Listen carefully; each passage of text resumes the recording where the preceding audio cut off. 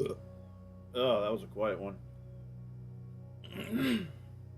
Hopefully those crickets don't come through that much because they've just been going so loud recently. Back we go. Today's goal, among other stuff, is to get to the mining dimension. Again, I only play this on stream, so it's been a week. Not sure exactly where I left off. I have ideas of where I left off, but I don't know exactly where I left off. Oh man, I hope this loads up fine. If not, I'll have to do some random stuff while I wait for it to fix. So I'll have to relaunch it if there's an issue. Okay. There we go. Why? Oh god, there's nothing. How about over here? I think we finally got enough blocks. So, yeah.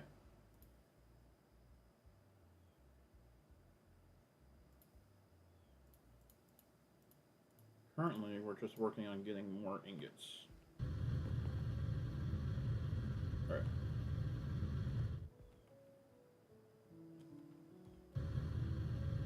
I need my stairs. I'm also going to take 2 stacks of torches.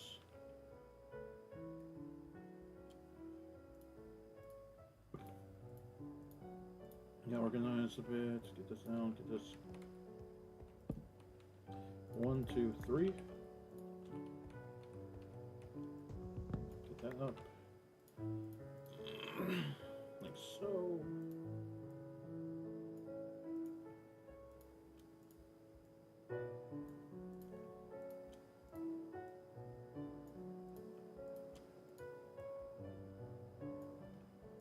There we go. Okay, so this actually gives me a good way to see that. 3 stacks of cobblestone gives me 2 stacks of stairs. It's actually not that bad of a return. Never know if that stuff. My throat's been killing me for days. And that really sucks when I want to try to be talking a lot more. Impression level. Actually, we'll check out animals first. Yeah, this is a little bit of lag here, but that's going to happen while I was trying to load in all this stuff. This is a good portion of what I was working on last time. That is 2 out of the 13 resources I need to do. Animals, that's what I need. Okay, I had everything packed away when I stepped away. Okay.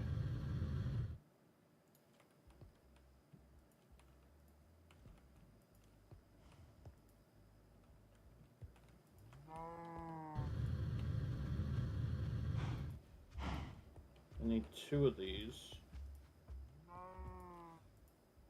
Okay.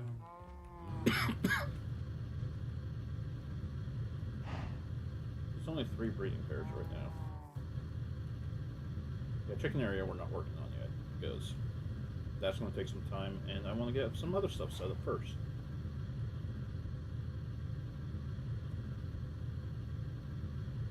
Okay. We head back up to compression. Okay. Yep. Actually, I have to check something. Animals. Just quick. Okay, so it does go up immediately. It's that side that looks a little bit off. Okay.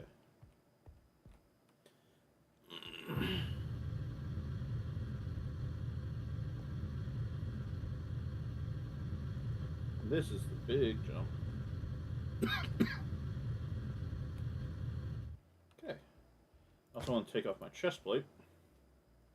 But I do this because it kind of gets annoying trying to manage the flight aspect.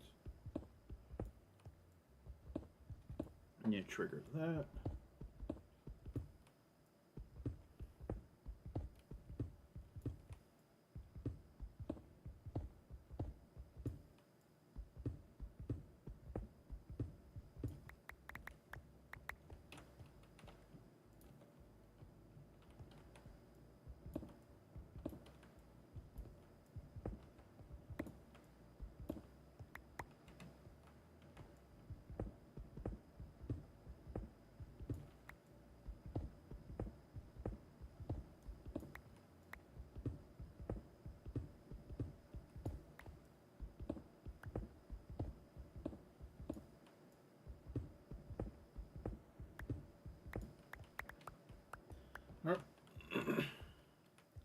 Already starting to have a little bit of darkness coming through.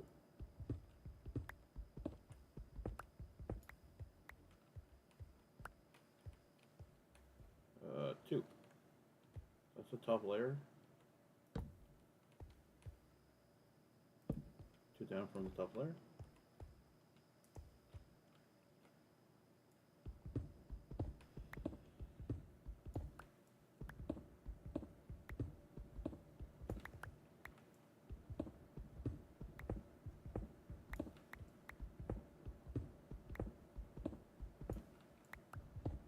Two, three, four, five.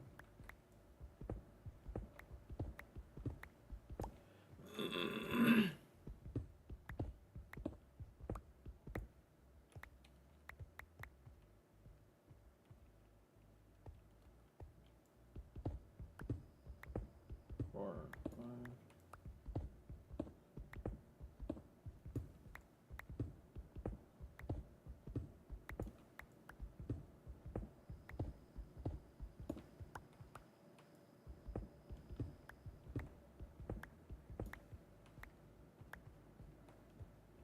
Okay. Next layer.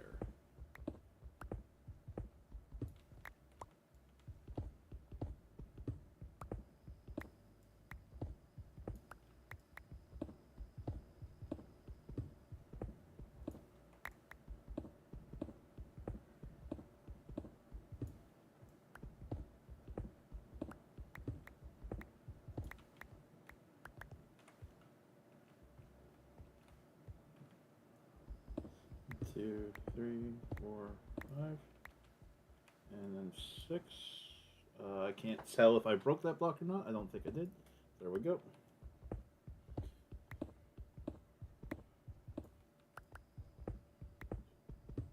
Four, five, six. One, two, three, four, five, six. One, two, three, five, six. So that's three, right? Yeah, it's three gaps.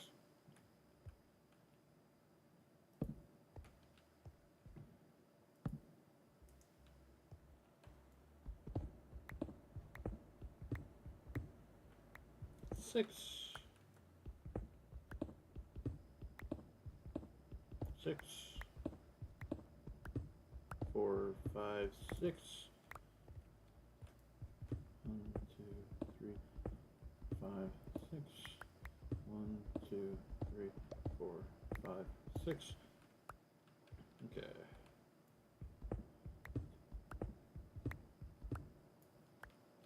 What level am I at now? Still 7.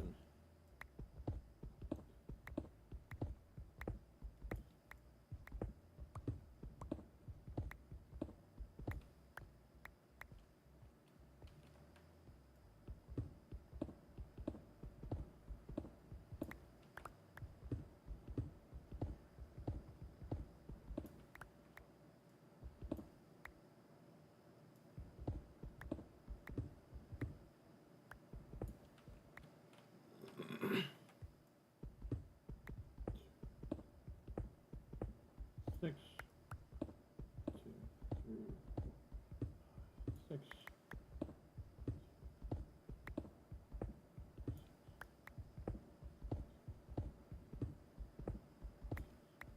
A bit further, okay. It's 208.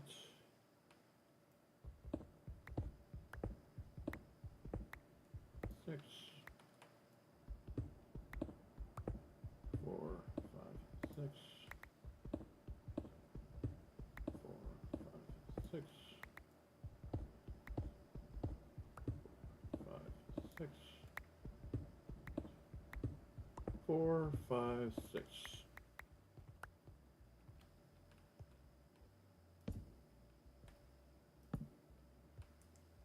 That's 209 on this layer, so that layer's going to be 210.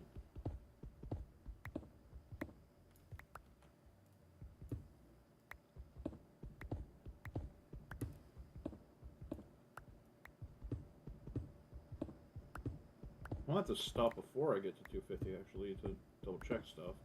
Probably 240 is when we'll have to prepare for things.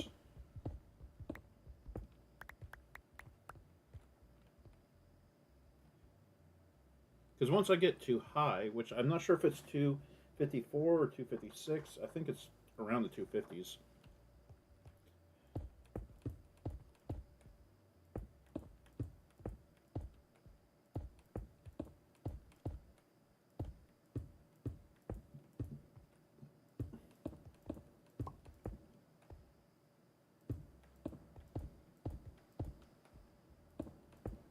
3, 4, 5.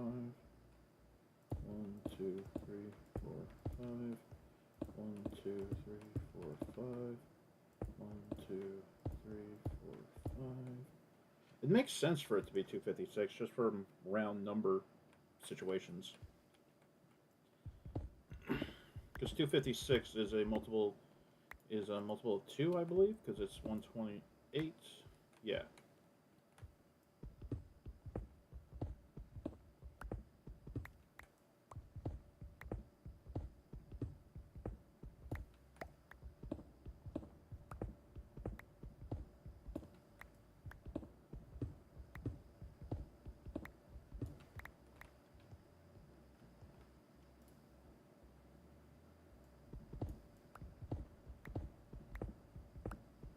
More.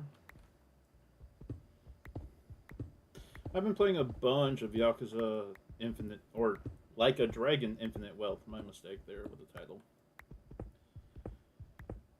And I'm really enjoying it. I just got the ability to change jobs. I just got the ability to change jobs, and there's going to be a bunch of stuff I'm going to unlock soon. But a big thing that happened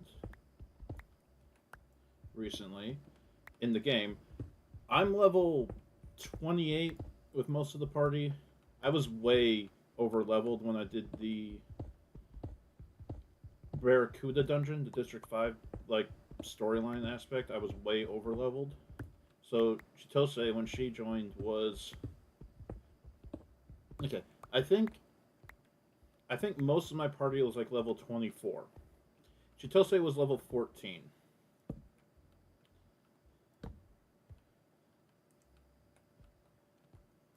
When I so yeah, I've been working on leveling her up. I gave her an item that like cuts her MP drastically, but it gives her a ton of more experience. Is how it's described, and she's been leveling up pretty quickly with that. But yeah, I'm almost level 30, and I just got the ability to change jobs, so I'm very much over leveled for like for over a chapter's worth of game progress at the moment, which I'm fine with in an RPG. I prefer being over leveled to under leveled for stuff, which is why when I beat the Sujimon stuff at level 27, I was not in the best position. When after you beat the leader, after you beat the last fight, especially since, okay, after you beat the second to last leader, second last gym leader is how it's described in game because it's a Pokemon parody. After you beat the second to last gym leader, you fight three or four enemies, maybe even five, just a handful of enemies that are level 11. That's about the level they kind of expect you to be when they introduce the Sujimon League. And you're expected to put a little bit more progress in stuff before you go through District 5 and all that other stuff. So, yeah, they were level 11. I then did the final fight, which, if you've been grinding your Sujimon, doesn't take very long for them to get to max level. You go and you do that fight, and you really only need them to be like max level with whatever party you're going to be using. Because the opponent's average level is like 49 out of 50 or something.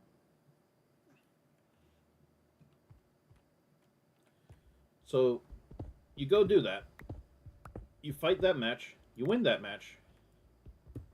And you then have to fight 3 level 31 enemies who use Guns. That fight took me 2 tries and cost me about $6,000 in game because I died the first time. Did the retry option, which cost almost 1,000 because doing the platinum guys gave me a lot of money, so I had a lot on me. Then I did a pound mate selection, which almost one shot all three of them. That cost 5,000. So, yeah, that was an interesting experience to say the least. I think 245 will be where I go do what I'm going to refer to as prep work.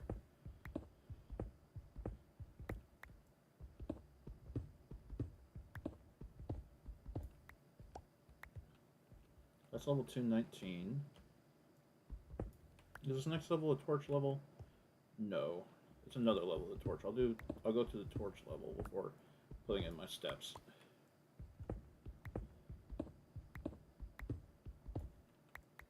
Because I have to take into account what this top block I'm hitting is, which at this point, since I'm going 6 up, is 226.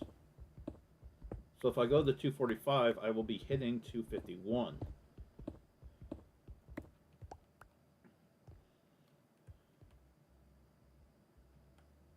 Well, next layer, we'll get that. I'm going to put down some cobblestone stairs.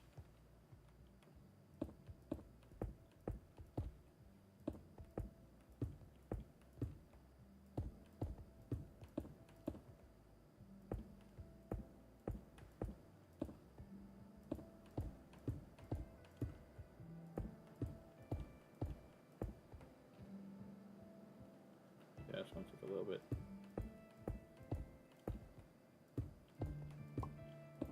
I have to make more stairs in a minute.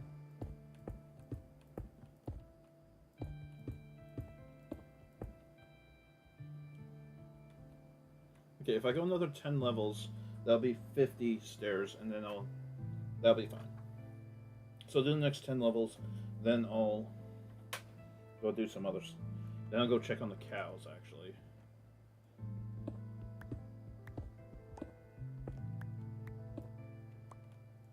Because I don't want to go to the mining dimension while I have baby cows around.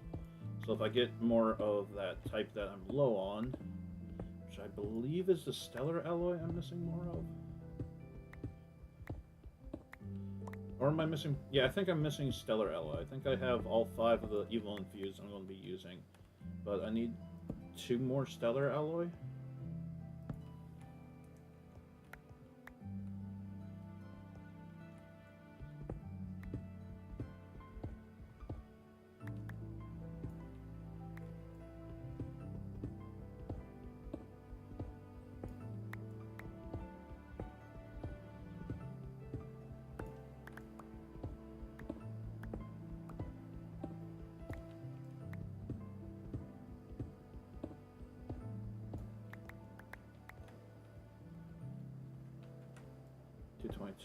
This will be 223.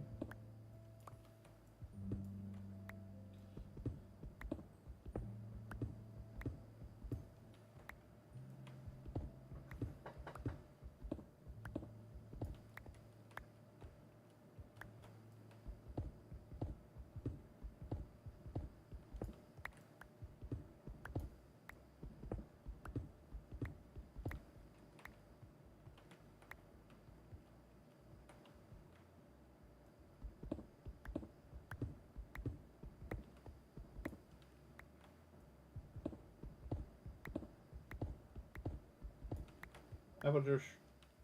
Apple juice. Apple juice.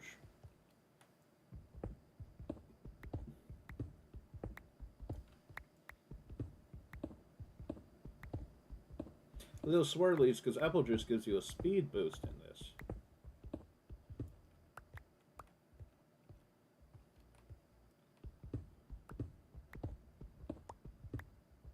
Is this 225? Okay.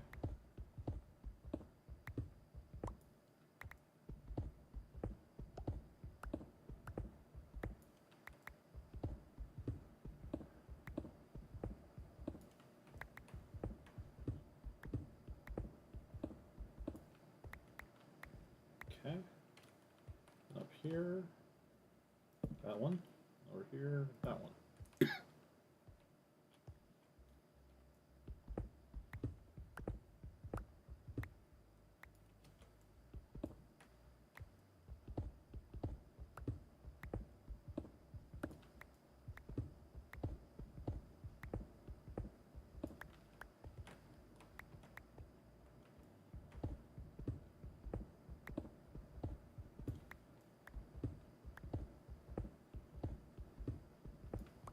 Go.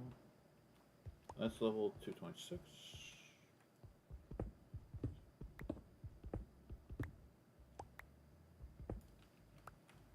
That's level 227.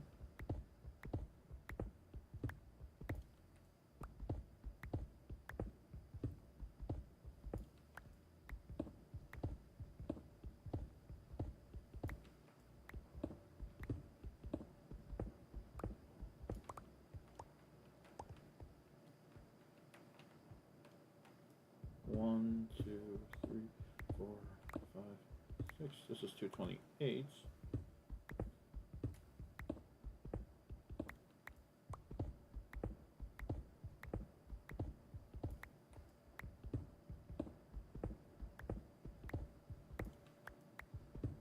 Two, three, 4, 5, 6. Okay. Okay. Ugh, itchy, itchy. 6. 1, 4, 5, 6. 2, 3, 4, 5, 6.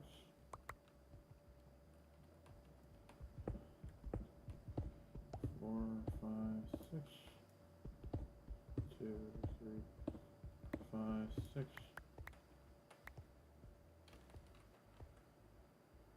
Third one. Third one. 229. This one will be 230.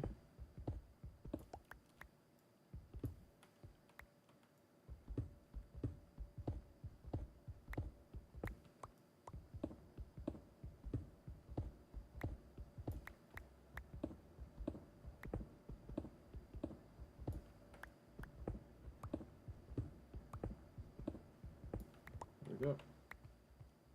There we go.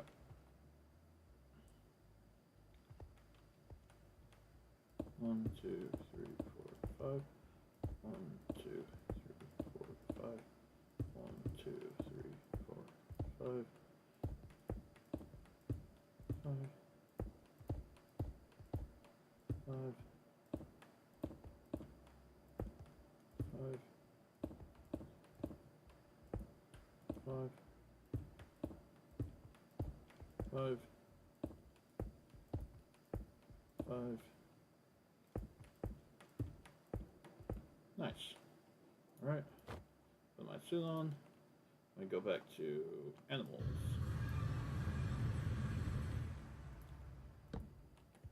One, two, three.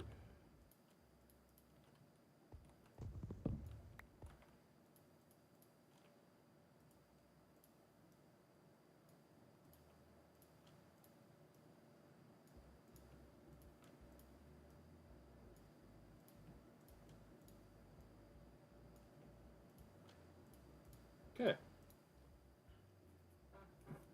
Ah.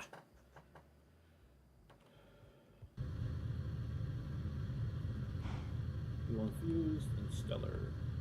These two are evil infused, yeah. Wait. Evil infused and stellar.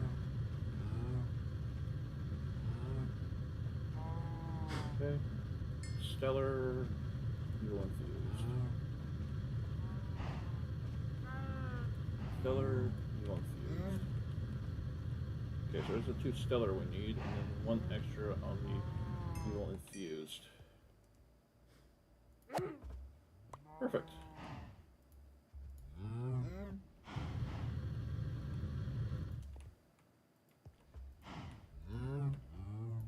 Okay. How long do you take to grow? 20 minutes. So we have 20 minutes to wait before I can continue with that stuff.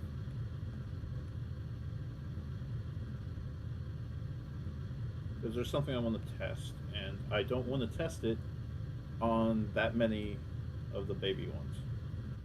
Oh yeah, I need to put this away. Crush.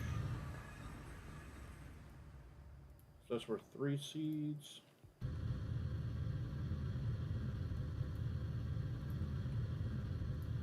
Break down all those. Get to 4, and then we go. We need 48, which is 3 stacks.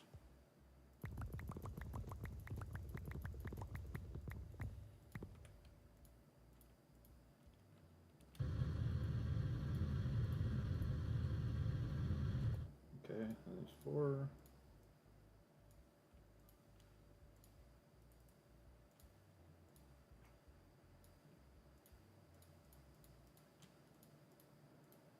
There's my emerald seeds. Start working on producing those. Alright. That's going to take forever to produce. And then I have the redstone seeds to make as well, which are tier 4. So that's another 24. Tier 4 I need. Maybe we're actually getting some diamond buildup.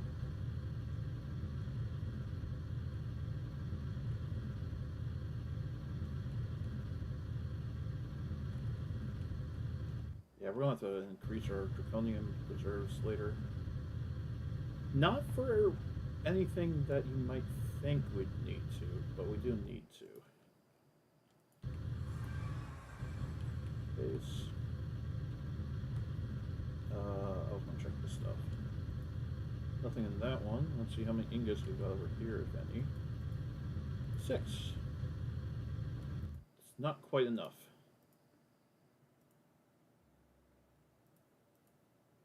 1, 2, 3 more ingots.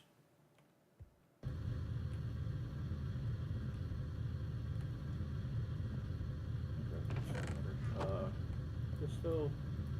Okay, so that is empty, so it did actually take it all out.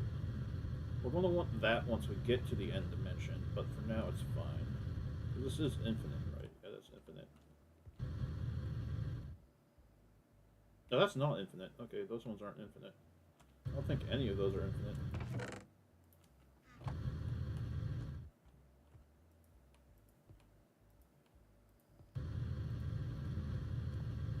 I'm just putting these in all the things I can because why not?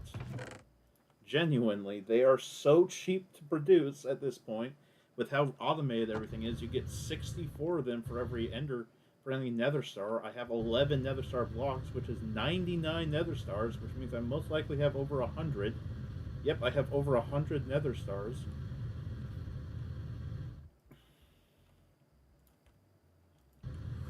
So why shouldn't I make everything infinite capacity for those? Base. Let's put this. Let's grab these other ones. There we go. Awakened Draconium. You can get. We almost got a block of Awakened Draconium. Could make some seeds for it, but we can't make the crux yet. So it's kind of pointless to even try to make the seeds.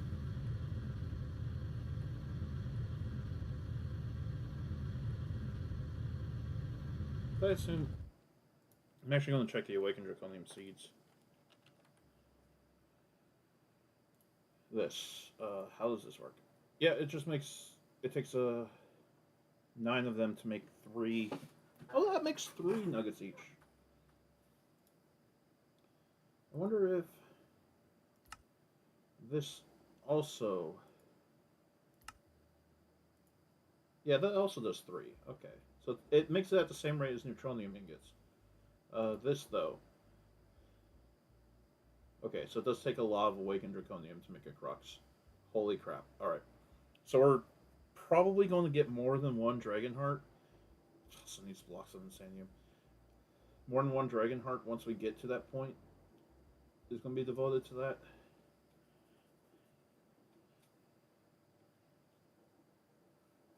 Because also dragon hearts are. Yeah, you only get these from killing dragons. There's no other way to get them.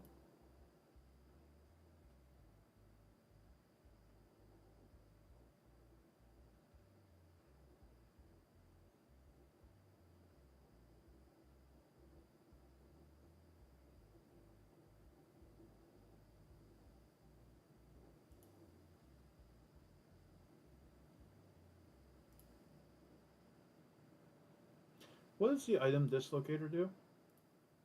Is it item?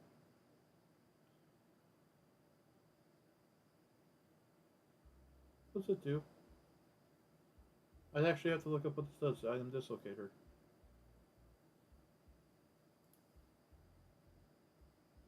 So I can actually make this. It's a bauble. Does this increase my pickup range? I'm actually going to look up what this does, because I might actually make one just for the heck of it. This chest? No, it's in one of these chests I have the...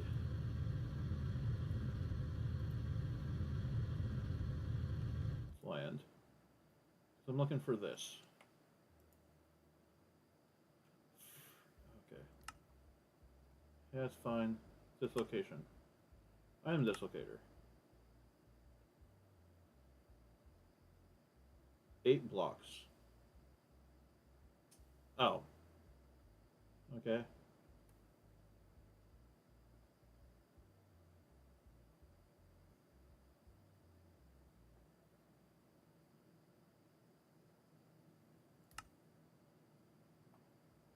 Okay, so that gives me a 32 block range on it.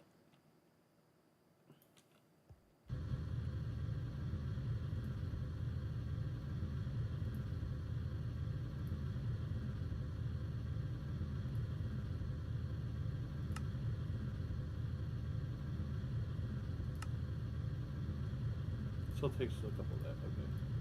I need 4 of that. Do I have any of that saved up? Whoop.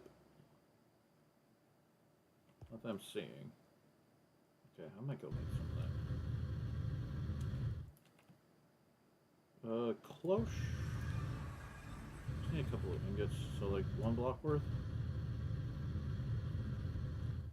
Let's get 2 blocks. And we'll break down, because I only need 4.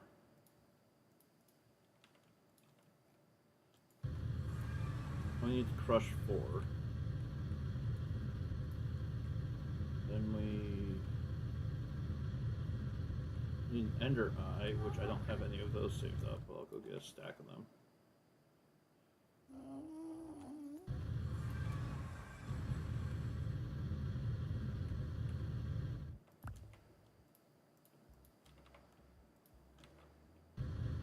And I'm going to grab just 1 stack of blaze powder.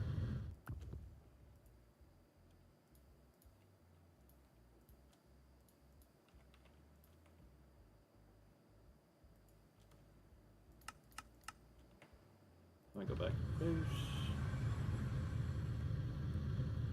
What else is needed to make that? Of course! My mistake. I don't have any down here, do I? Well, I have some blaze rods. I'm going to break down 2 of these just for the heck of it. Just so I don't have to go back up. Really. I have Ender. The 4 of this. And that. Okay, then I'll come over here and you guys get put in there. And then it's 2 draconium, 2 redstone, that, okay. So I need more redstone. So I need some this, break that down, and I need just a little bit of iron.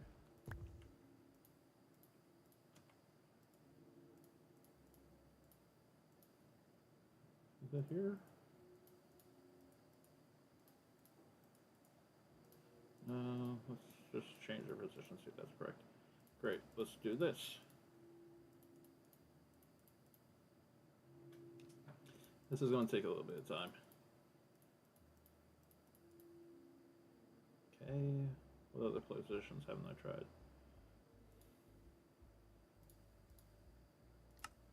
Just give it to me. It's just easier, okay. Oh, I need the 2 awakens then.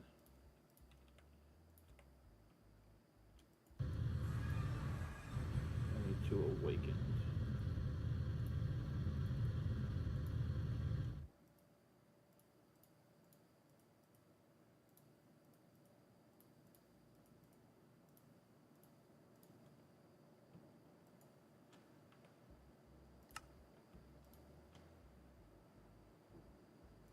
put it in a ring slot, because I don't think I'll do as many rings.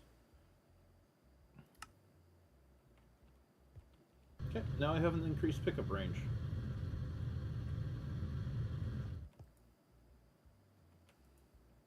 Yep, I went through all that just to get a little bit of an increased pickup range. Alright.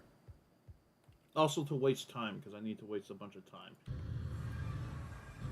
Genuinely, I need to waste some time so those cows can grow so I can get them put away. Because I don't want to lose all those babies, and I don't know if I will lose them.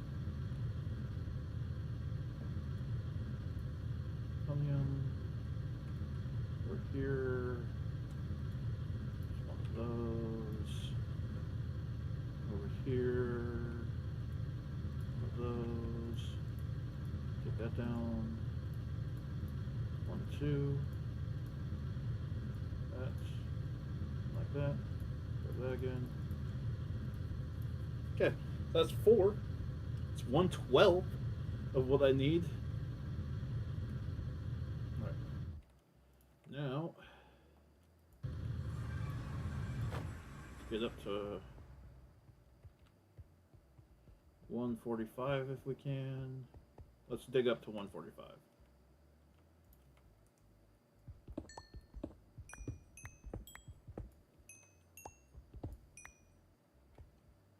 I wonder what that uses.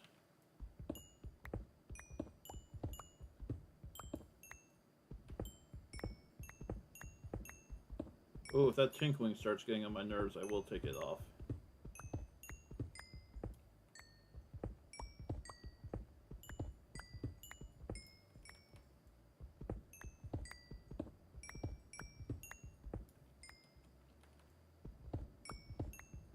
Oh yeah, I'm going to take that off. That tinkling is going to drive me insane.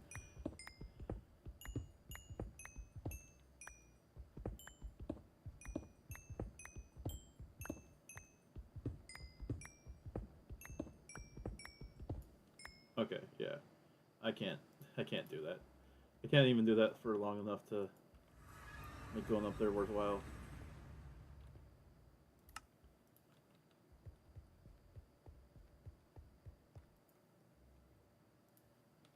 It's a nice item, but oh boy, that tinkling is not nice on the ears.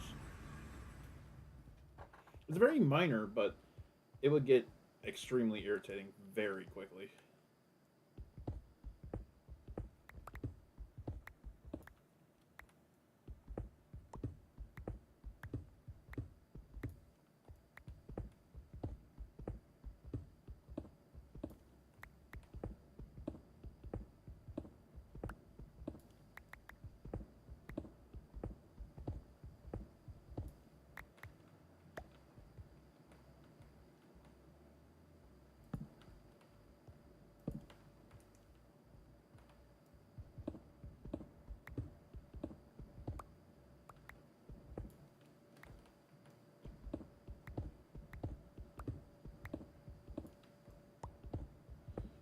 Three, 4, 5, 6.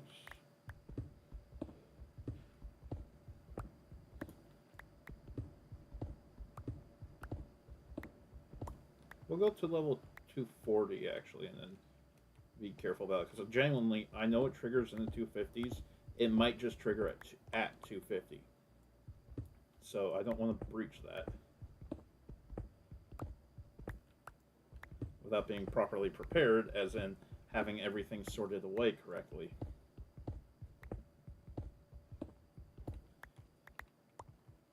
Because for all I know, the dimensional transportation will just make all of my cows despawn. There is in my mind a possibility of that. So, yeah.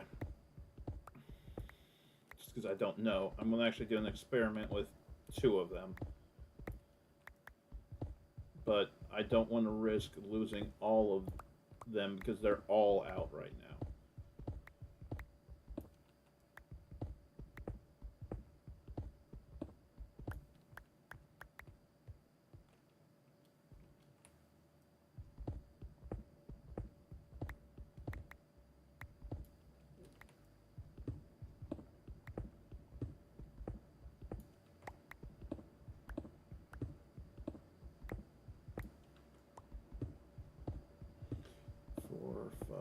6.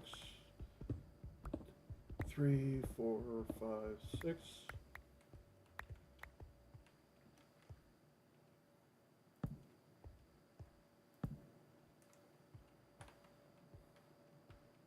Let's say 37.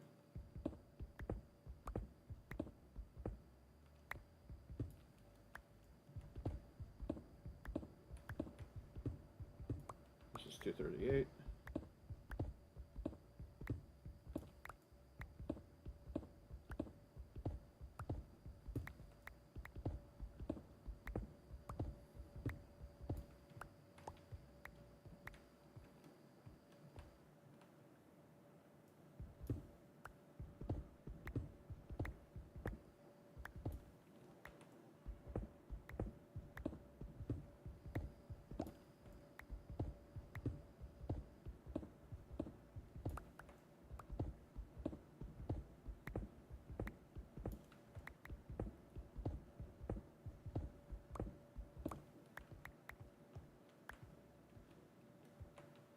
One more. Okay.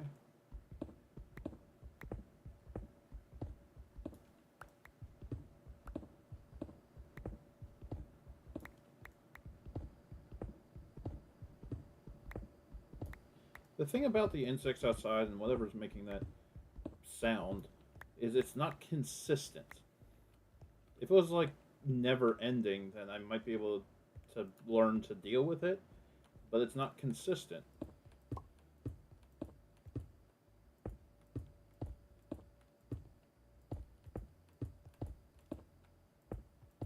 And when it's loud, it's really loud. When it's quiet, it's silent.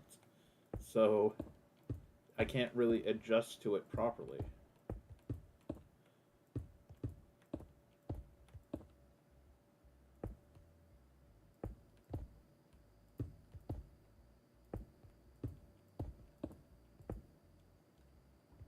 Okay, there we go.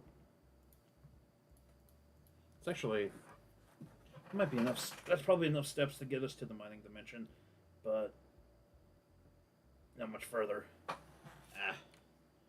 Alright. At the base first.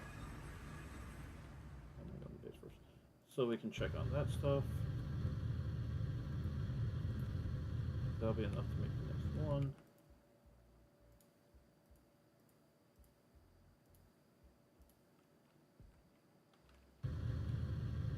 Which one of these will go here?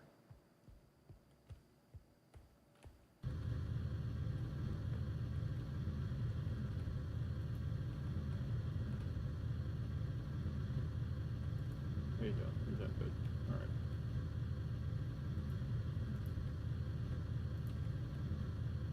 And over here. One of those there. Okay.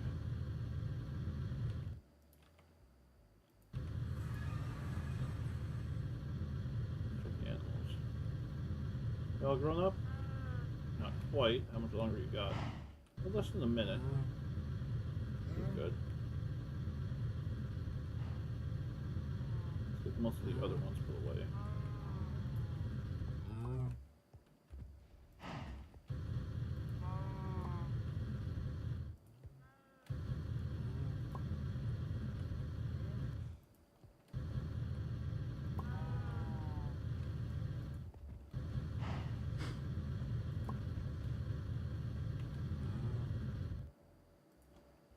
I'm gonna go for Stellar.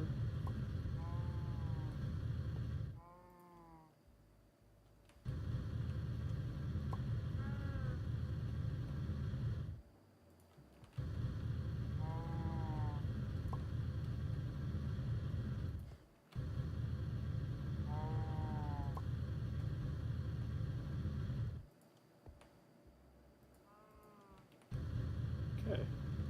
Want one of each of you out.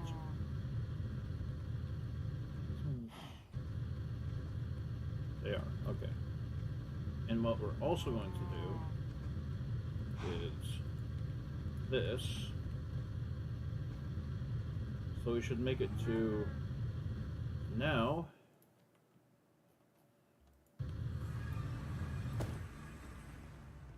We're going to rush our way up to the next level, next area.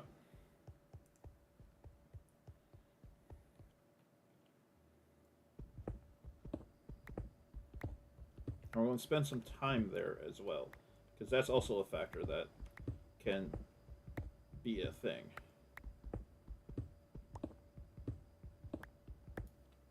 So we're going to make the landing look a little bit better. Make sure we get the correct location for it as well.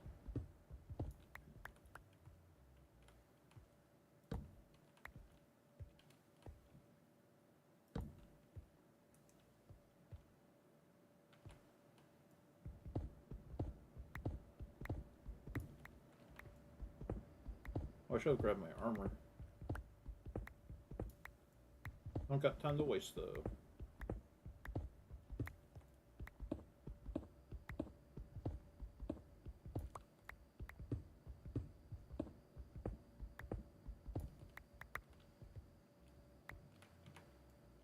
So we're actually not going to bother to use the steps until I come back, pretty much.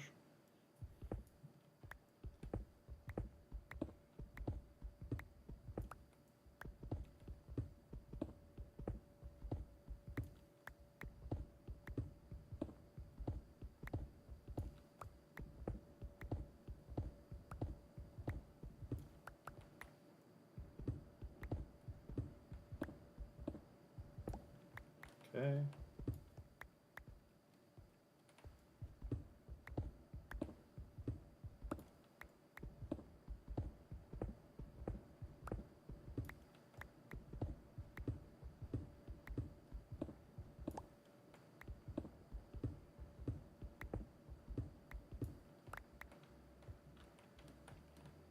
That's not a torch placement yet. Next layer would be.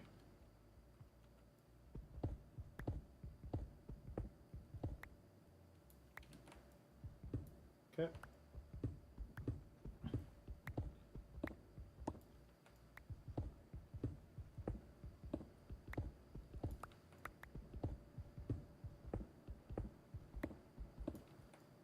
One, two, three, four, five, six. Okay, then we go third one down, third one down.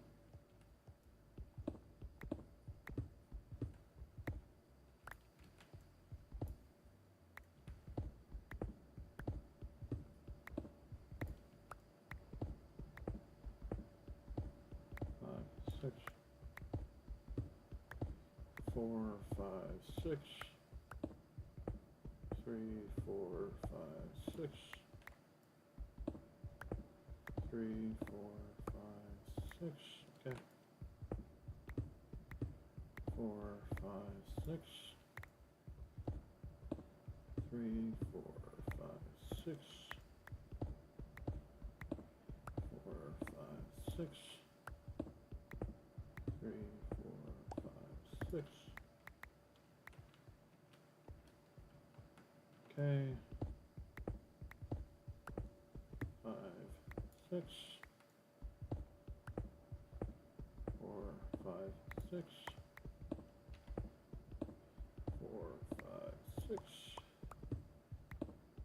3, 4, 5, 6. 4, 5, 6. Okay.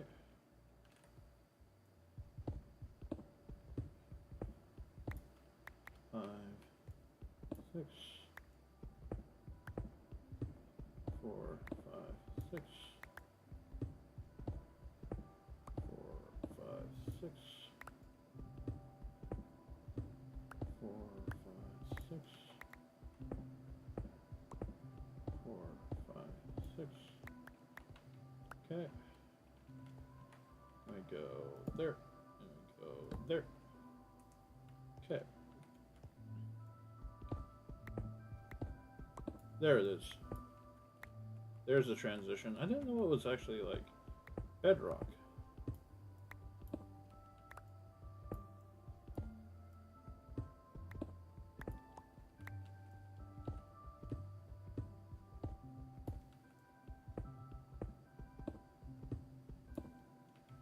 There we go. Okay. We actually are going to do the steps first because I can actually see where the mining dimension starts.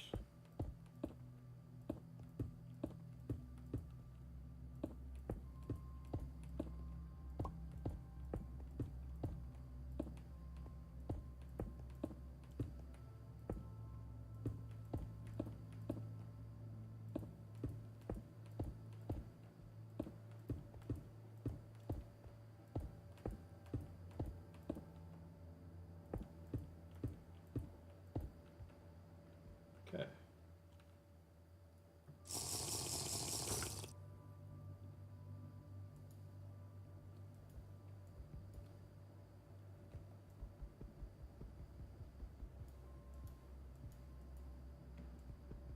wonder what's that. That's odd. Oh, you actually have to, like, touch it. Okay.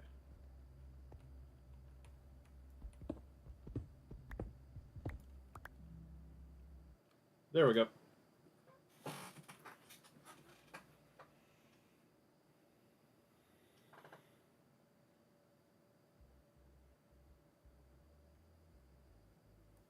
Let's see if this works. There we go. Alright. If we dig down, we go back to the previous dimension.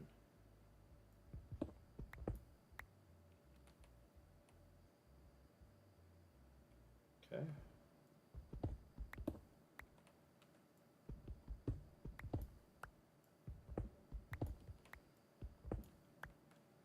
Okay.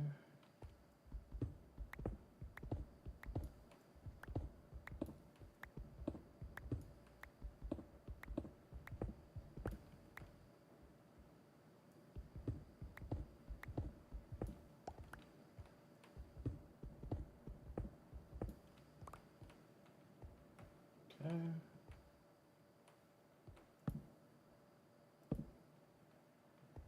Okay.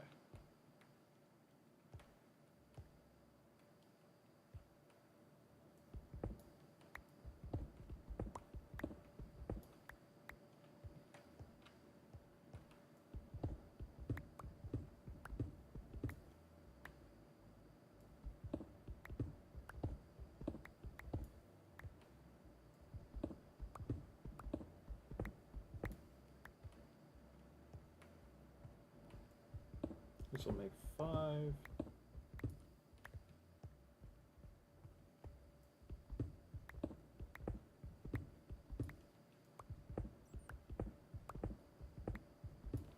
That makes 3. 3.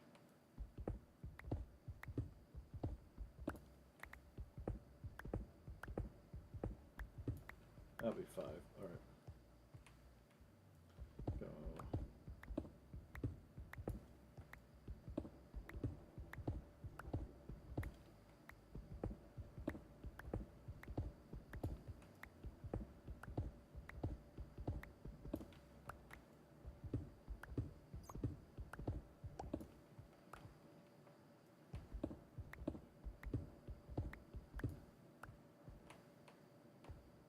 Okay.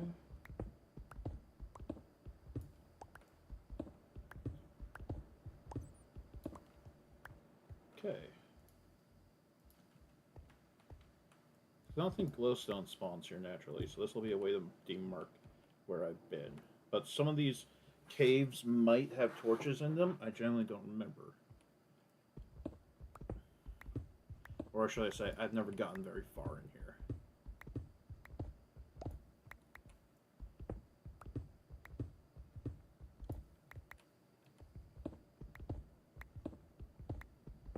Alright. Made it to the mining dimension within that first hour. Okay. We got some stuff to do back base. Just to double check things and make sure things are going well. But yeah, that's mining dimension. So I stand here in the center, put this in my inventory, do that, add new, mining, dimension,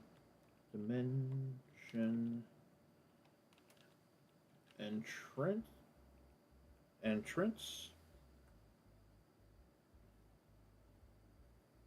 Commits. Alright. Okay. Can I move the end? Can I move these? Should reorganize them. Oh well. Back to base. Okay. We're actually gonna go to animals. Because I'll make sure this stuff's good. Alright, they are good. So as long as it's not a long period of time, they won't despawn. But if it is a longer period of time, I will be putting them away. And since I already have the full breeding pairs, I don't have to worry about their kids disappearing. Because if I get the one I'm looking for, I'm not going to go to the mining dimension until it's grown, basically. Now we've made it to the mining dimension. So I can start doing some stuff there. I just have to remember to put animals away before I go there.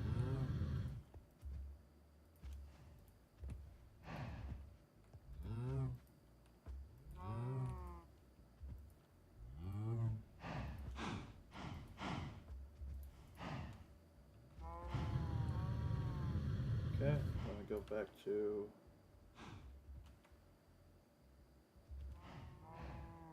Cloche.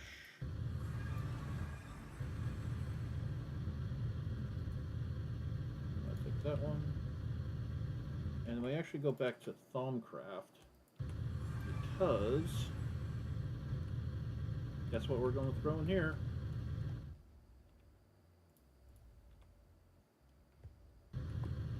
That'll cook. Get kicked out here. We got the, and now we have an aluminum ingot from it. It's not as efficient as putting it in the big multi-furnace would be, but it has a chance of giving us some material we really need in the long term. For now, you get the granite. So we also have to do something else. Base. Related to these things. I'm going to empty out this one. Shove it all into the wood one, maybe? Probably shove it all into the wood one.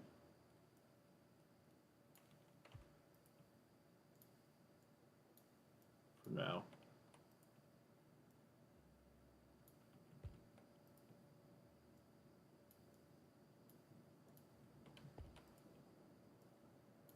There we go. Sort that out. Okay. Then we need this top one. We're actually also going to take out all this metal and seeds and such. Over here to this one. We'll put those ones in there. So we can take this one.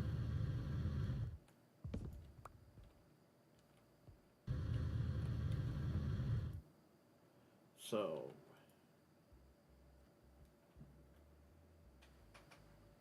where are my... Do I still have the bonus ones? The extra ones? Not seeing them. So I probably used them. Makes sense that I would. But then I want...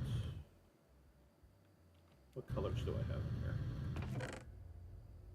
Cyan, red, and black. I actually want to go to Thaumcraft.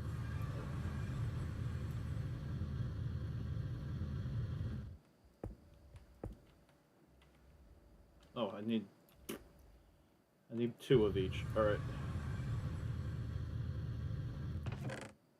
I also need at least two of these and two of these.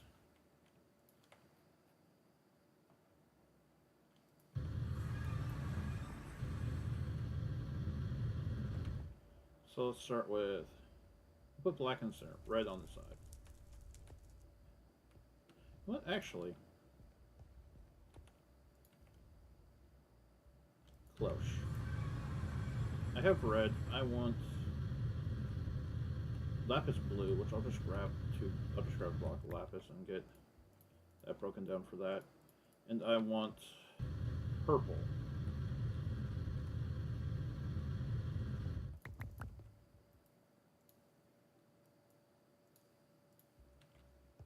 Okay. I go to Thaumcraft.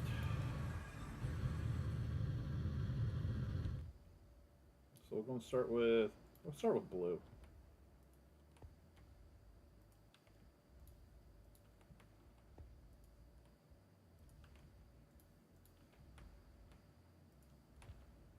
There we go.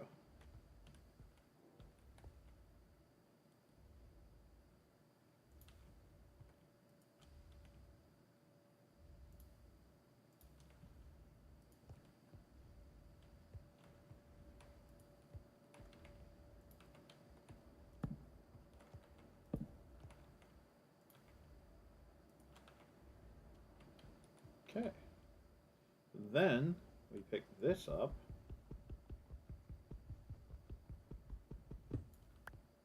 And this is now going to be a permanent part of our inventory. Because once we're in the mining dimension later, I end up putting those. I'll put them over here. Like if I take the granite here, and if I put this into here, it'll get pulled out, pulled into this one, which gets pulled into this one, where this is where it'll end up. The only thing I don't know, I do know that. It does fill up all the pages over time. It prioritizes pulling from the first page. It will pull from all the pages, I'm pretty sure.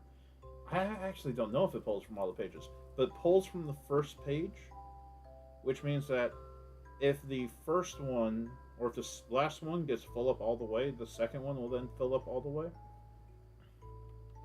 Because this isn't going to get like filled with a huge amount of items. It's going to be like one chest worth of inventory at a time.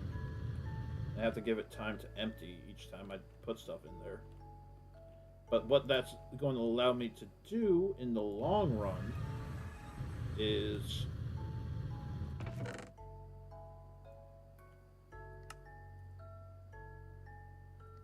I don't know why I organized that. It's fine, I can just make stuff work. But what that'll do in the long run is when I'm doing the mining dimension, when my inventory fills up with the random stuff that I get along the way, I can put it into that ender chest and have it get put into a larger storage so I don't have to constantly be running back to refill that.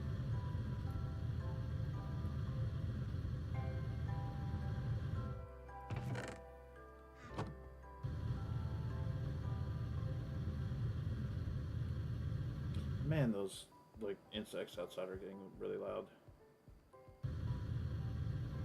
Let's get a popper placed. Do I have the 2 signs? I do have the 2 signs. I don't know what I'm putting in those ones though.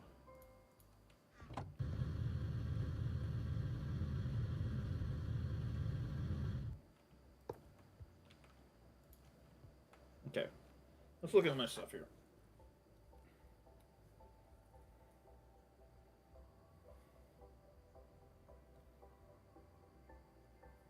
I want to do lapis.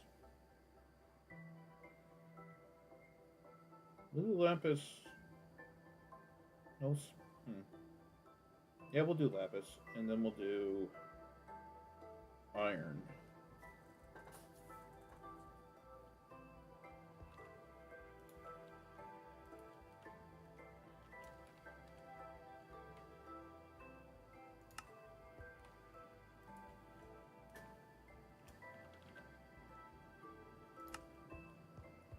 Okay.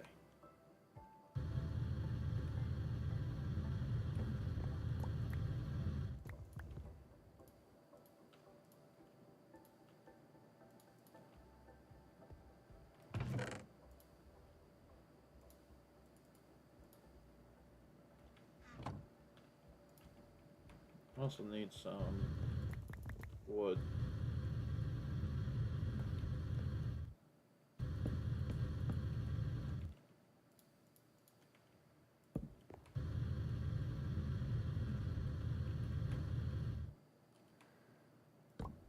Oh, perfect. All right.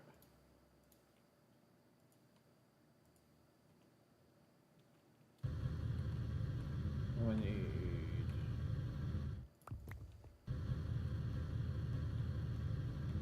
What?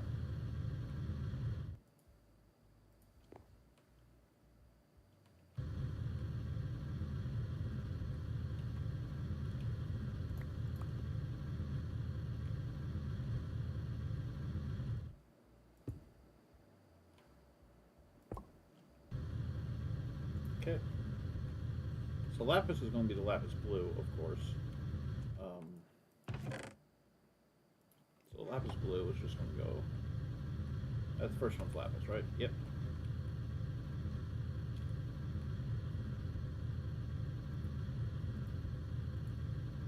And then what color did I make iron? Gray. Regular gray, not light gray. Light gray is something else.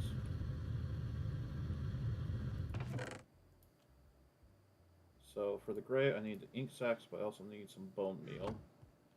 Which I have some bones in here. I'll just break down 2 of these.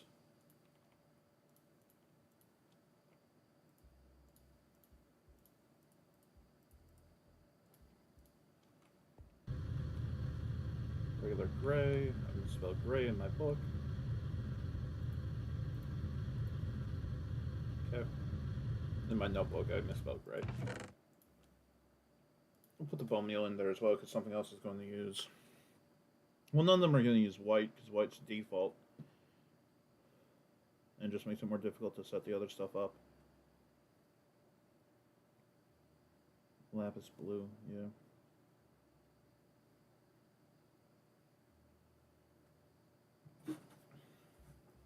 And each 6 gets a chest, I'm pretty sure. Yeah. So if I get those ones, will end up being lapis blue. So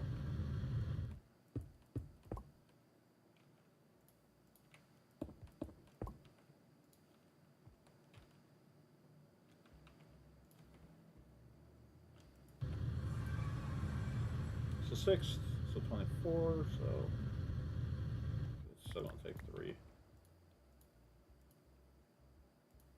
Yeah.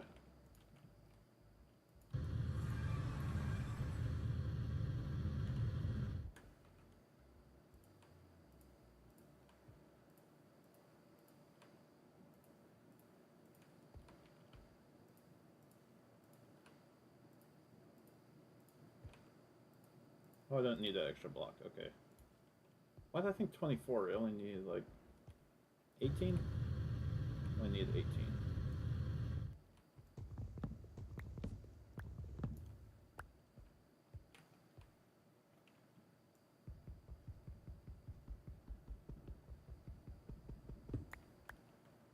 Okay, there's just 6 of these inner chests. I need 6. I need 6 of them for gray as well.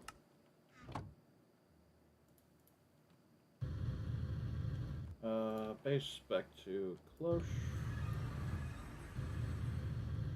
Come over here to this. I just realized. I got rid of that baby cow, right? That's hard for me to tell.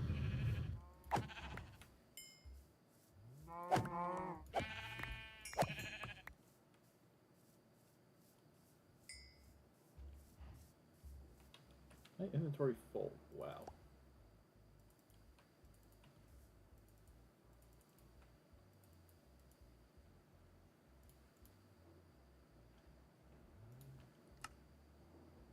Okay. How are these doing? Like half an hour. Okay. I don't see if there's too many of any of these. 1, 2, 3, 4, 5. 1, 2, 3, 4, One, two, three, four, five. Okay. I think that's good. It's hard to keep track of some of that stuff.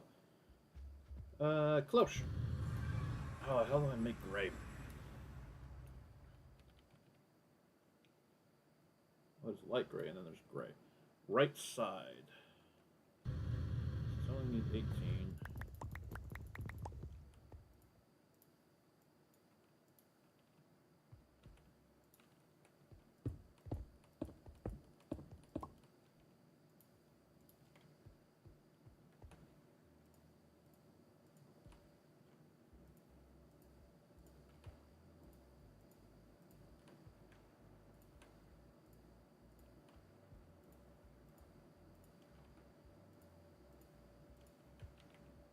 Okay. Back to the manual and pickaxe.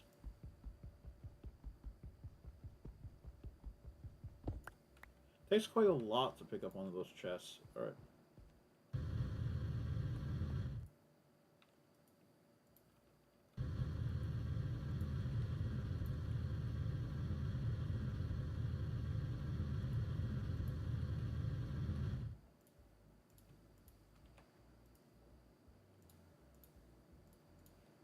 Eight.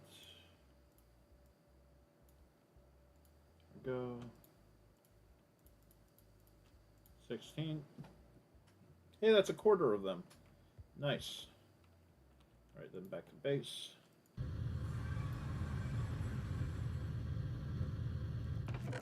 Take those for now. So many chests. One of them's getting purple. Which one's getting purple? Lead's getting purple, it looks like.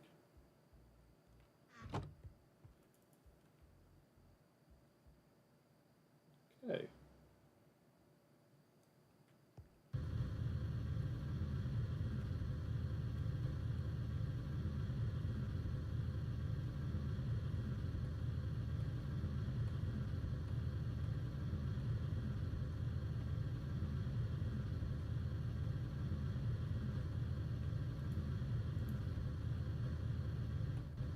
Yeah. Okay. 4 more for the next one. We've almost got half of them. Okay, we're over halfway there.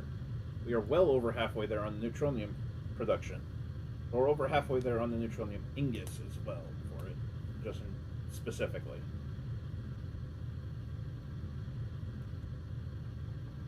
I'm trying to get a build up there. I need to get that clean, son. Okay. This over here. That. Alright. So.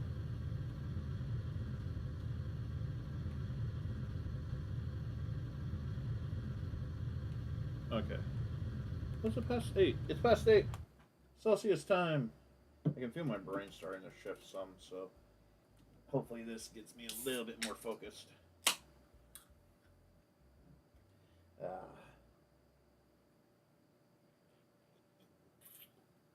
Woo. That is interesting. That is interesting to say the least. What's over here? Dust and sand. Yeah, of course. Oh, I need the 2 of these.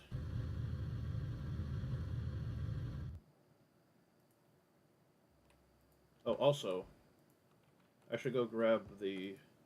Because if I put stuff in here, it won't be able to have anything else in there. So I should go grab... What? 1 stack of iron. 1 stack of lapis.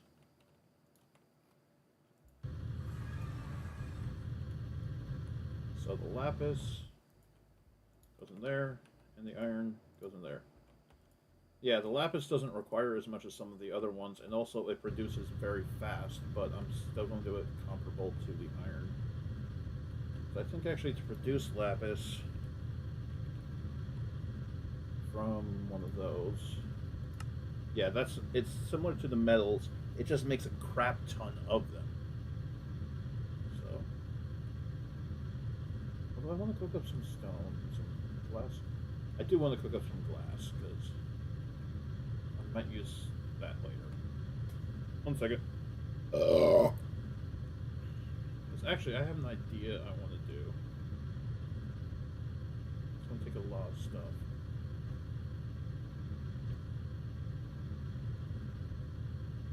Yeah, we'll do that. Sand. How's this doing on fuel right now?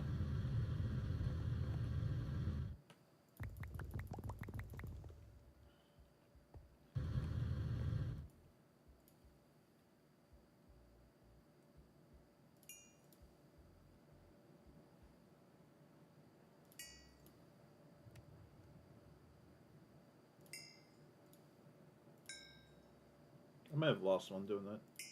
Yeah, that happens sometimes. If I click too early, sometimes I accidentally delete one because of how fast it goes. It just kind of glitches slightly like that.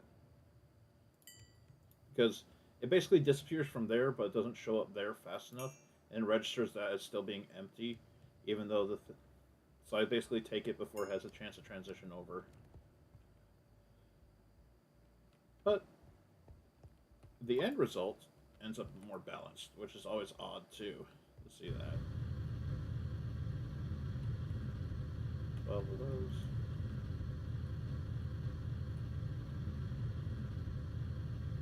Okay. Okay, we're gonna put this stuff down here for now because I'm not gonna be working in the mining dimension at the moment, but I will be working there in the future. All right. So many things going through my head right now. Let's actually check Thaumcraft.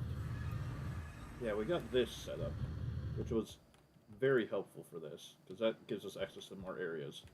I need to try to do research to see if I can figure out how to make the purifier for flux. Because that's going to take a large amount of space.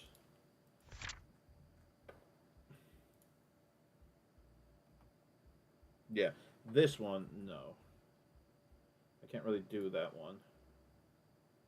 Animate construct. I need to make a golem.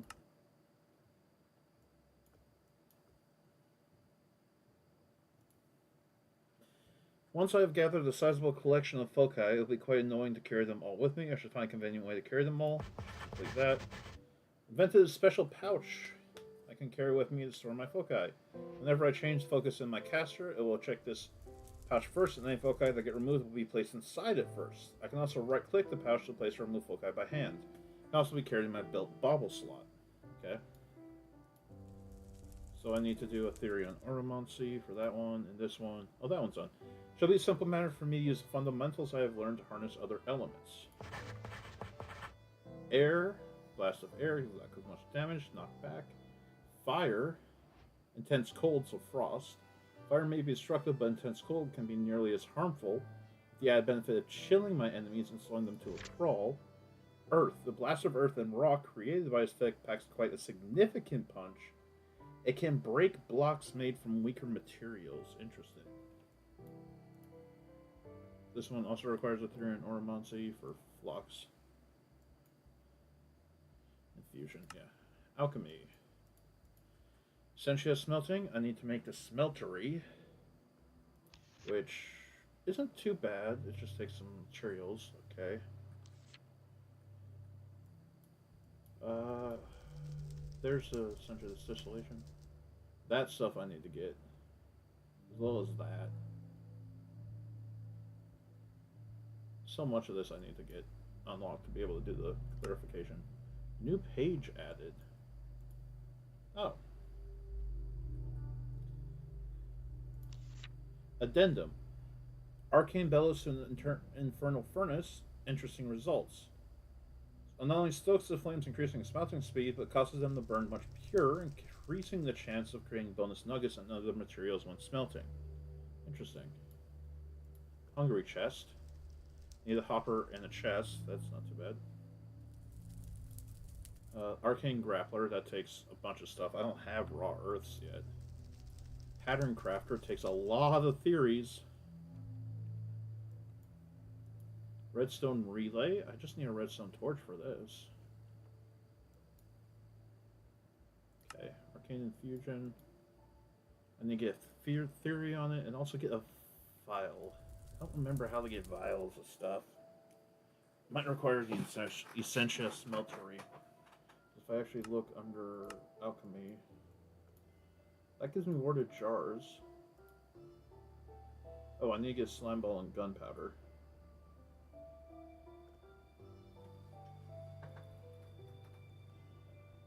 Because everything else I actually have in my inventory. Apparently. Some of the stuff is just meh. Yeah, look, these glass files, I don't know how to fill that with Essentia. It's kind of necessary for some of the things I'm trying to work on here. And that stuff makes my eyes glaze over so hard. Especially on the stream type setting, it takes so much just focus to try to do this stuff that I just can't harness right now.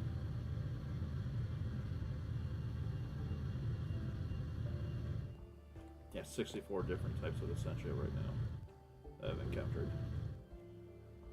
Thumbcraft, then we go back to Cloche.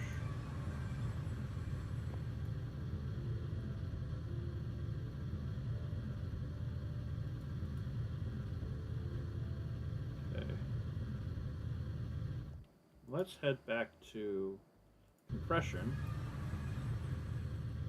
Because I got that all lined out like that, so it's 5 by 8 right now, which means there's 80 here.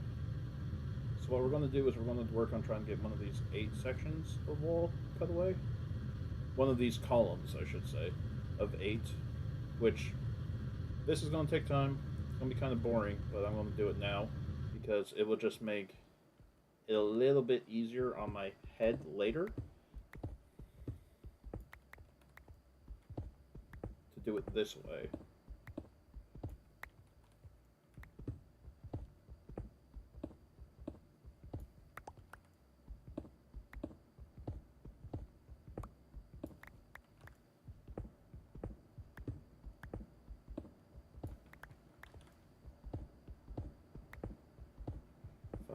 Six. 1, 2, 3, 4, 5, 6. 3, 4, 5, 6.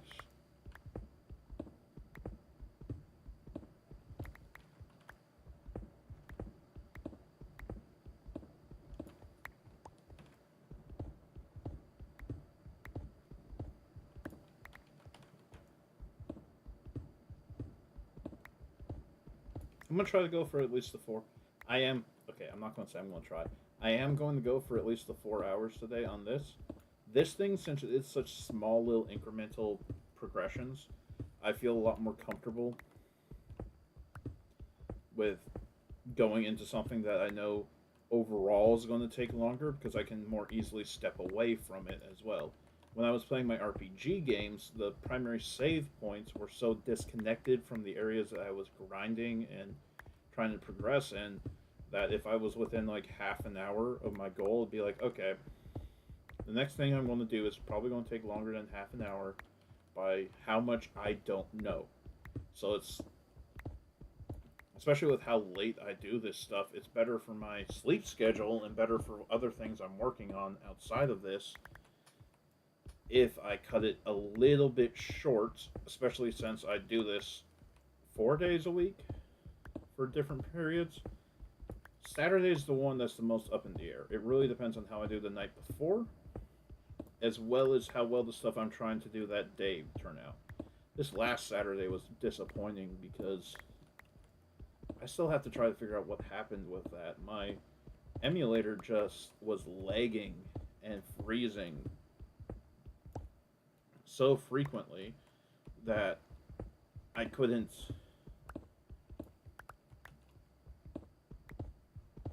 get into. I didn't feel comfortable trying to launch into the game, basically, with how much it was freezing.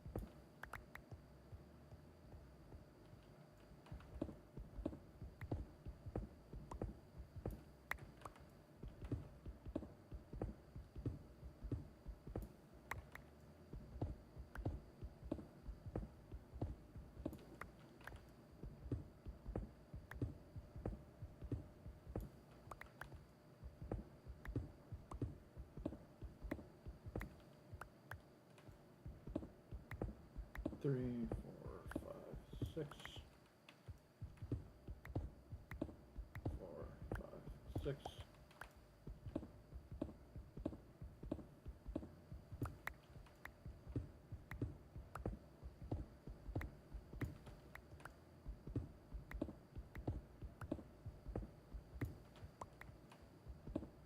Whew. I didn't have that much for my dinner tonight because I kind of lost track of time playing Infinite Wealth. Infinite Wealth is so good. But playing that, I lost track of time. So I was rushed trying to find something to eat. So I didn't eat as much as I should have. When we get to about 2 hours, or once I finish this column, I'm probably going to go sit in the animal area and just like watch the cows while I eat a bag of chips.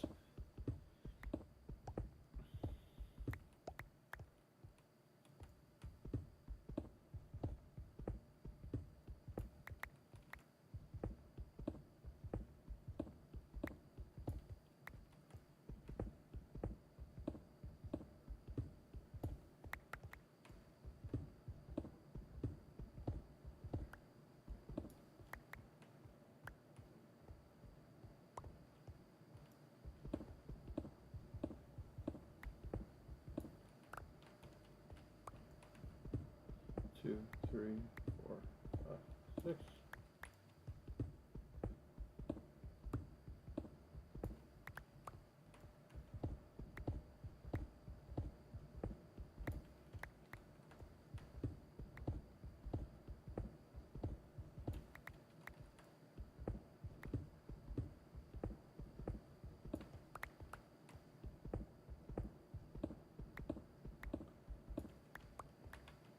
It might be fun to start. No, I'm going to start with Yakuza 0. I think before transitioning to playing as Ichiban in Like a Dragon, it'd be fun to do a break from mainline games and do Ishin. So I can do. Of course, Gaiden is going to be played after Like a Dragon, or should I say, after a specific point in Like a Dragon, Gaiden will be played. But and that'll help break up the Like a Dragon progression because endgame Like a Dragon is still a lot of fun, but it does get kind of grind heavy if you're trying to do everything. Especially if you're trying to get some of those jobs up higher to get the bonuses from them. Of course, that happens mid game as well. Mid game in their RPG ones, once you unlock the ability to do the new jobs and stuff and get those passive bonuses, it can slow stuff down.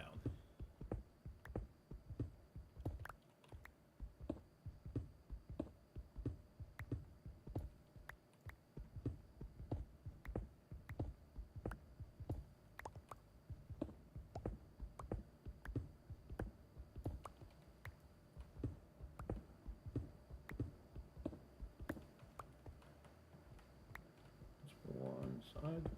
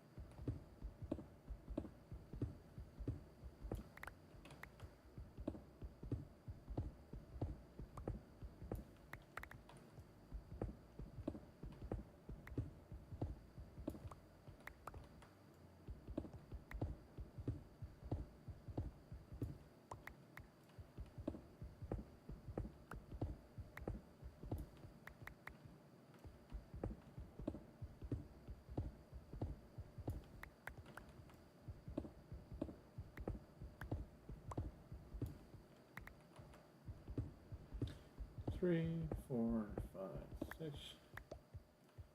1, 2, 3, 4, 5, 6.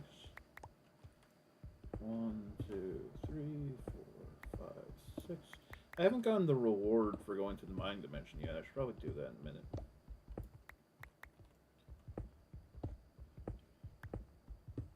Six.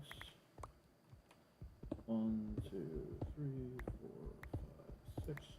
I also realized I don't know how long it takes for the infinity cow to mature. Once it's been made. 4, 5, 6.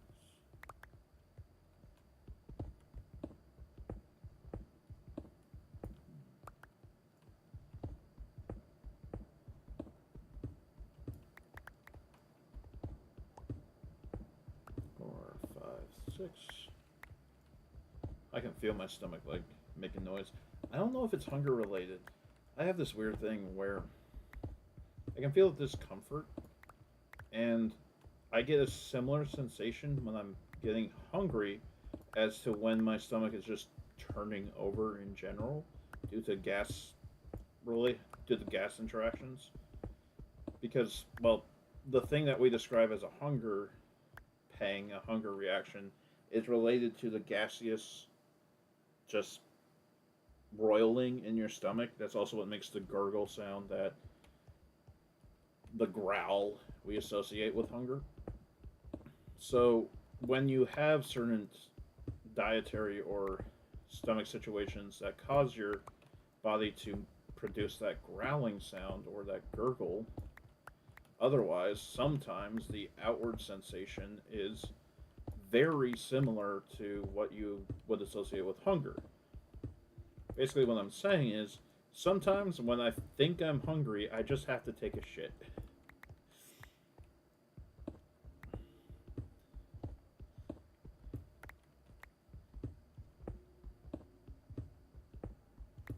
But this actually feels more genuine to a hunger sensation due to certain other factors that I am more aware of because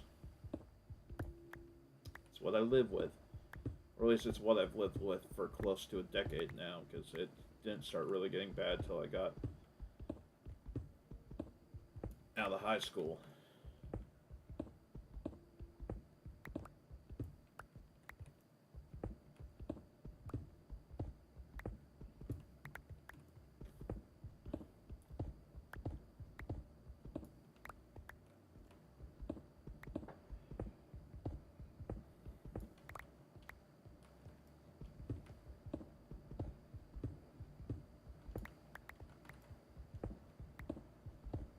Oh, the five billionaires.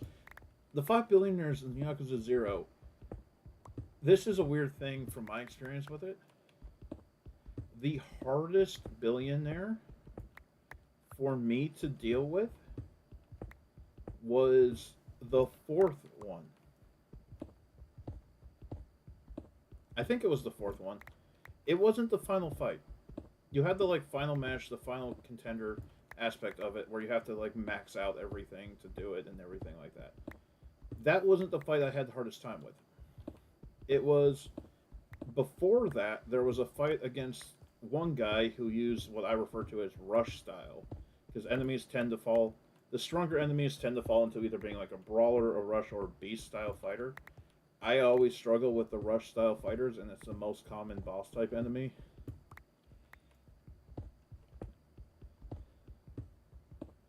He was a rush style fighter, so he was very fast, very evasive, hard to kind of pin down and hit properly, and he would hit very quickly and break through guard very quickly as well, which was kind of odd. But it was him and like 5 or 6 other people in the fight. And the weird thing is, I had an inventory full of healing items, which I'm thankful for. I took down all of the followers and used like one healing item to get back up to mostly max at that point. It took almost all my healing items to take him down by himself. He was just honestly the most difficult thing I fought in the game. I didn't really do the tournament stuff though. I will say that I didn't do the tournament stuff and I didn't do Amon. So, yeah.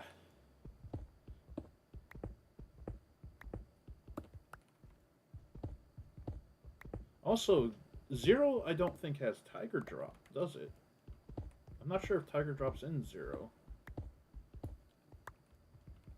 Because you don't, because Kiryu doesn't train with Kamaki in Zero. And Tiger Drop is a Kamaki style move. The same with like the Daruma roller and all those other types of things. So I don't know if it's in Zero.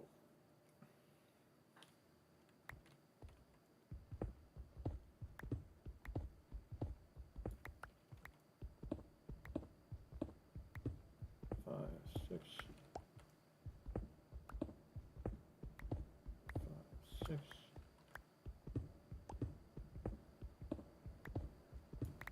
I was it Gambling King? I want to say it was Media King that messed me up, but it might have been Gambling King.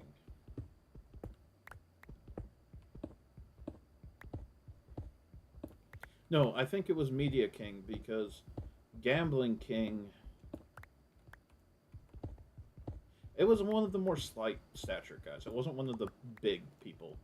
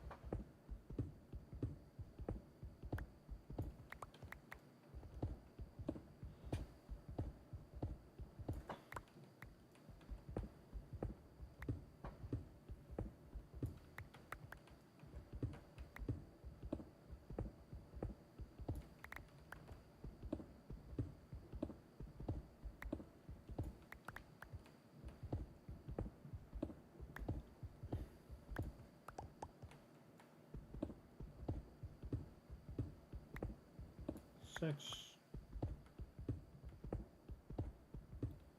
6, 4, 5, 6, 5, 6, 3, 4, 5, 6,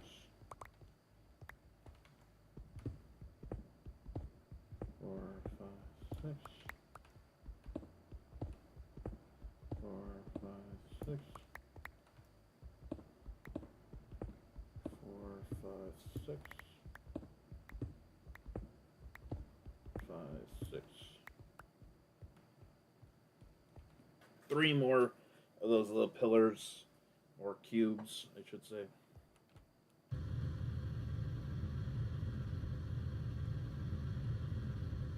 That's per 6.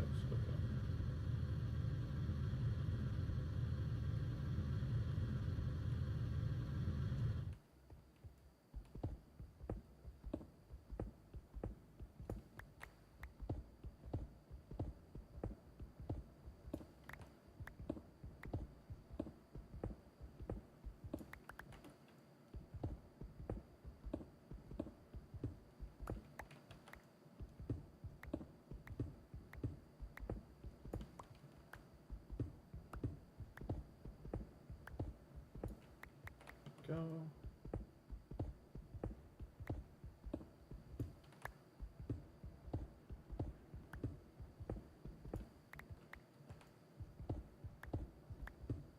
4.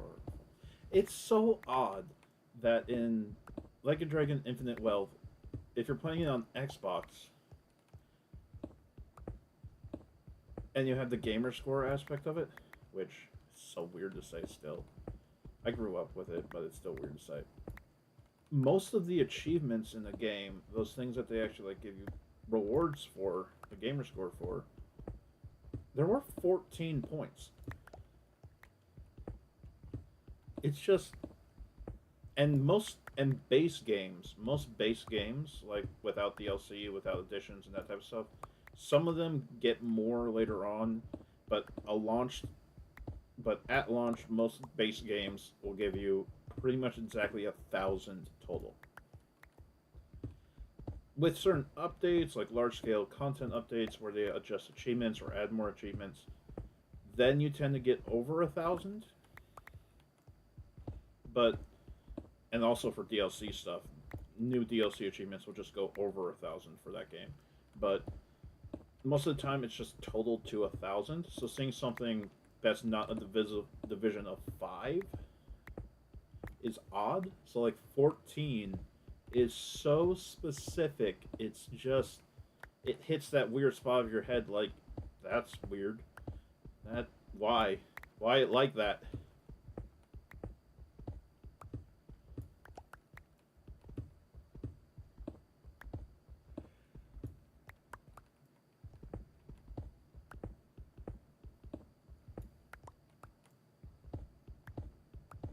Only 2 more pillars after this one. Okay.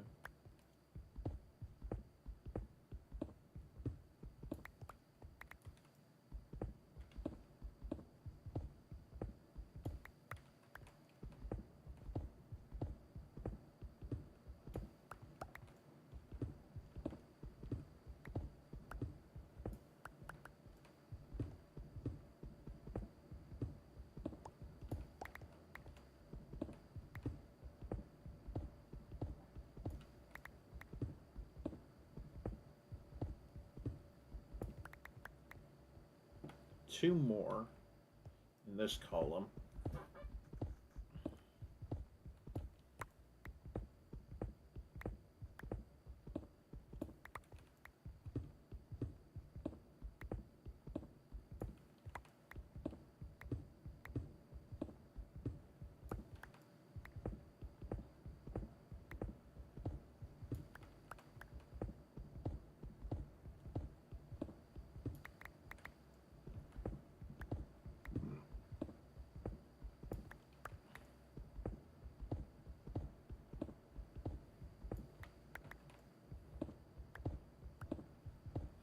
Five, six, 2, 3, 4, 5, 6. 6. Yeah.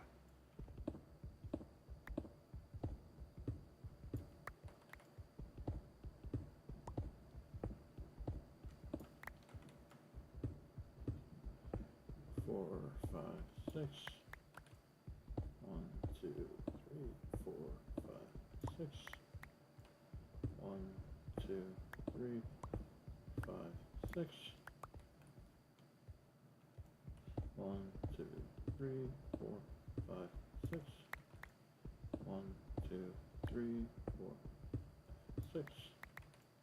1, 2, 3, 4, 5, 6. 1, 2, 3, 4, 5, 6. 1, 2, 3, 4, 6. 1, 2, 3, 4, 5, 6. 1, 2, 3, 4, 5, 6.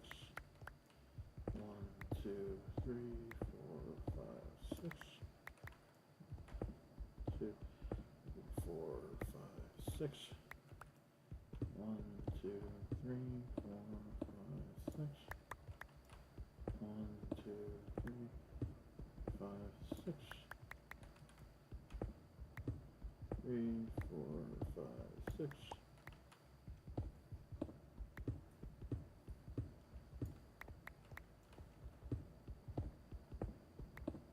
5, 6.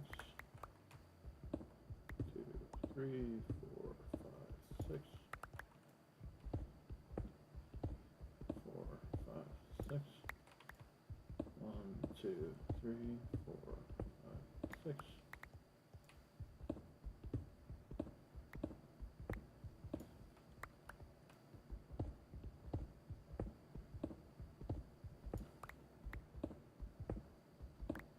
4, 5, 6. There we go. How many we got there? 65,294. I still can't get over that I managed to look at it exactly as it said 62226. 62,226. I can't get over that. I was on the last one of these, so that part 24. Yeah, 24. Not all of them are 4 hours. Only about like 6 of them are probably like close to 4 hours. But yeah. There are some that are over 4 hours. Like I think there's one or two that are like 6 to 7 because I was really getting into that at that point. It doesn't look like it's coming through.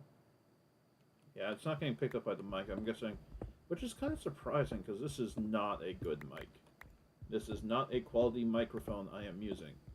This is the microphone built into a pair of headphones I bought a while ago that I use occasionally in certain circumstances.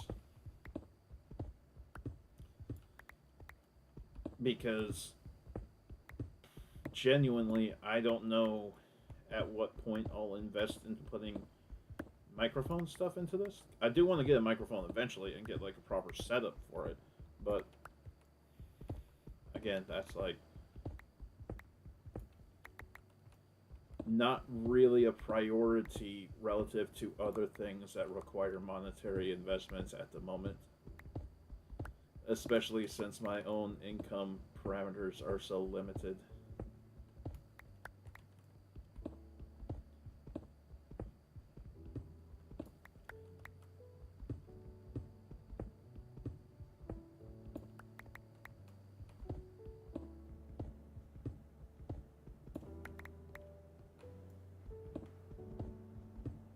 4, 5, 6.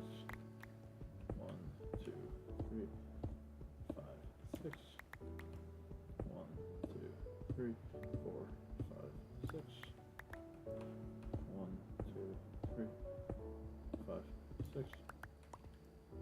What's going on, computer?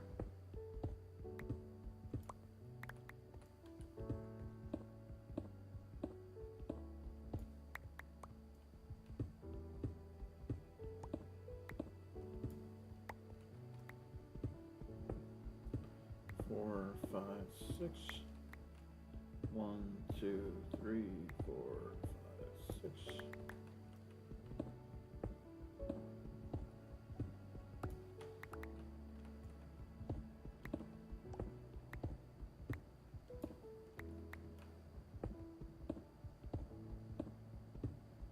There we go.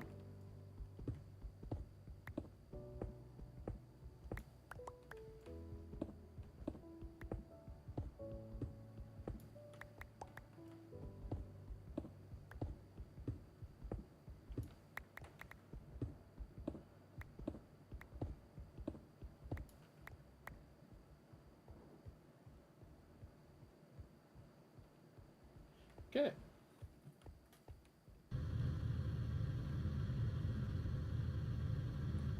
Okay.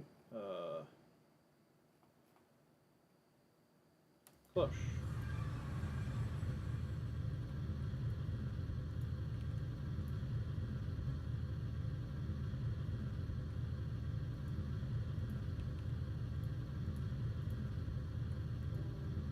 It does say that their voice can be the clue. Okay. I don't know what that means either.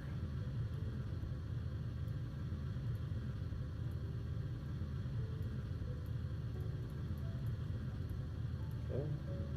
We're close to halfway.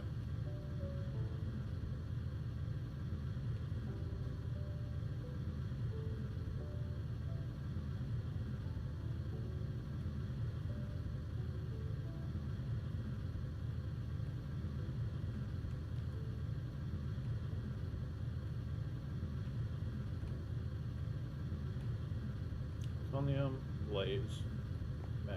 Okay. So much skystone.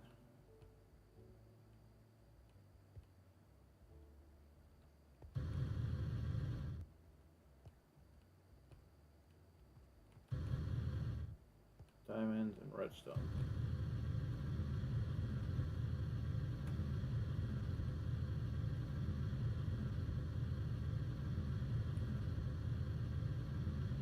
Blocks.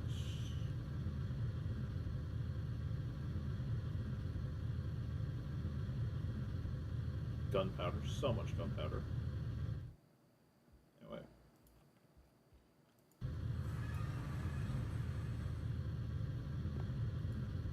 Grab the neutronium ingot there. Wow. Full 9.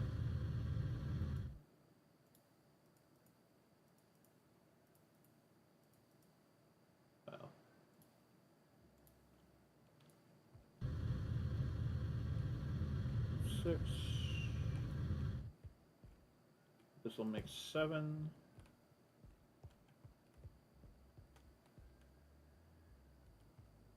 Need to break this torch.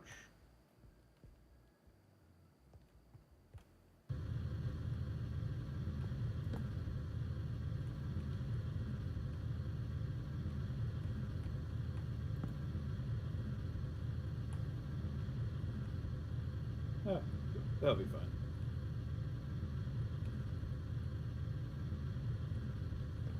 What's the next? What do I want to do? I'll make this one fluxed, actually. What coloration is fluxed going to be? Pink. Fluxed will be pink.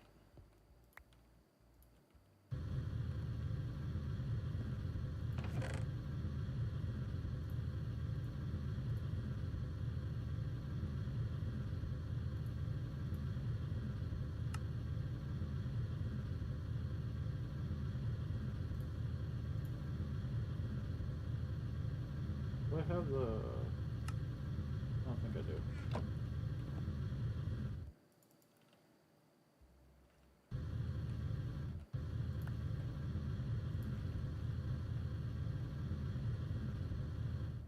One, two, three, four.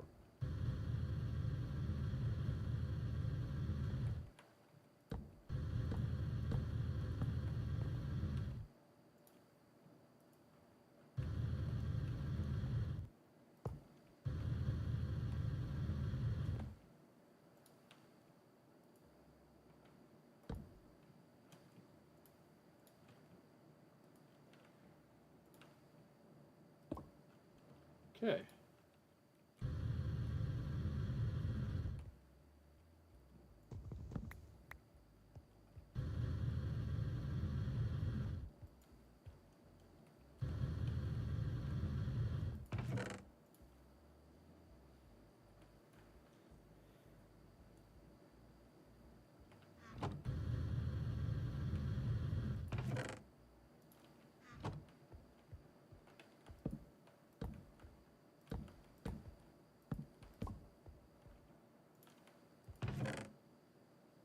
Now, where are these? Here they are.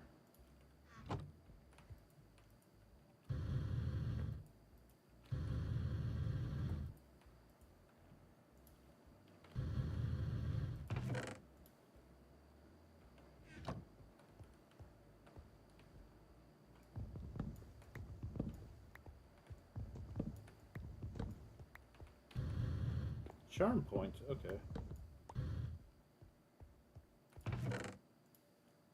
There we go.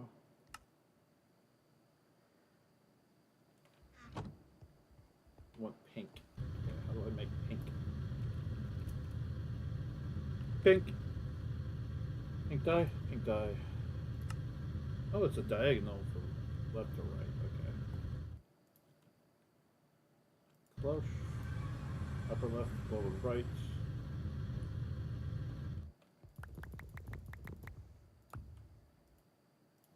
One, two, three. 1, 2, 3. 3.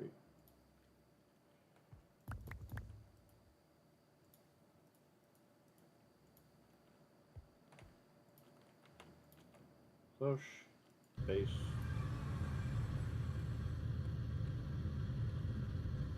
One, two, three, four, five, 6.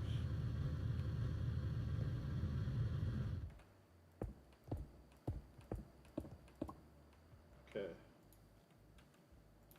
Pink dye.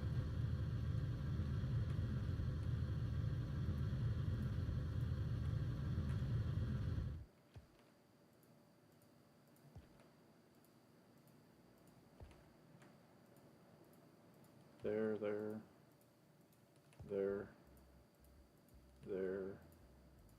there.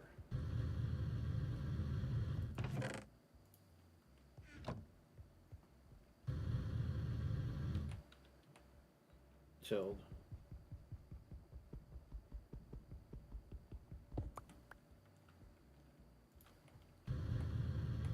Go for that. You get put in there. Alright. Why do I have so much nickel in here? I don't even remember what the nickel is used for. I know what the copper is used for. What's the nickel used for? It's used as part of that, but I don't know if I need. I don't think I need that much.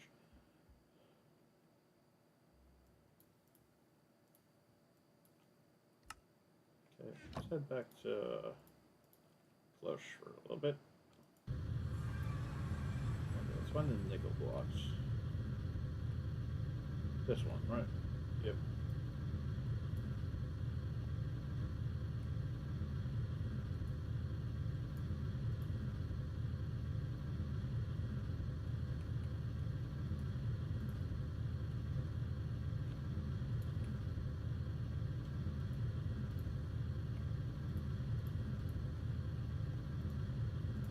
One, two.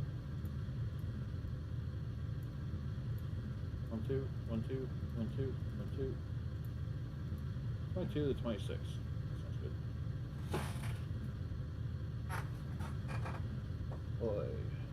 Oh yeah. We're gonna go to the cows to see if they're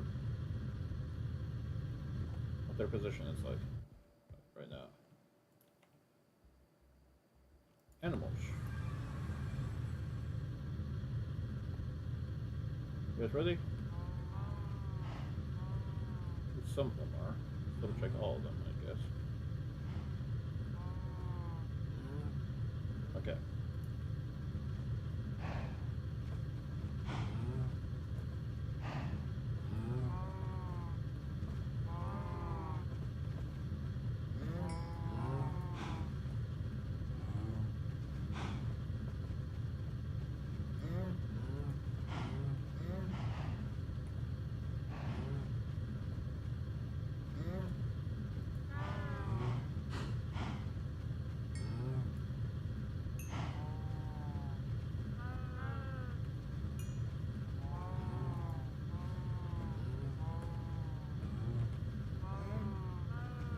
Okay.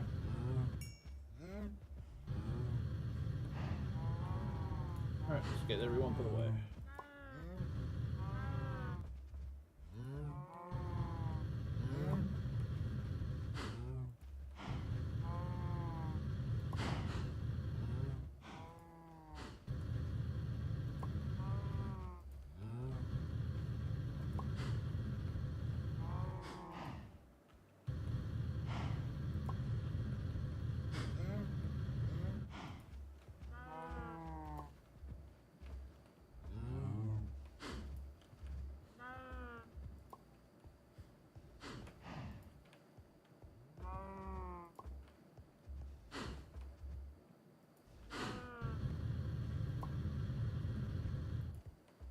Okay, let's see what we got.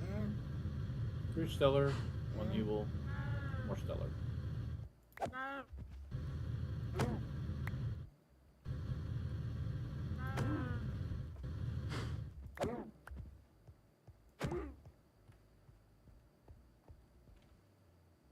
There we go. Okay.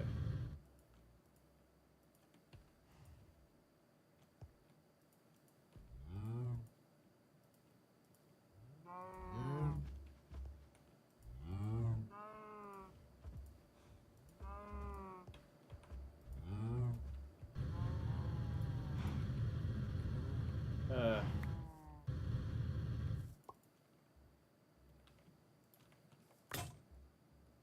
Sponge. I can tape in sponge. Ah! 1 second. There we go.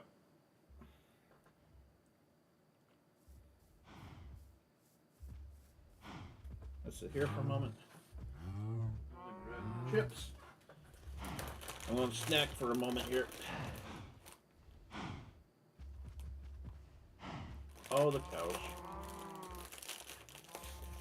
Woo.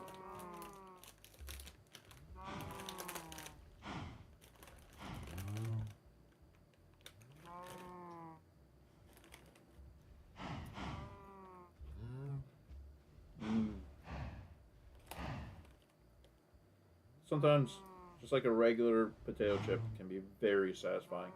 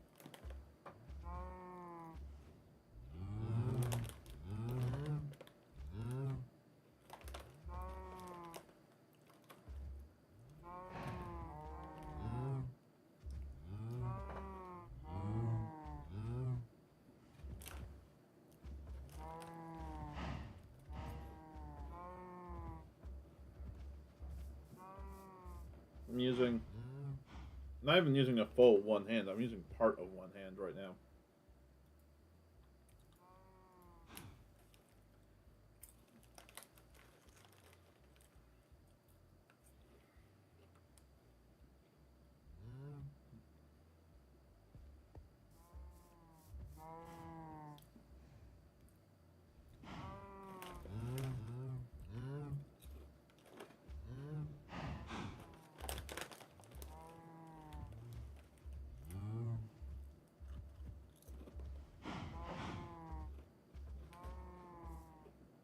Yeah.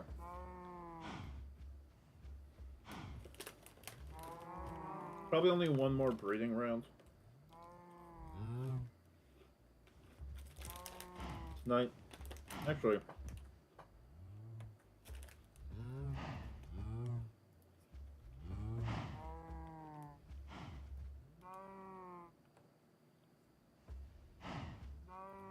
Okay. So. It doesn't tell you how long it takes for them to. It's all cooldown 0. Wow, that like instantly fills it then. Okay. So even if you use iron, a world cooldown is that.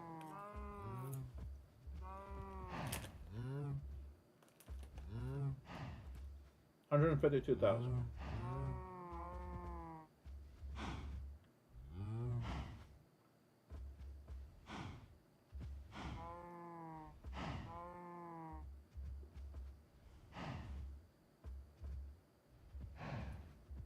$30,000. So it is exactly twice as much as evil infused iron, and twice as much as stellar alloy, which means it probably takes almost. It might only take like 40 minutes to grow up, but it takes like 4 hours for it to drop its stuff.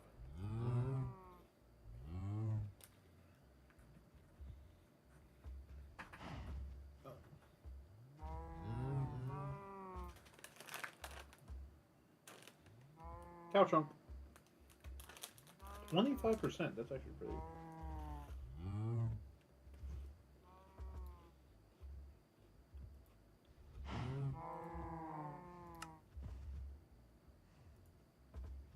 Makes beef, leather, and milk.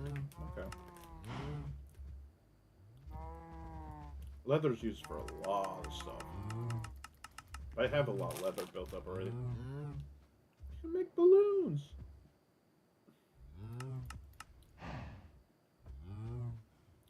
I might make some balloons.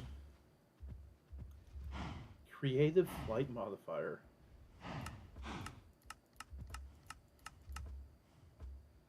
Magnetic glove?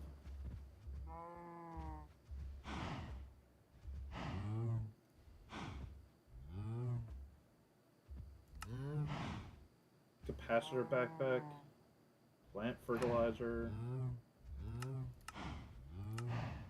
Plain yolk. Wait. The implications of that is kind of interesting. Because you don't put any milk in. It makes sense if you take a thing of yogurt and milk and you make more yogurt. How does a thing of yogurt and leather make more yogurt?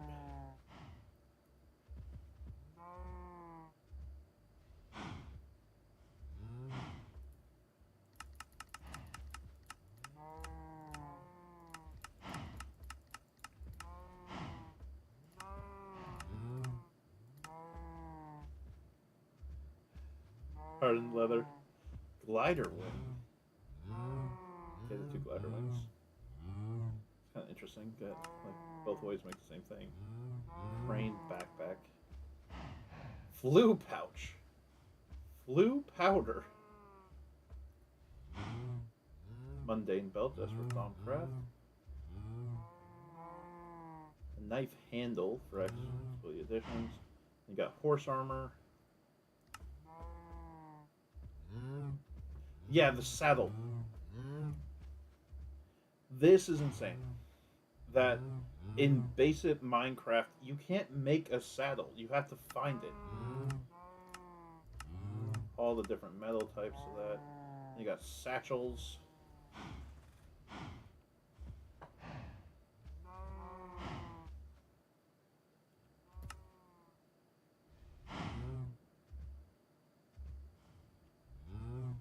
Transport a container with its contents.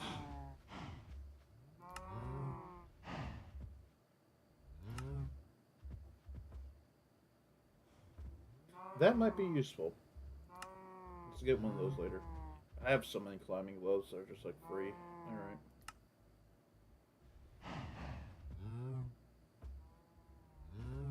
Ender's sack would be nice if I could color code it.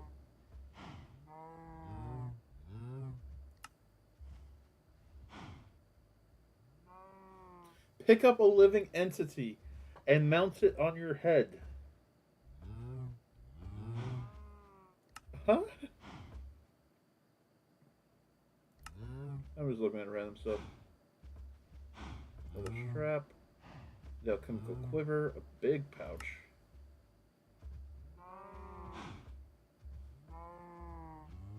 Oh, a different type of glider wing. Then you have the base fluid cows.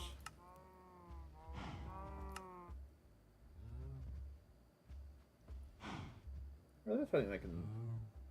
Okay. And then compressed flesh. Ugh.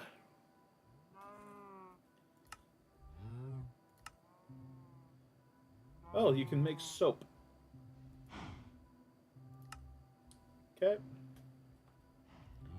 Anyway, I'm done eating my snack now. Ooh, that actually makes me feel tired. Need to take a drink. Celsius.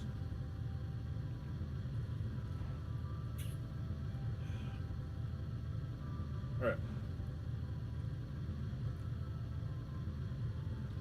So about 3 hours in, we're going to do another breeding cycle. And that'll probably be the last breeding cycle we do tonight. Just because I don't want to risk going over by like a long stretch. Because genuinely, I think the Infinity Cow might take extra time to grow up. I do not know off the top of my head.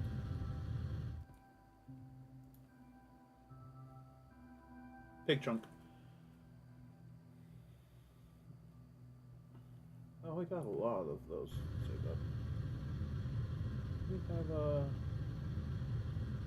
doesn't look like we have a spare one at the moment, but I can set up one. Well, we'll put 3 of them up.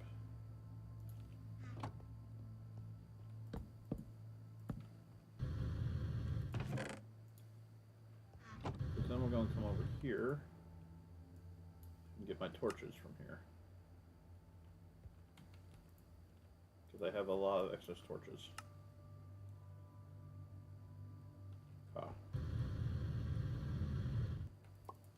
Put those in there. We're also going to grab this.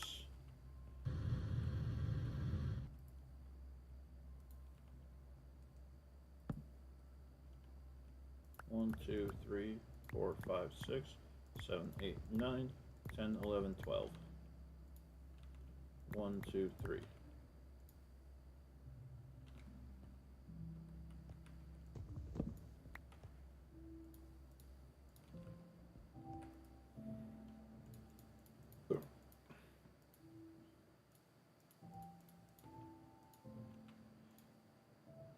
One, two, three, 4, 5, 6.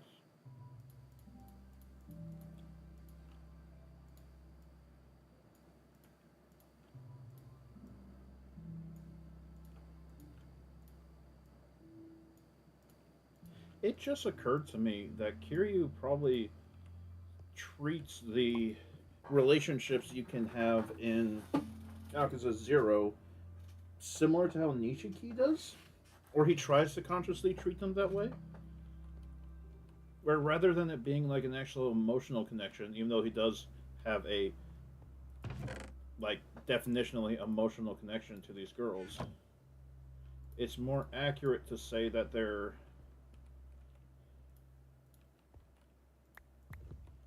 that's like a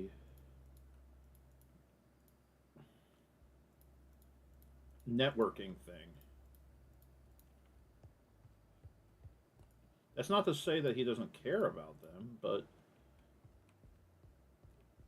due to other situations, I don't know if he ever thinks of them as like truly that romantic aspect. Other factors that are happening at about the same time off screen.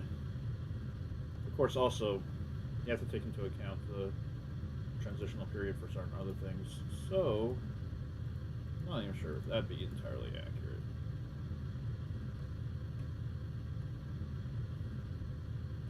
Basically, it's not retconned, but later on it is established that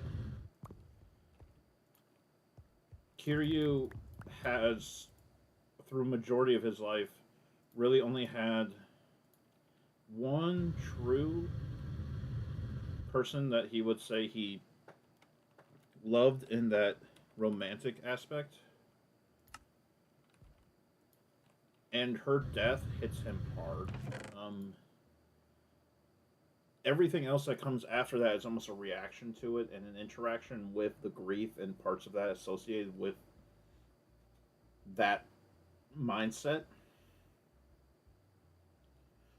which is kind of sad for some of the other characters in the series and aspects of that related to it. But Kiryu had one woman that he would have married.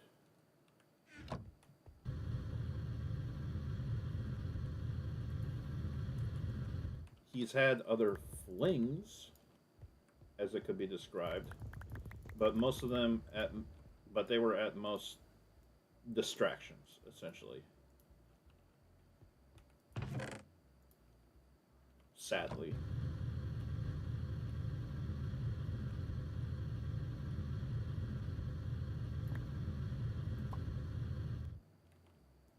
That's interesting. The base essence seed turns into inferium essence. Base cloche.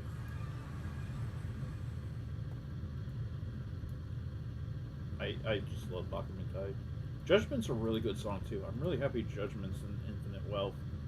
And there's more than one version of it too. There are so many karaoke songs in Infinite Wealth. I actually have to check to see if there's any, because I just got my first female party member. Because Sachan isn't really a party member, sadly. But I got my first real female party member. I have to check to see if there's more female songs in Infinite Wealth. That's enough to set up 2 groupings.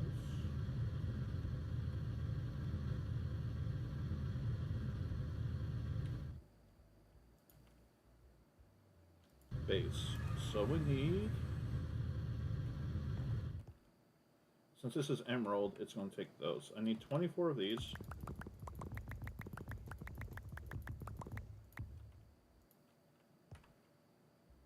$12. Well, you do 8 for each 12. So it's 16 of these.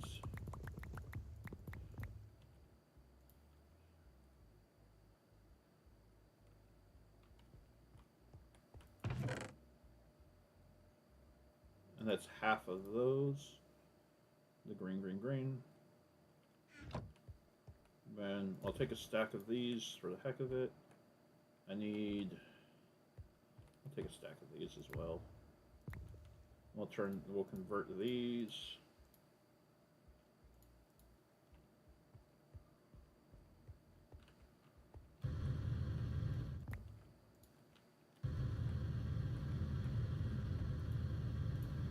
One of those. Take those and keep those with me. No, I only need like 24 of them.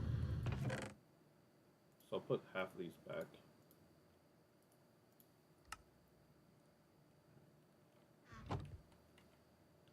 Okay.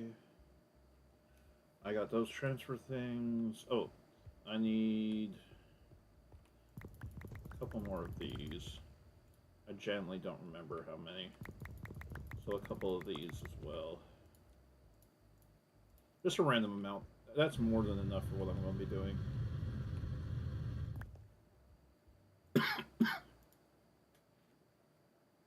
Need dirt. Need 24 dirt.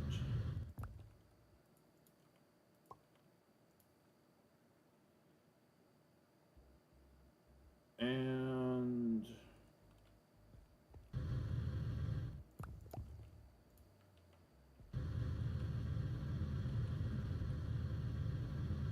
okay.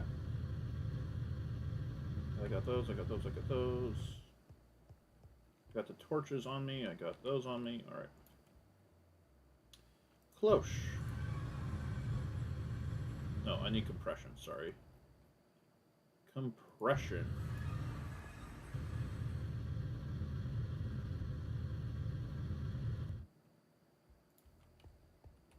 One, two, three, four, five, six. 1, 2, 3, 4, 5, 6. 1, 2, 3, 4, 5, 6. 1, 2, 3, 4, 5, 6.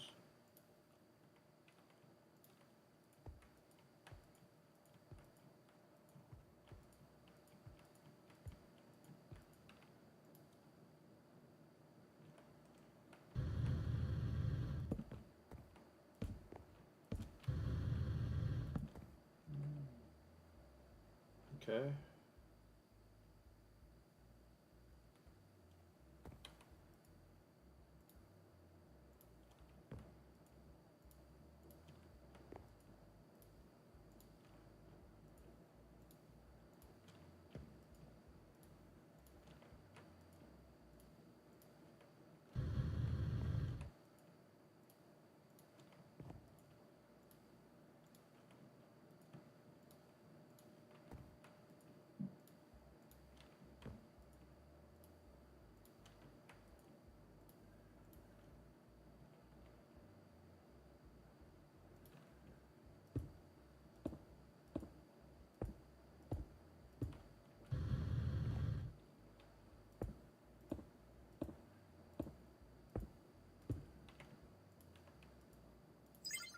My network. My network. My network. My network. My network. My network. Network. My network. My network. My network. Network. Network.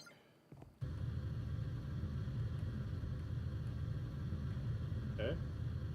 Then we go these. 2, 4, 5, 6. 2, 3, 4, 5, 6. 1, 2, 3, 4, 5, 6. 1, 2, 3, 5, 6.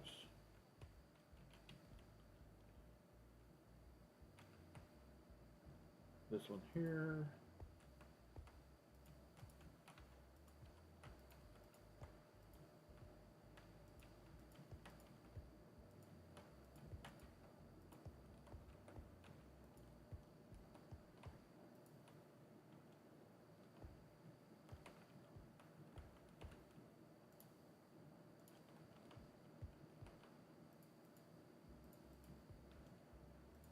Two, 1, 2.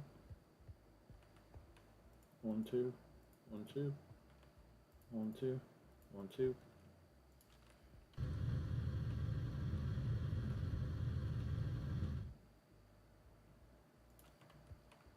1, 2.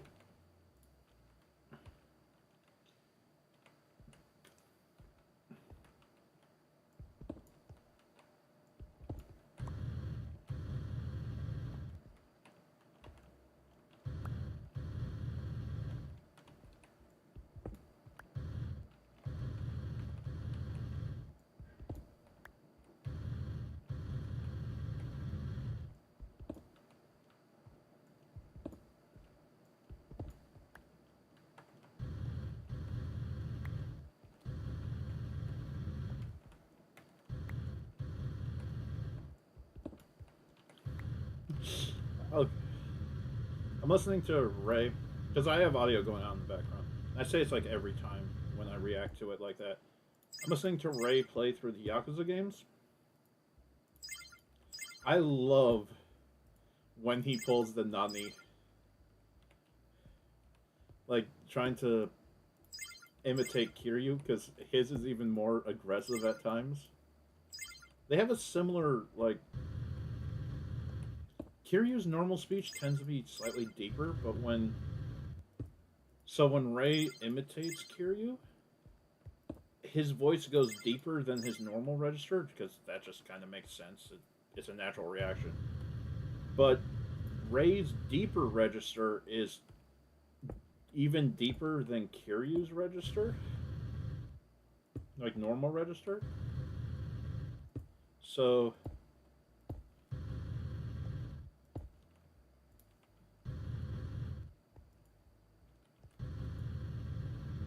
okay, all right. Then we have the transfer notes. That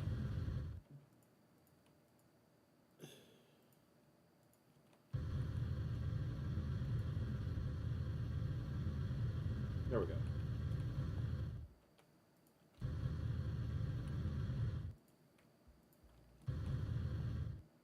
Forward again.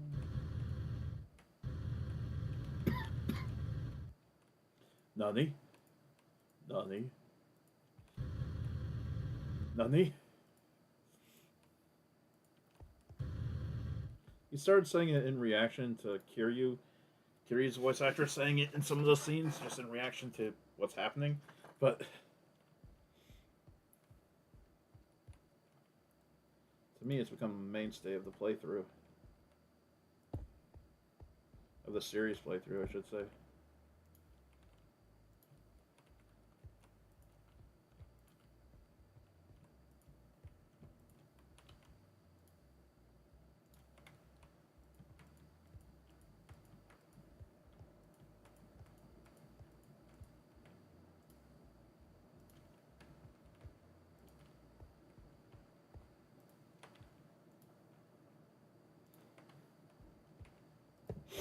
Sleazy Tarashi.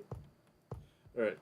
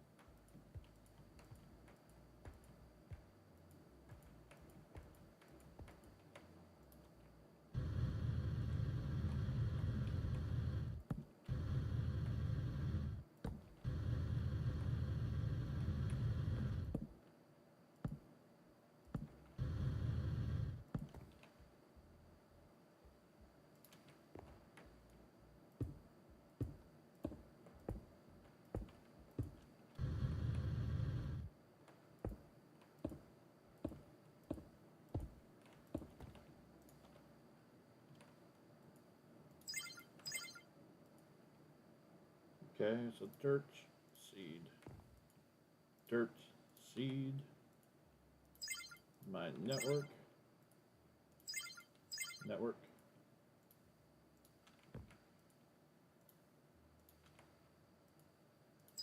Hello, but in English.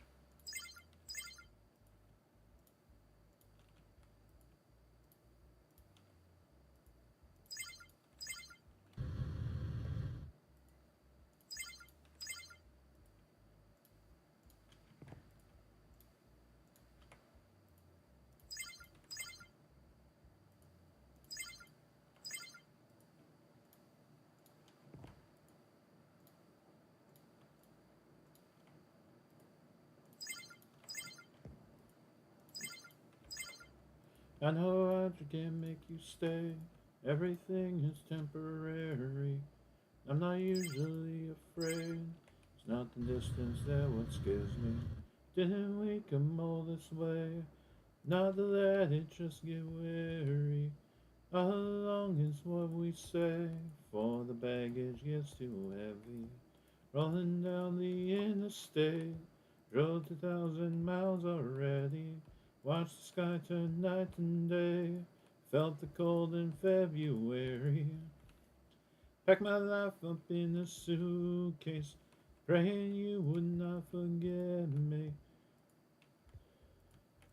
All alone I lie awake, thinking the world was out to get me. Now I can't lose someone so hard to find, someone so hard to find. 'Cause I know I can't make you stay. Everything is temporary. I'm not usually afraid. It's not the distance that what scares me. Didn't we come all this way? Not to let it just get weary. How long is what we say? For the baggage gets too heavy.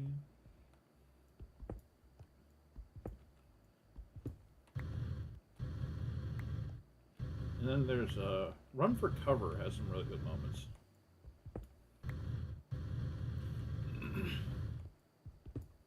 Trying to remember how that verse goes because I love that. I love the drop in that verse.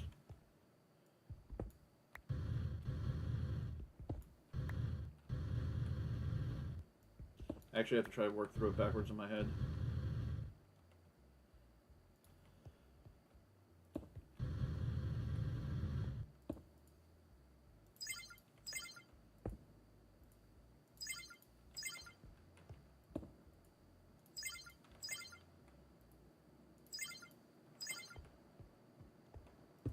Hmm. Oh, I have to try to get into the rhythm of it.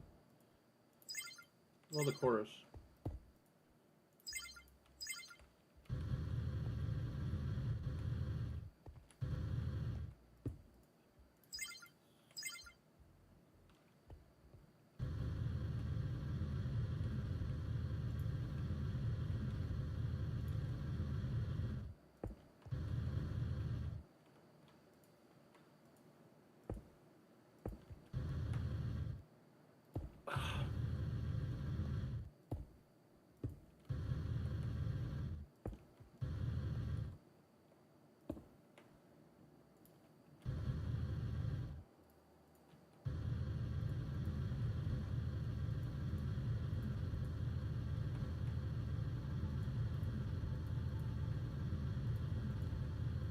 Um, you keep trying to hold. Oh, that's it.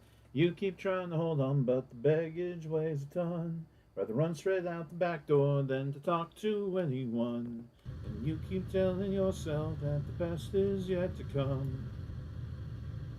When will it come? You can't catch your breath and it sends shivers down your spine. And looking in the mirror's a face that you don't recognize. Try praying to a God 'cause it once gave you peace of mind. Won't tell you that it's easy, won't tell you that it's kind.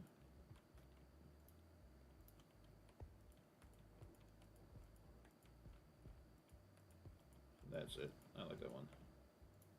You keep trying to move on. That's it. That's Run for Cover. Run for Cover is such a good one. I wish I want to get that. I want that group to get more recognition, so I will actually recommend them to anyone who ever listens to this. Go check out No Love for the Middle Child. I highly recommend any of the videos that have the more stick drawn aesthetic to the thumbnail.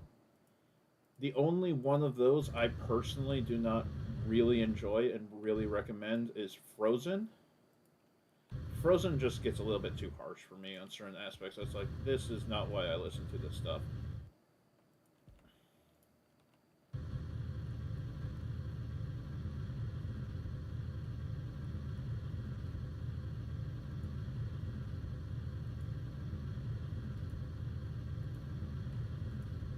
Nice. All right.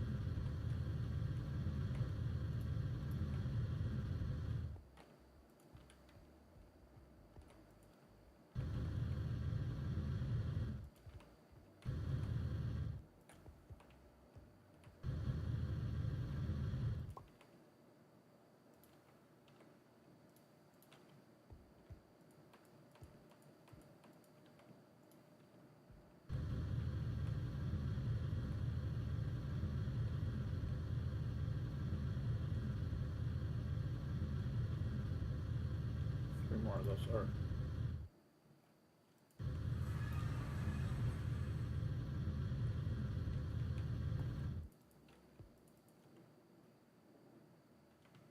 Ah, big leg spike.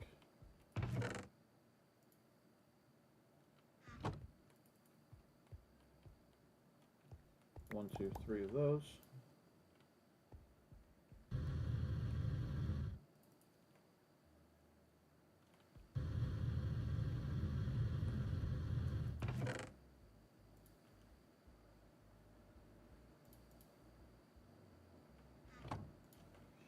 We go back up to compression for a minute.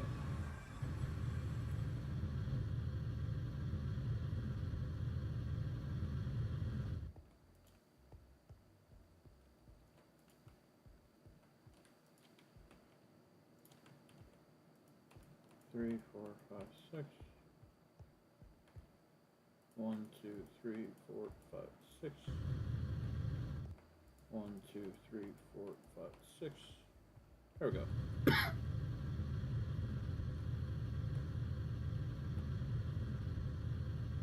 I just felt like arbitrarily setting up that. Let's head to the cloche.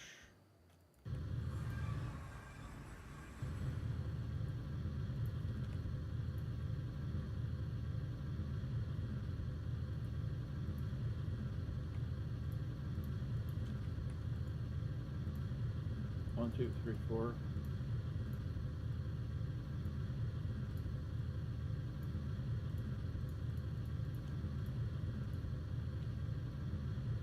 Okay.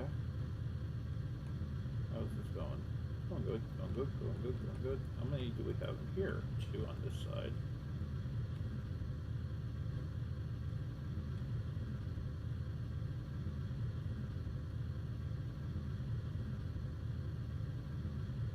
That's 6. I need 12 to finish off that section of it.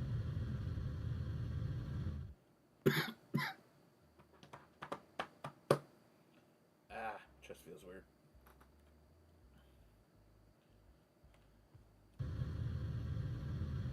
This level's good for that. What time is it? 2:30. Wow, that took a while to set up. Redstone. Uranium. Uranium. Uranium.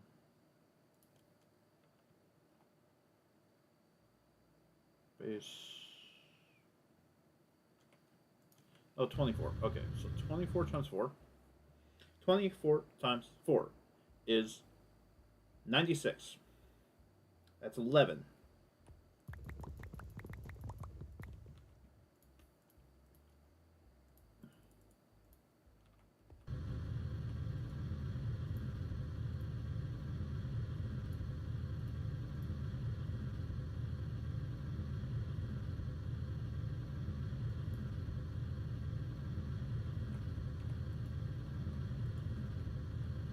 Ray was so close to perfecting this. He got one of the things wrong on the band aspect. 1, 2, 3. I think it's at the bottom. Or is it at the top? Is it midway? Top. Yep. Ooh, okay. Oh, 1 stack.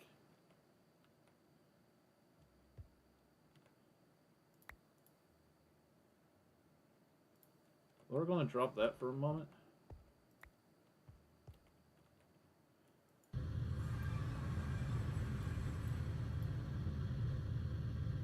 There we go. Bunch of wood. Okay, then we grab that one.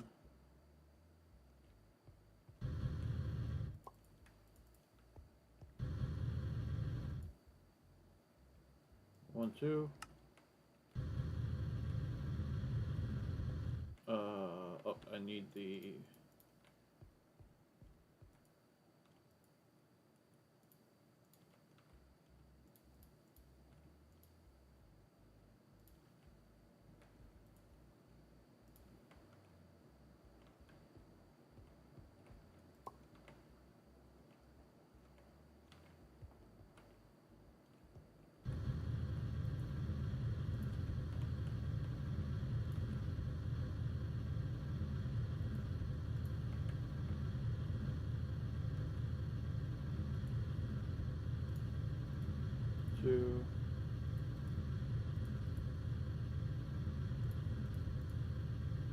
3 more. Oh, that's actually... That one didn't go bad. I think the best option is for Bad Boy Aku to be quiet.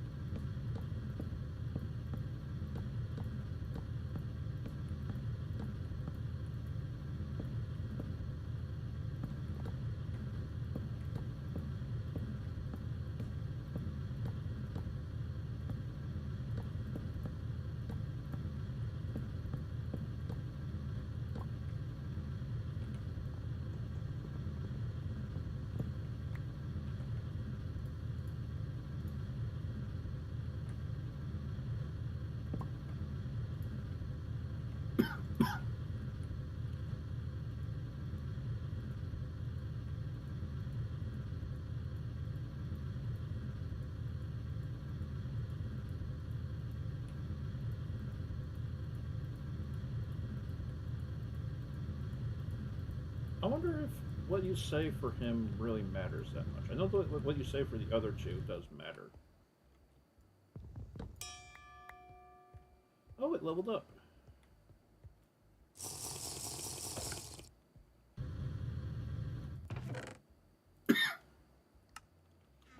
With that, put that in there. With that, do I have one in here? Reinforced. Is that reinforced? Yes, reinforced is the one that we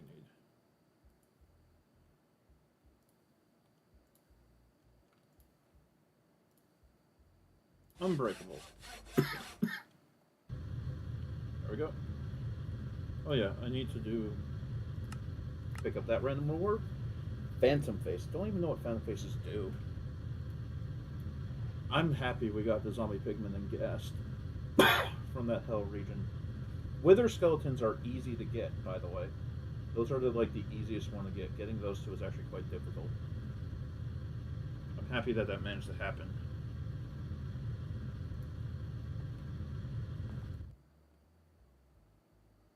There they are.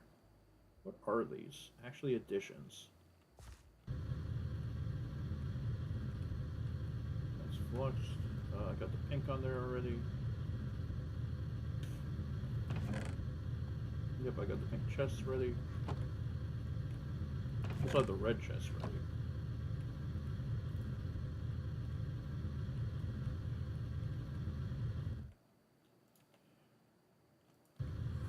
Just like 2 more and I'll be able to get the... There's one of the 2. 2 more and I'll be able to get rid of one of these diamond groupings.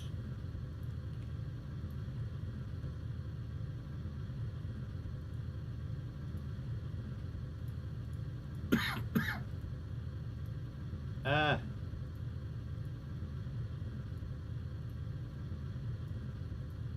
There we go. Now we got rid of one of those excess stacks in my inventory.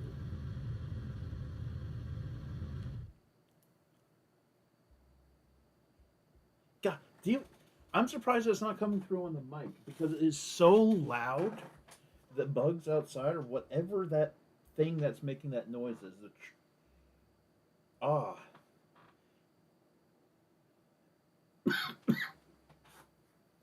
Ah. My throat's not feeling the best. Actually, I'm gonna put away the glowstone. Grab a stack.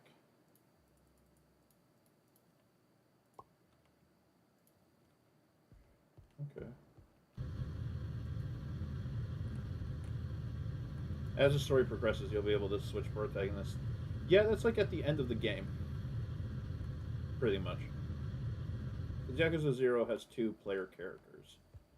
And it's essentially the end of the game when you're able to freely change between them.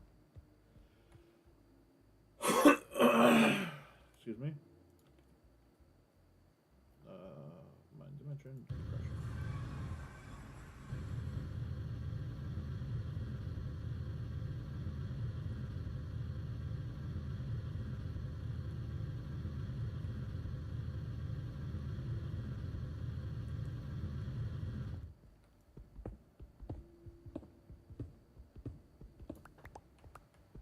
Oh yeah, he reads the entirety of the real estate royale, which is what, 9 pages.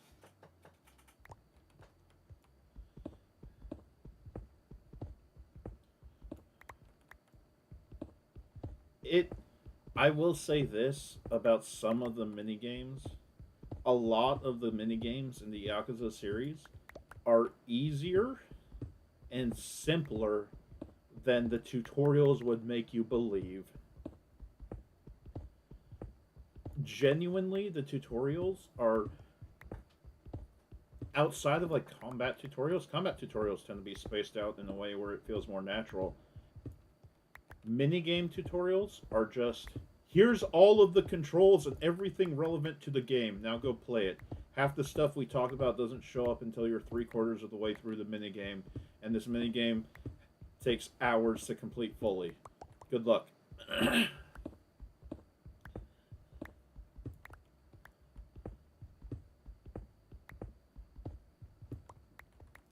Like, there was something with the Sujimon thing in Infinite Wealth.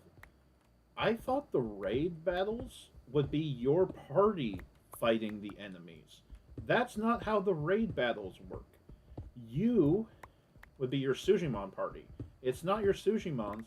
It's your regular combat party fights the Sujimon raid, and then you have a chance to catch the leader of the raid afterwards.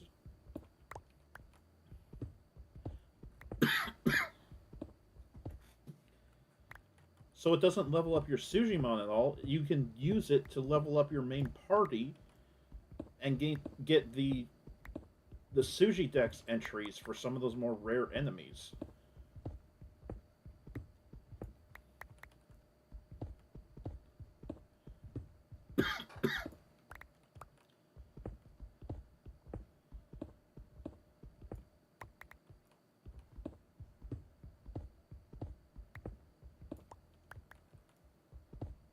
Two, three, four, five, six. 1, 2, 3, 4, 5, 6.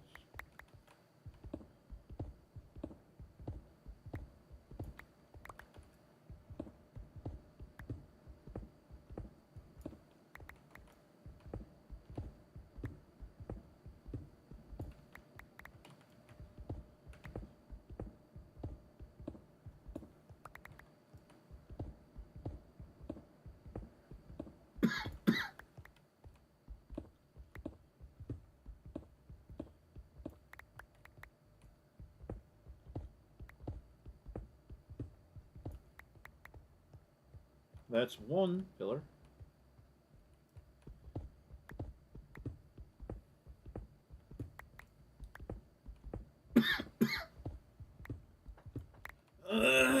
God. Sorry about all my coughing. I tried to use my inhaler earlier today. I don't have like a prescription. Well, it's technically a prescription inhaler. It's as needed, and I use it very rarely. I'm starting to just cough a lot very recently. I don't know if something changed in the air or what. It might be seasonal stuff for me too.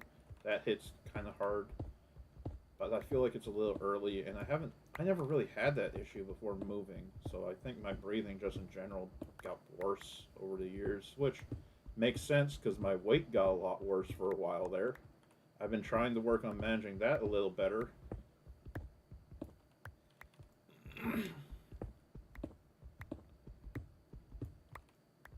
Might not seem like it with me spending 4 hours streaming at the end of a day and not drinking much fluid.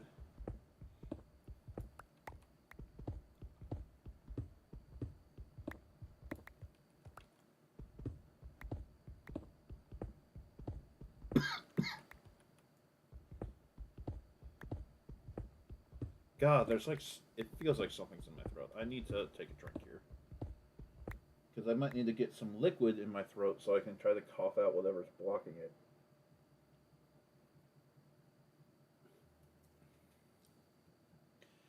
That's a little better.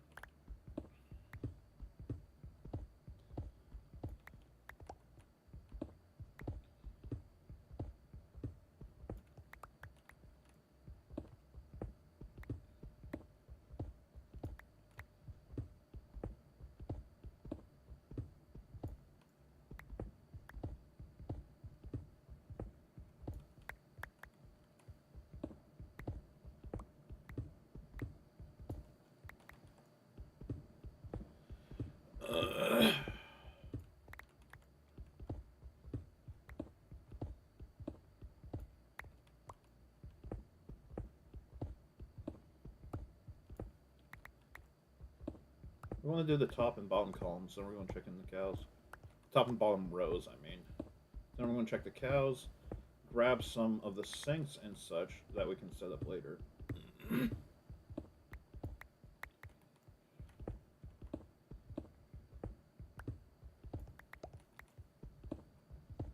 Excuse me.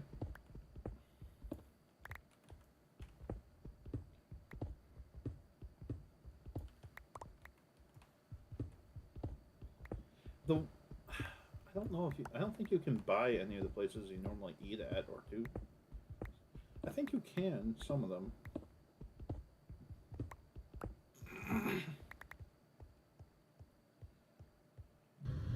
You get discounts in the entire like region for owning it.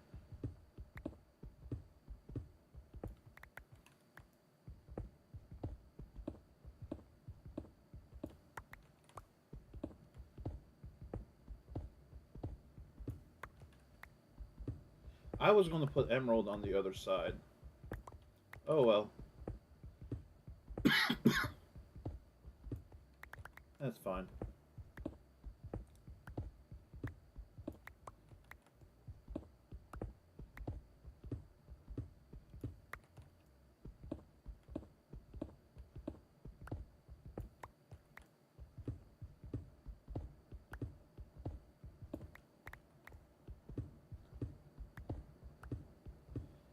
I love the money in the briefcase cutscene when you're buying properties in Yakuza Zero for that like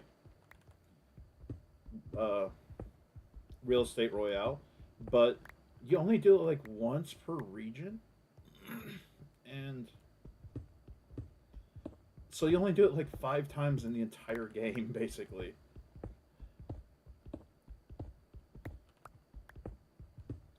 Well, you don't only do it once per region. It's only a few of the locations, though. A lot of them you don't do it for. It's like the really expensive properties, so there's only a handful in the entire game.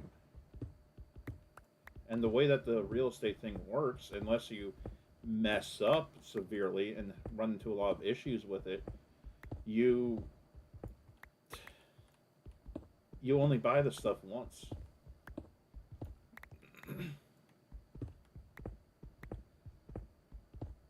Because I don't even know if it has a mechanic to actually lose your property or have to sell it. I don't think it does.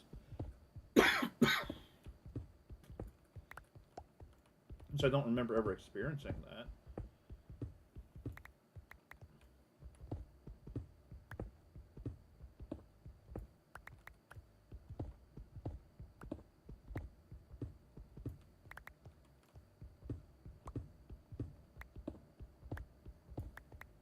Okay.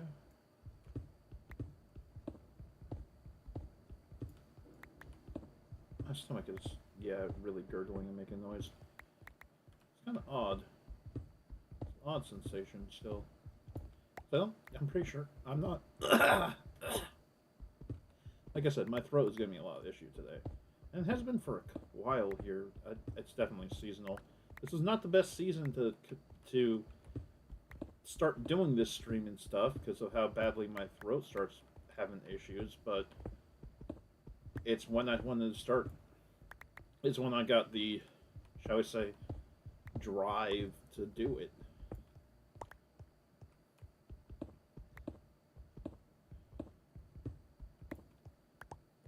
And even on a day where I'm not really able to speak much, I'll still speak enough to myself justify doing it. Because if you lose days on this, you can never get a foothold. Like, I can't get a foothold right now. I've been doing this for 3 weeks. I've had a total of, I believe, 3 viewers. Because I think at one point last week on Monday, I might have had 3 at the same time. I've had one viewer who actually stuck around for a couple of hours, and I really appreciate that. But, and actually interacted in chat and all that other stuff, so that's good. But yeah, this today, because I started on Wednesday, this will be 3 weeks. Or this is about 3 weeks of doing it.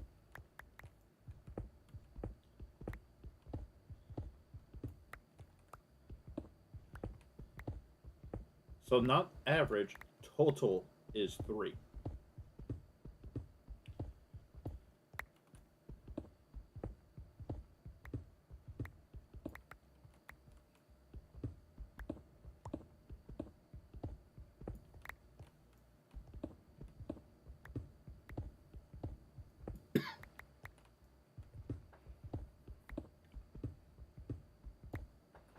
Is that a rare achievement?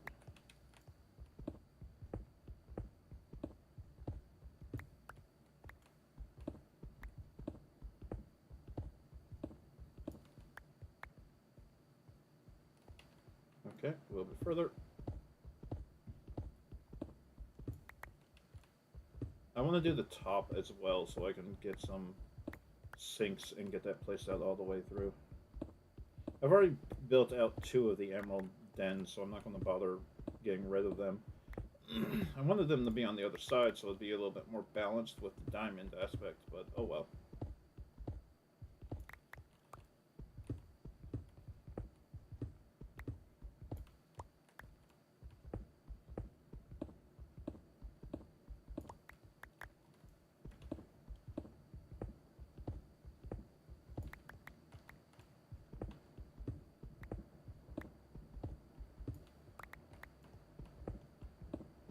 I think that emerald. Well, it's flux. I don't think flux is tier 5, but I think emerald and diamond were the only tier 5 ones, though. I'm pretty sure flux is tier 4.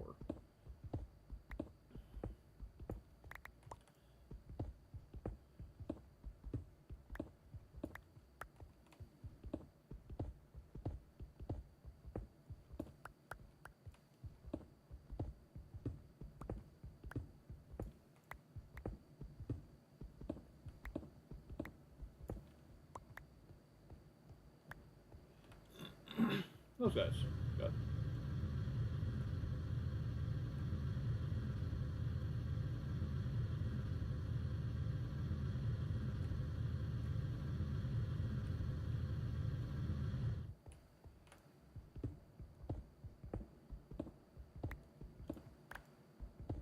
In this row.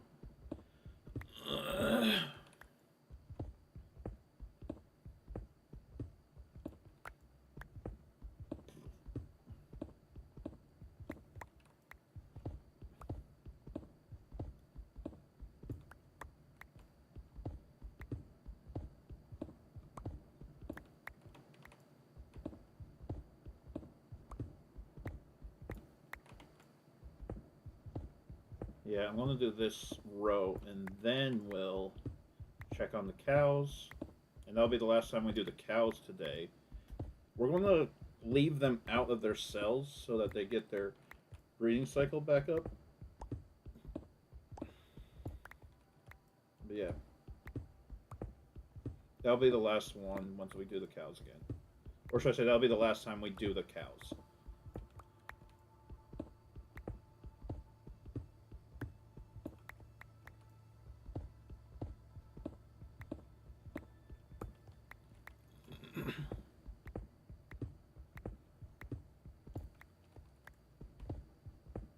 Three, 4, 5, 6.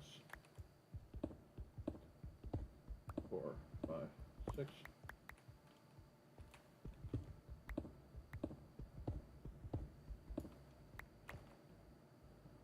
5,000 out of 64,000.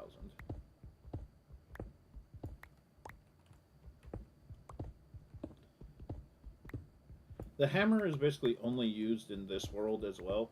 When I'm in the mining dimension, I will be using the pickaxe pretty much entirely, to the point where when I devote myself to working on the mining dimension for a period of time, which will be after I set this stuff up, because, or after I get this all excavated, I should say, I will leave the hammer behind and leave behind some of this other stuff too, like the cow piece and all those other things, just so I don't have to carry them with me.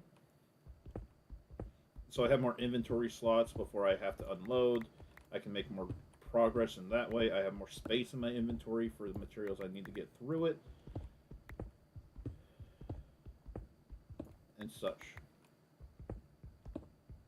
I'm going to make a landing at every 100 in that world as well, in case I need to do some searching, need to do some excavation aspects. The landings will be at the hundreds.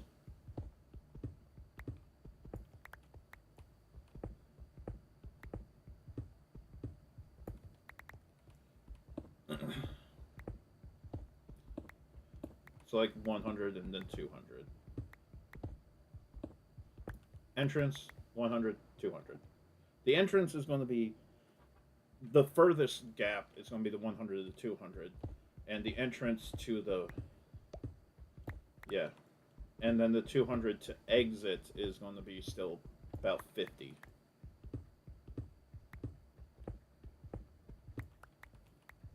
Here's just hoping I don't run into any annoying cave systems on the way.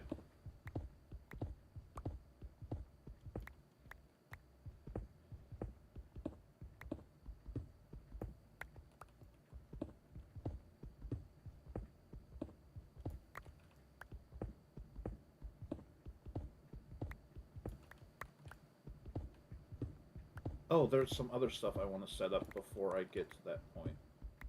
I'll probably actually put on the Wyvern armor while I'm doing that, because the Wyvern armor will give me the energy-based defense where I just don't take damage at all, and they don't have a durability aspect to them, so I don't have to worry about them breaking.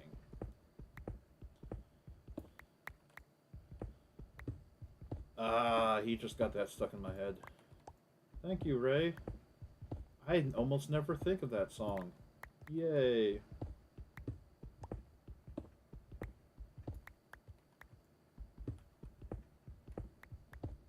4, 6.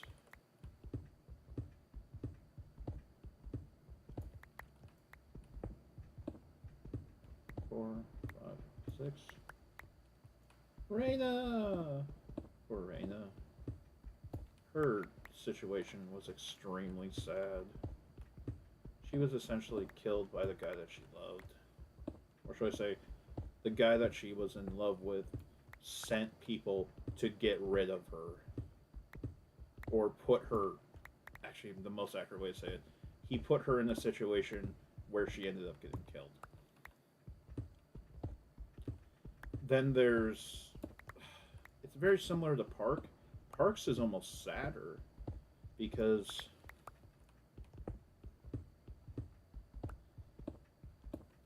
of all the situations surrounding it.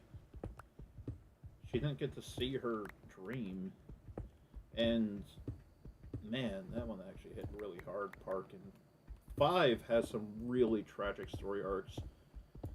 I will say the main problem with 5 is just how meandering the story can be.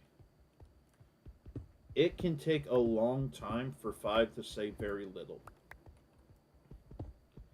because so many of the characters are just bullshitting you. There are full scenes and full frameworks in it that lead to nothing because the characters present in those scenes either don't do shit throughout the rest of the story or are literally lying to your face.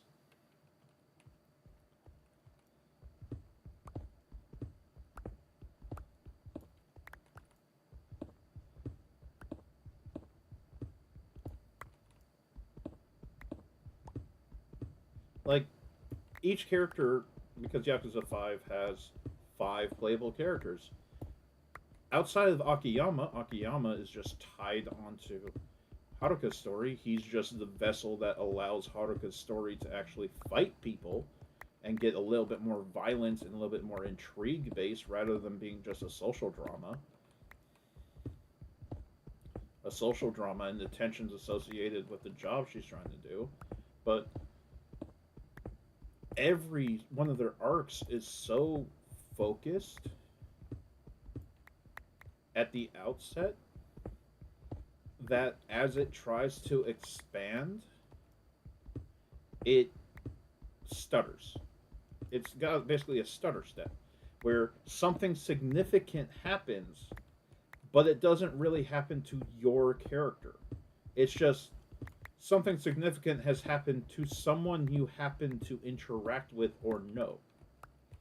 And it just drags you down into it. Then you're getting you get the you get the runaround for a while, or you're doing just random unrelated things to an extent. When you finally get your answer, it tends to be near the end of each character's part, and a good portion of those answers, a good portion of those arcs, kind of just end there in a way until you get to the finale where everyone's brought together somewhat arbitrarily in some ways. Still don't know how Shinada got to Tokyo, by the way. Still don't know why Shinada knows what's going to happen with Haruka to any extent. No idea. Like, I played through that story. I was paying attention to it. I like that story more than most people who like play through it.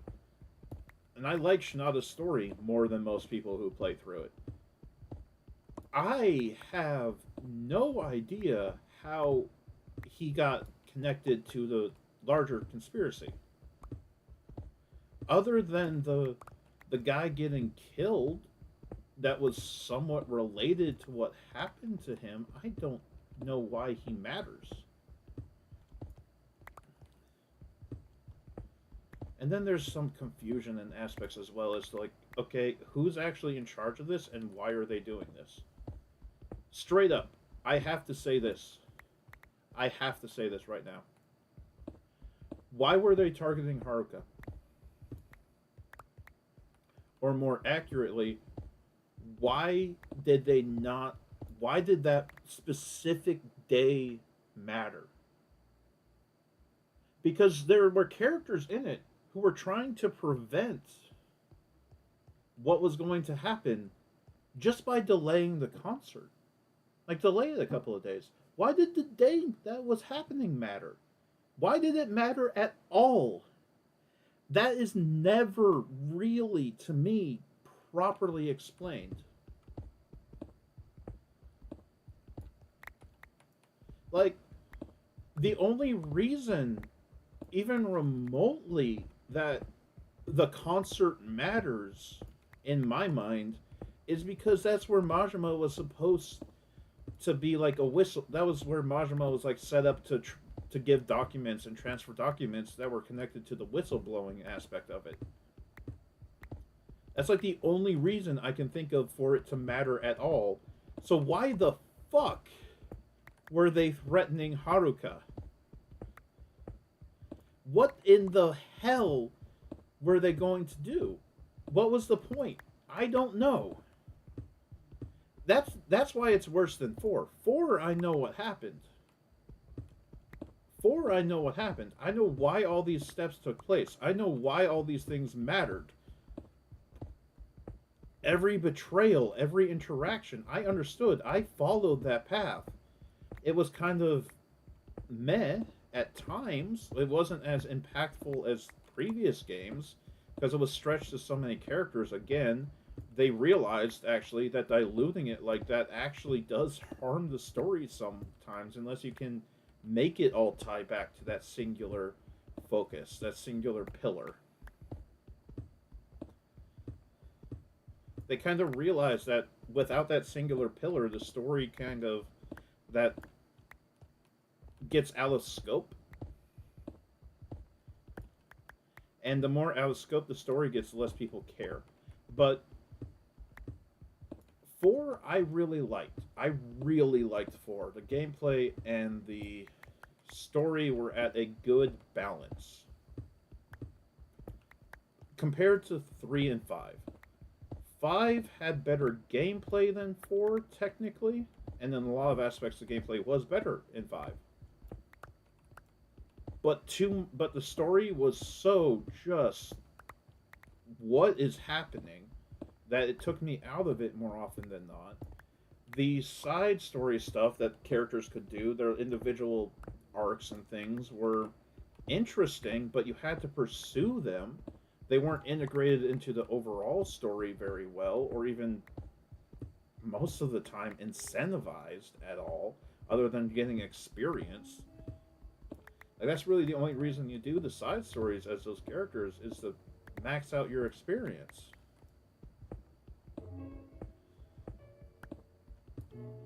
And I have to say, Shinada, Shinada, I think it's Shinada. The baseball guy is the worst playable character in the series for gameplay. It is the least enjoyable out of all the ones I have experienced.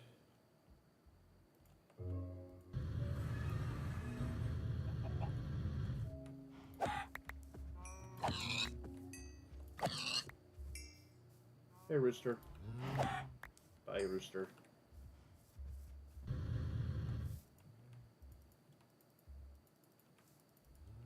think it was pig. Yeah, it was. So then we got egg and feather. Which one has the regular chicken? This one. Yeah.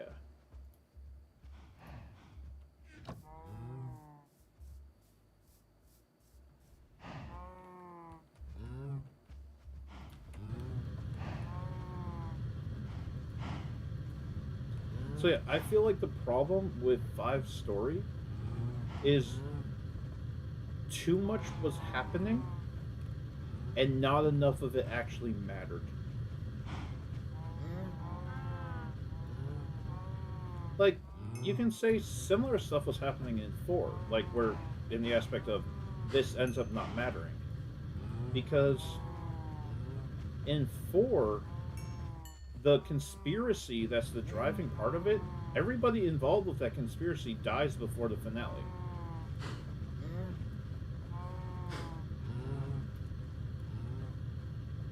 Like, legitimately, they're all dead. In the end, in Kiryu's story, the end of Kiryu's story,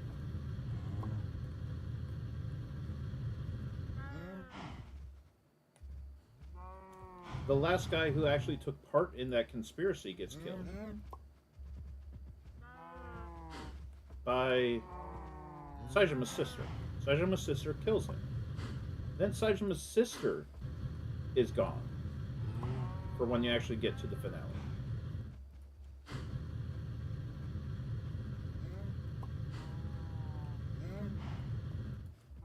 So yes, the actual conspiracy doesn't factor into the finale itself, but it factored in throughout like the entire story.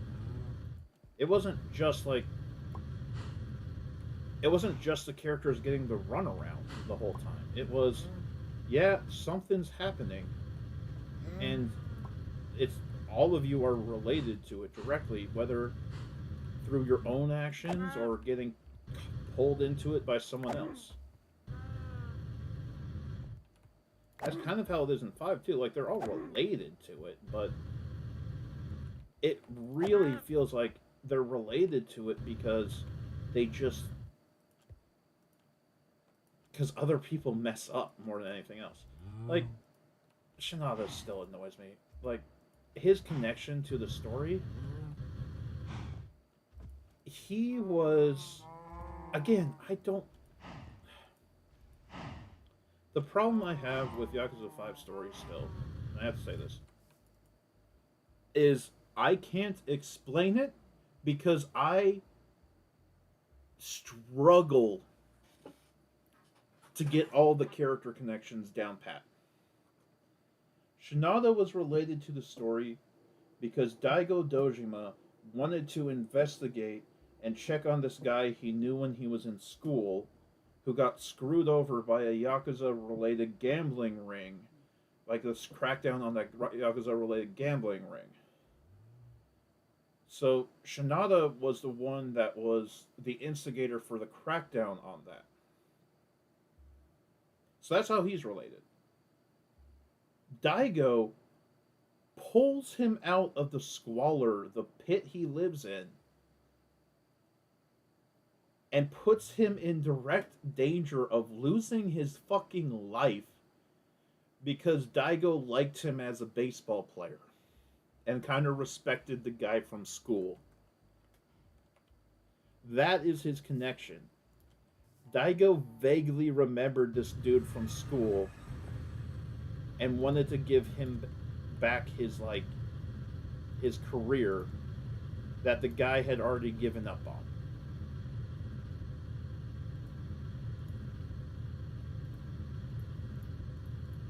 Like, he wanted the guy to know why it happened, basically.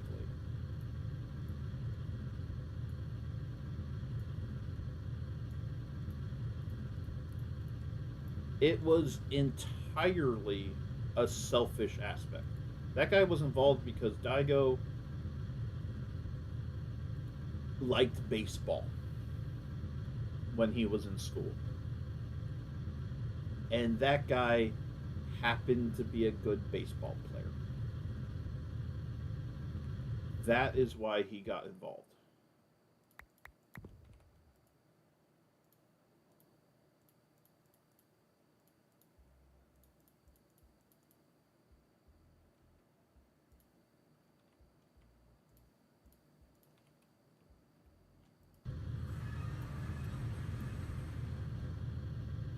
And then somehow, maybe Daigo mentioned something related to it.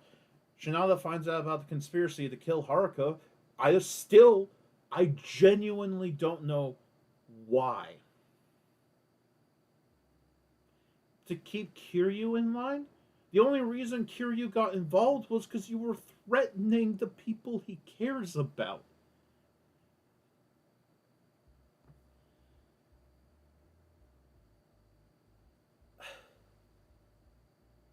You putting her under threat guarantees Kiryu will fuck you up. Is how Yakuza series has always gone.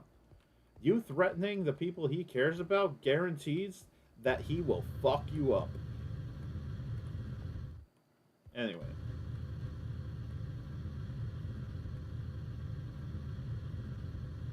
I wanted to get like 10 of these. Okay, and then get like 20 of these. Or, yeah, 20, because I won't need the full 20. Then we go back to compression.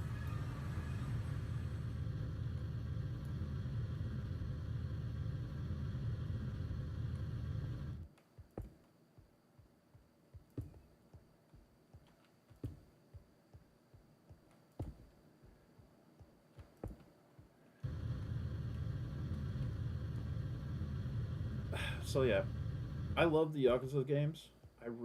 I am so happy I've played through them. The story can keep me going for most of them. I will say I haven't gone back to Judgment.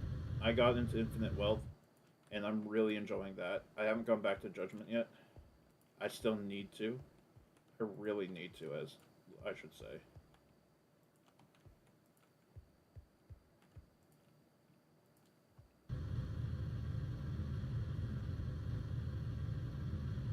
Ten times six, so that will actually be like 60. Yeah, that's almost a full stack, just on this.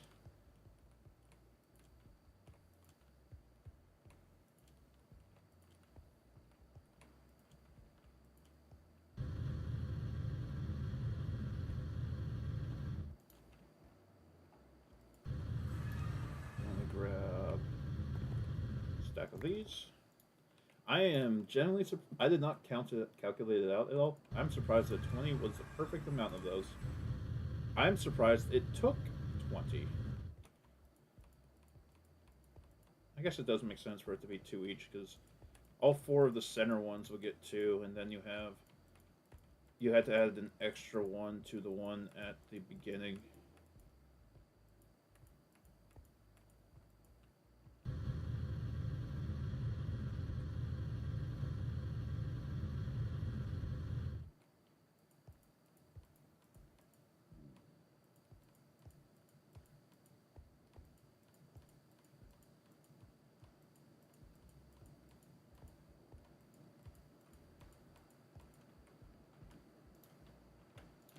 Back to base again.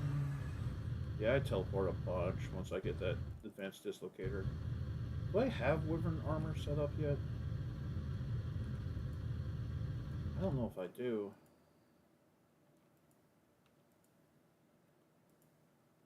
I don't think I do, because I'm not seeing it in any of the chests. So let's actually, because I want to get the Wyvern armor set up.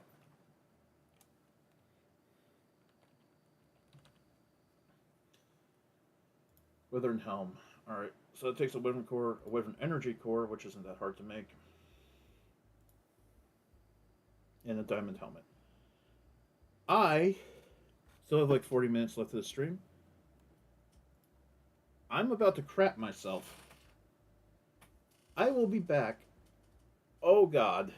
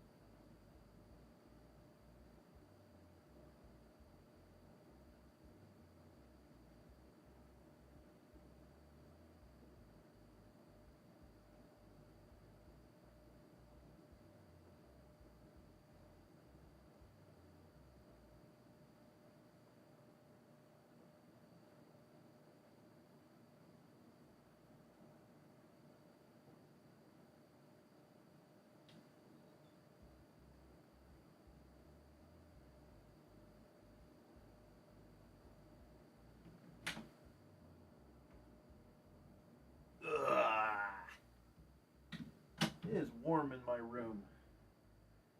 I am surprised by that somewhat. I have a window open.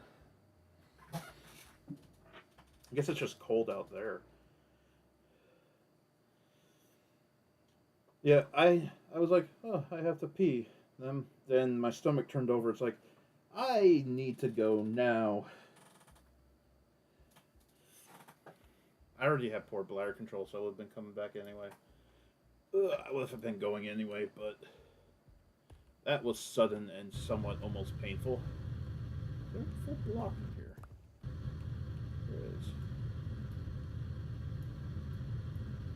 Take that down as well. My stomach still isn't fully settled, but I'm probably going to be up way too late tonight as a result of that.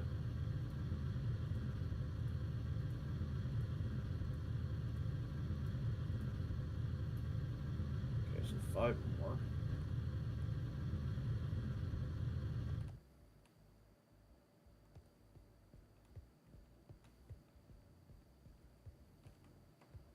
Three forward. We'll do 3 forward. And we'll grab sign, hopper, one of my infinite capacity things, and we'll grab 1 transfer pipe. Hopper first. I also need some wood.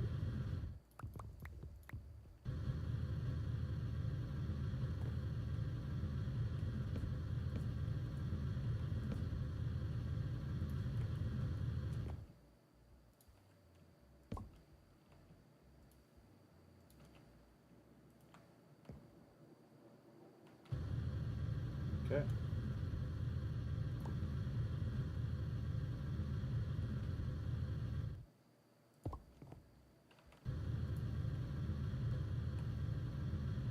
Okay. Next one we're going to do is gold, which I want yellow.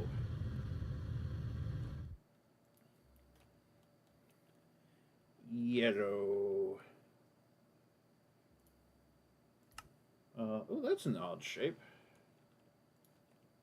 Base. Cloche.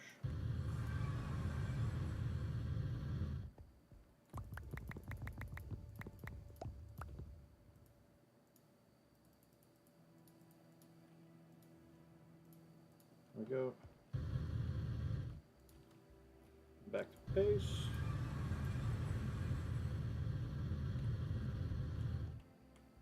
Then it's gold.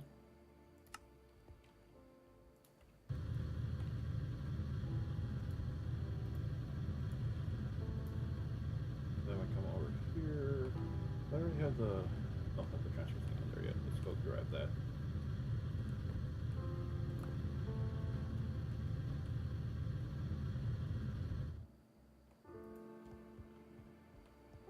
I already got the iron one going. I haven't gotten the flux one going yet, so I need to get that set up still.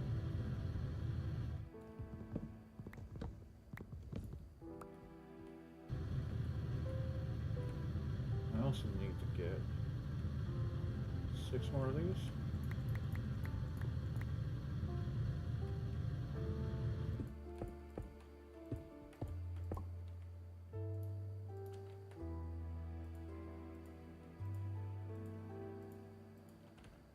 There's something interesting about these ender chests is they don't form double chests at all.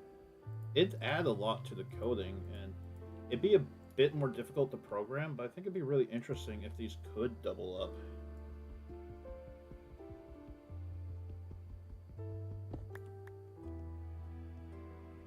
That's yellow, yellow, yellow. Okay, that goes there.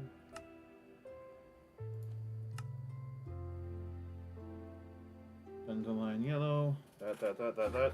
Then I need to get some flux and gold. So where's my gold? Here's my gold. I need to go get the stack of flux.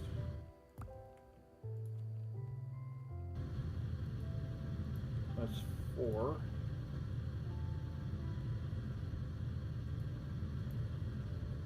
There's only 6 of these left I need to get.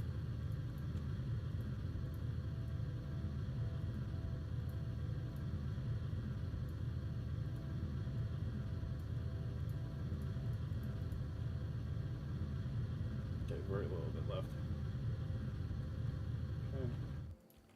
Back to base.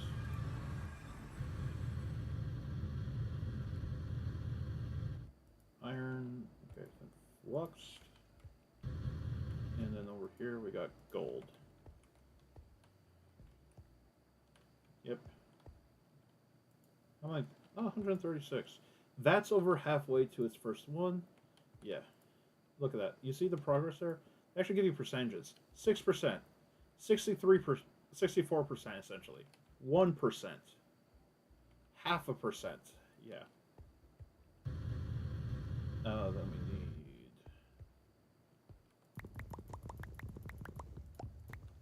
12, 8. We have enough of those set up there right now. I think we do. We should. Yeah, I set that up. 20?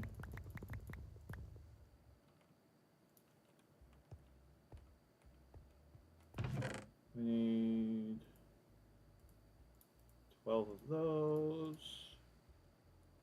We need 2 of those. Not quite all of them yet. And we need... We'll grab 1 stack of that, because that'll be plenty. We need 20 of these.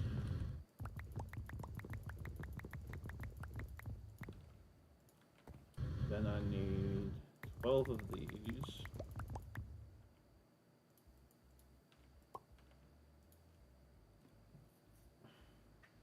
So I'll go with those, I'll go with those, I'll go with those.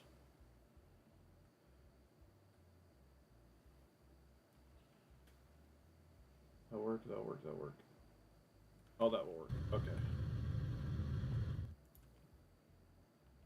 Then we go up to compression.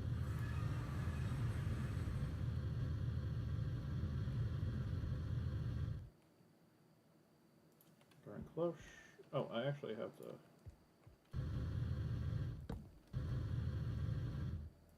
put those there. Sticking with that aspect of it. Alright.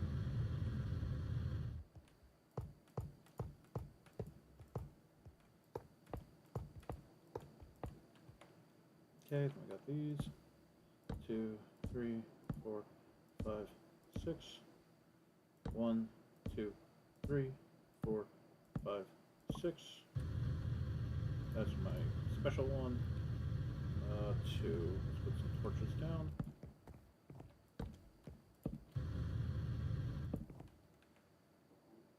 And we'll put down the flux points.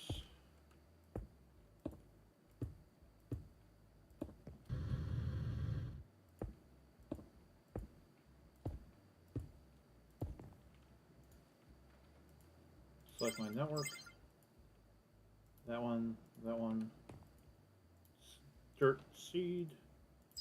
My network. Network. Dirt seed. Dirt seed. Network. Network. Dirt seed. Dirt seed. Network. Over here. Wow. Network. Dirt seed. Dirt seed. Network. Network. Dirt seed. Dirt seed. Network. Network. Dirt seed. Dirt seed. And network. Okay.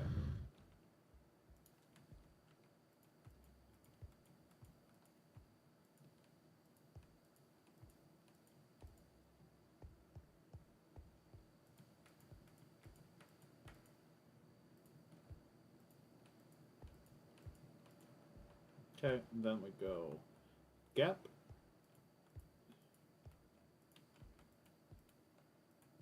And then one front. And over here.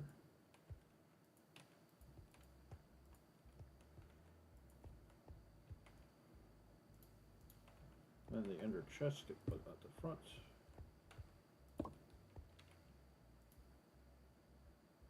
We go for this, so I don't forget.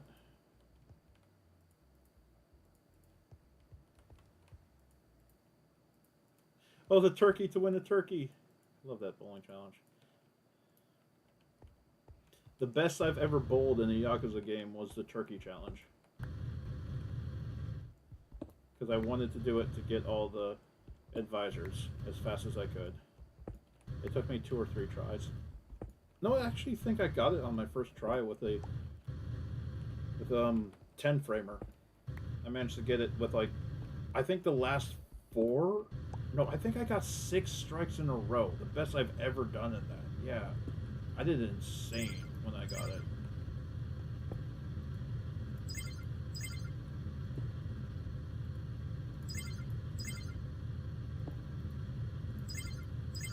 Just 4 of those.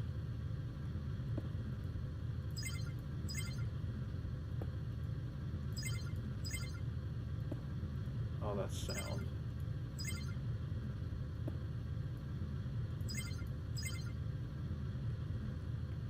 I have to turn my fan up tonight so I can try to drown out those whatever outside is making that sound.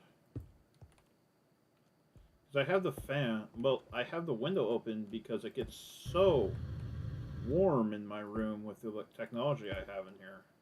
Even if I turn off the Xbox, turn off the TV, and all that other stuff, I don't turn off my computer because of updates and things and trying to keep it going, but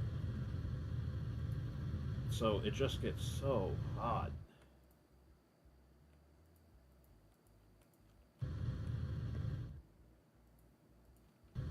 I'm happy I made it through the summer okay, honestly. There were a couple of nights that was kind of tough, but I got through it okay.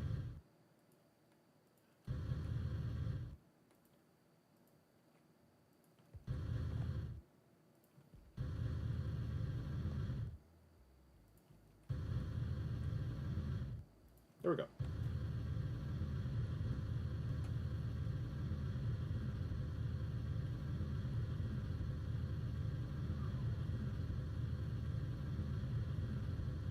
We've almost got the 3rd type of seed set up. Fully. Then we go back. Close.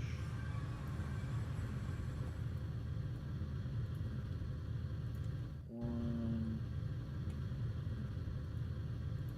2. Only 1 there. How many are over here? None. Okay.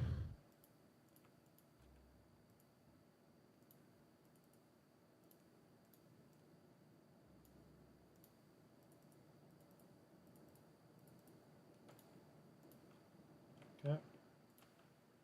Back to base.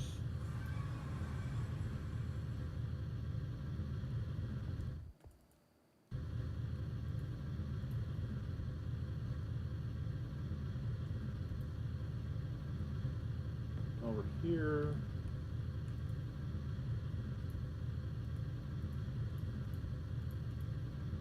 Yeah. Only need 6 more for the next one.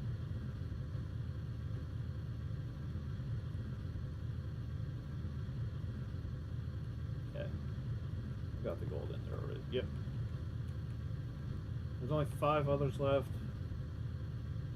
Yeah. I actually need to mark off what I've...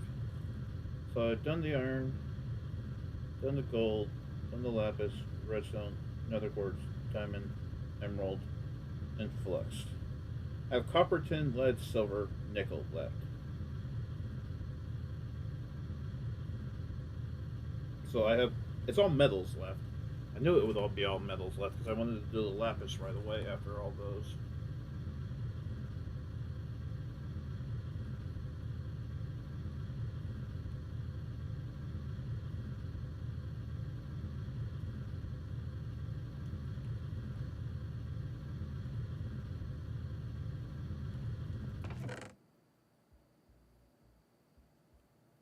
I'm just going to keep those in my inventory.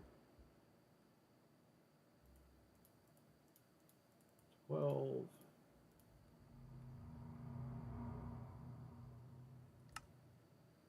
Then we got.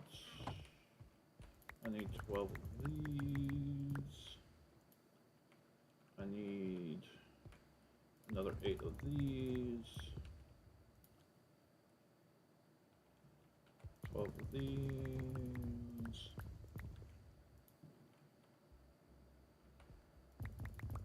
20 of these.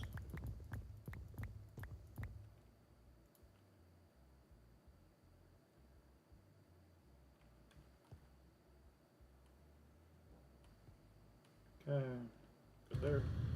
Over here, 20.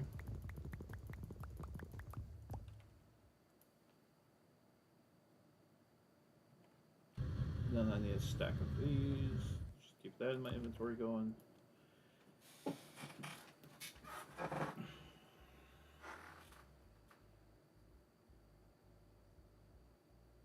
That's everything. That's good. I actually still have a decent amount of space in my inventory after that. I'm pretty happy with that. Pretty satisfied. Does it take? It doesn't take. It takes like 20 minutes to make one block or something. I don't know how long it takes to make a block of it.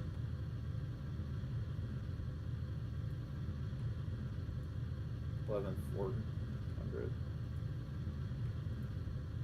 How are you doing? Yeah, you're most of the way.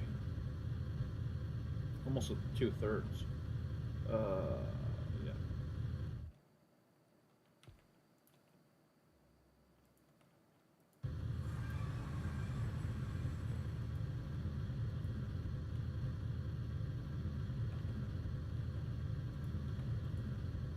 Okay, so I need.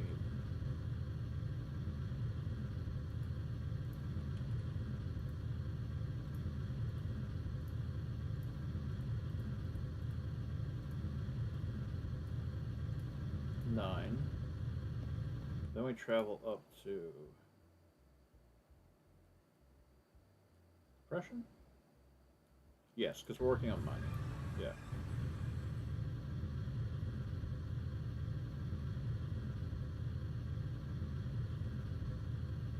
Mm-hmm. Yeah. Yeah, I want to. All right. Direct.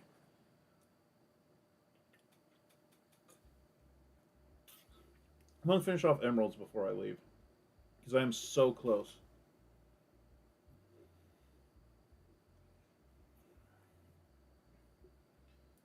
Burp. That was a weird one. Yeah.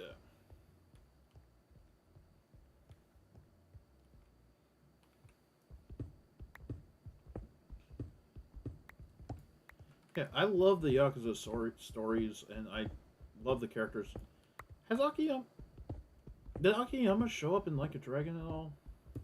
I'm generally trying to remember. I don't think he did. He was in 6 very briefly. And he might be working on his other branches and stuff and being more out there in the later ones. It doesn't really make the most sense for him to show up at Dissolution because he's not directly tied to any of that stuff. It's just kind of circumstantial at best. But yeah, the end of Akiyama's story is basically him talking to Date about he doesn't believe that Kiryu's gone. I think that's the last we saw of Akiyama was him saying basically, I don't believe Kiryu's gone. I don't know if he's going to show up in Infinite Wealth or not, though. Akiyama's such a good character.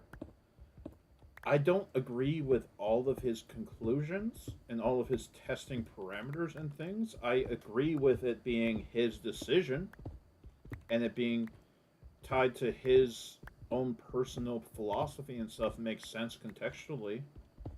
But yeah, I don't agree with everything he says and all of his decisions, but I agree with the concept.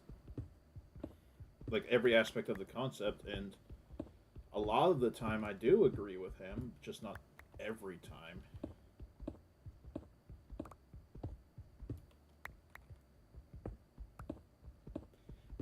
It's more so he I have okay. Akiyama's, this is spoilers, by the way, a little bit for Akiyama's story in 4. He has an insane amount of money. Through clever business decisions, clever investments, he has an insane amount of money. He is very good as an investor. And that's his whole thing now. He is an investor.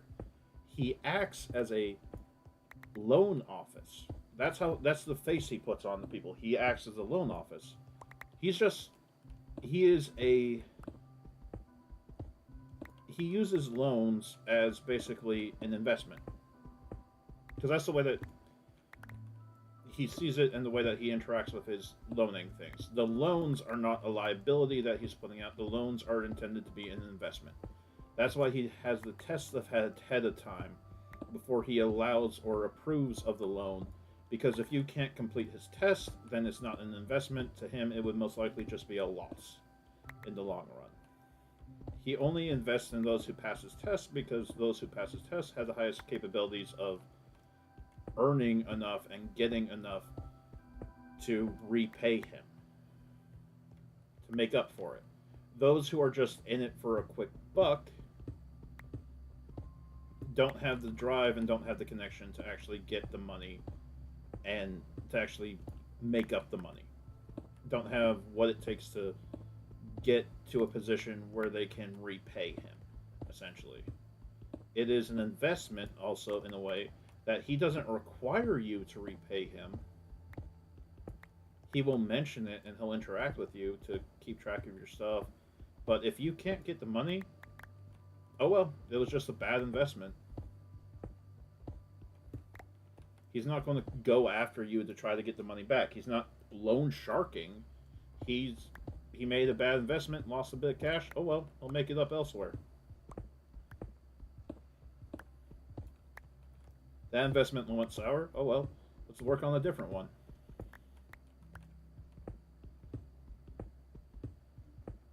And I love the concept for his like backstory and everything and aspects of that.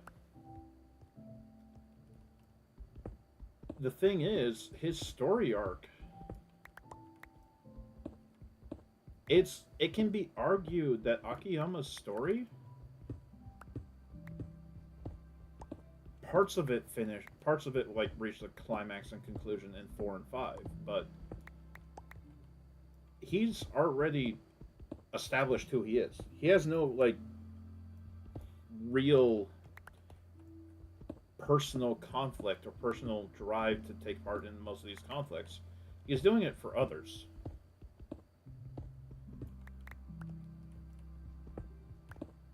He's doing it for the people he cares about. Similar to Kiryu and some of the stuff, but to bring him into a story, especially when you're playing around with Kiryu and all that, it can be kind of difficult to justify.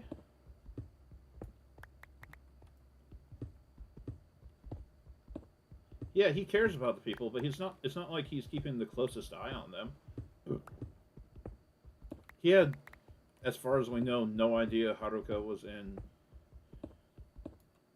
Osaka as part of the talent agency stuff, even though he was in Osaka himself working on that stuff. He didn't know that the person that he was sponsoring, that the money that he gave to Park was going to work towards was Haruka, someone that he actually has a personal connection with. Because he doesn't... Once you pass his tests, you can do whatever you want with his money once you pass his tests.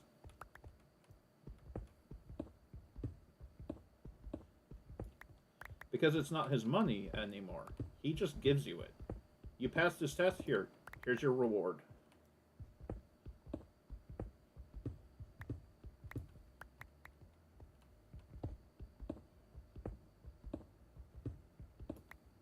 That's 2 of them.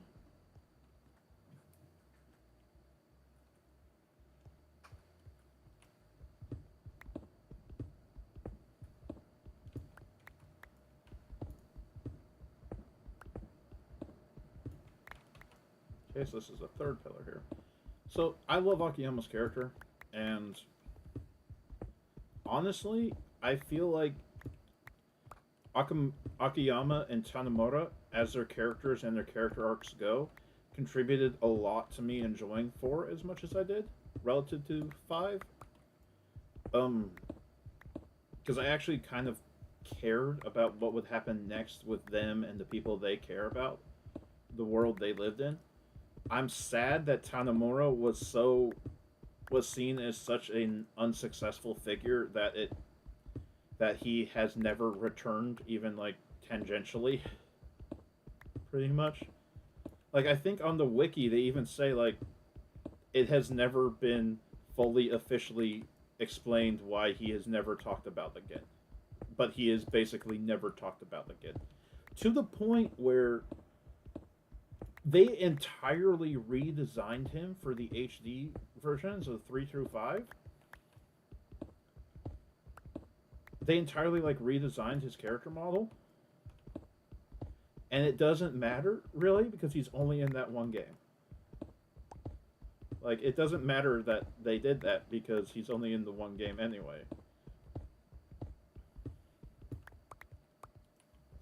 And I liked his character arc. I liked aspects of it. Even his gameplay style wasn't bad, focusing on counters. The worst part about Tanemura was the final boss. It makes sense for his character for him to be fighting that specific person, and it makes sense for that specific person to have a shit ton of people fighting with him, but it does not make sense from a gameplay style for Tanemura to be fighting a fuck ton of people because he can barely handle fighting 2 to 3 without his style breaking down. Because Tanemura is a focused counter fighter, which is something they didn't even try to do later on, honestly. I didn't even try to do that in 5. In 5, Shinada is a weapon master, and honestly, I liked Tanemura's fighting style so much more than Shinada's. Because if you don't have a weapon with Shinada, his fighting style sucks. If you use a weapon, his fighting style sucks. His fighting style sucks. Because you can't, in at least 5, as far as I could tell, most weapon types, you have like one combo. You have one combo, maybe 2. And those combos almost always end with, hey, we knocked the opponent down. You know what the combos don't do? Generate any real heat. You know what knocking them down does? Stop the fight until they get up if you don't have heat. You know what his normal fighting style does? Replace the combo finisher with a move that drains your heat astronomically quickly.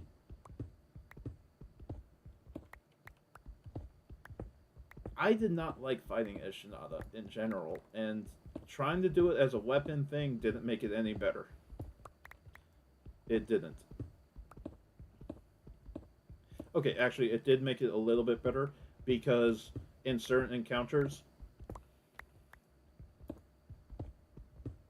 there was a cheap exploit that I absolutely took advantage of to do his training missions because they have an insane difficulty curve. And I think I might have used it as what. No, I did his final boss legitimate. I did his final boss legitimate. But his final boss is someone that you fight as Taiga as the final boss of his section. Like when you play as Taiga, Saejima, you fight this guy as the final boss of his individual section, and Saejima's final boss in the finale is someone different.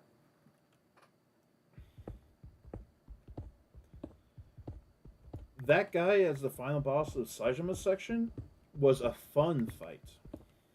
His fight, the enemy's fighting style changes ever so slightly when Shinada fights him. The Shinada fight sucked. I did not. I actually really enjoyed Shinada's story. His individual character, his like individual part story. I really enjoyed that. It's the connection to everyone else is fucking stupid. Doesn't make any sense. The end of his story and his introduction in the finale doesn't make sense relative to everything else. How did he find out about the Haruka thing? It's understandable why he's putting himself out there. He doesn't want anyone to get hurt. He hates seeing people get hurt. He hates knowing that people got hurt if he could have prevented it. That makes sense. Why does he know what he would need to prevent it? Why does he know she's a target? Other than straight up saying that Daigo told him everything that he knew, why does the guy know anything? Better question, why did Daigo tell him anything? Aside from things directly related to the guy's to the guy getting framed and losing his life, basically losing the thing that he worked his entire life to get, and being in that hole, giving him a giving him the reason for it, giving him a chance to rectify that situation to at least some extent, even if it's only as a personal aspect. Why did Daigo tell him about the Haruka thing? Why does Daigo know about what's going to happen with Haruka's concert? Because that's the only way that Shinada would find out. There are so many things in the story that just aren't explained. And so many things that are explained in the story that don't matter. Don't matter to the overall plot. And when I say plot in that case, I'm talking about what the villains of it are trying to do. Like, it turns out that all of this is a plot to reconcile, like, and gather as much of the criminal underworld into a single power source as they can.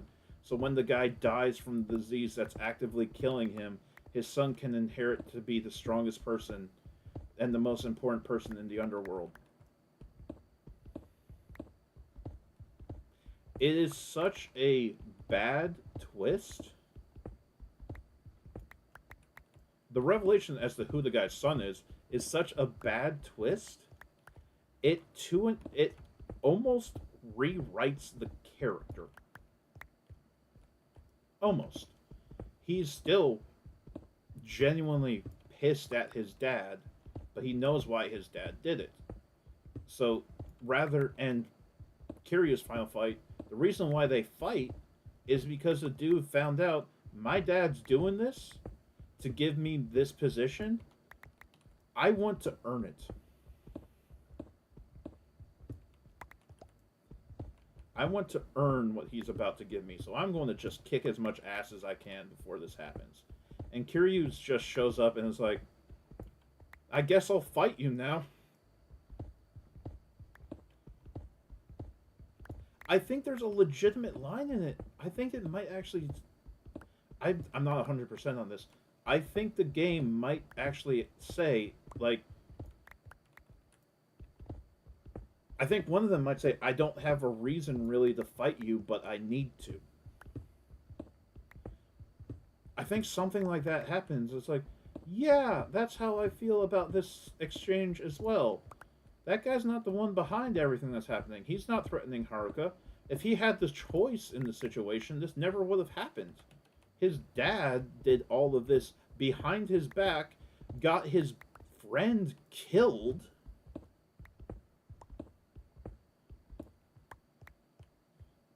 And he's just left in the position where it's like, I either have to reject all the sacrifices, all the pain these two caused, or all these people caused. I have to either reject that and throw it away, or I just embrace being the ass.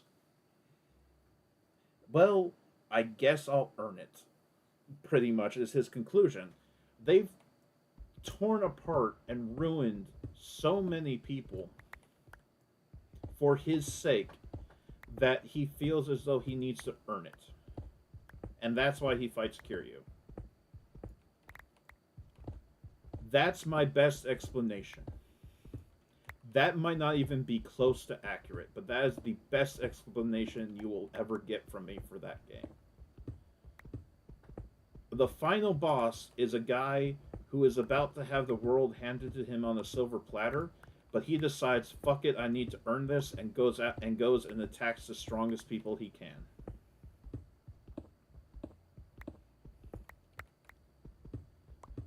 You might notice how I am using a lot more expletives more recently while talking about this stuff than I tend to otherwise, because I care so much about the Yakuza story, so much about the characterization, motivations, and aspects of that. Yakuza 6 is beautiful for a lot of those character motivations and character interactions. It is absolutely peak for that in the series. Genuinely, Yakuza 6 has not the best characters, but the best character interactions and the best character motivations that the series has had. Like, Mine is still one of the top characters in the entire series. To me, he is still way up there.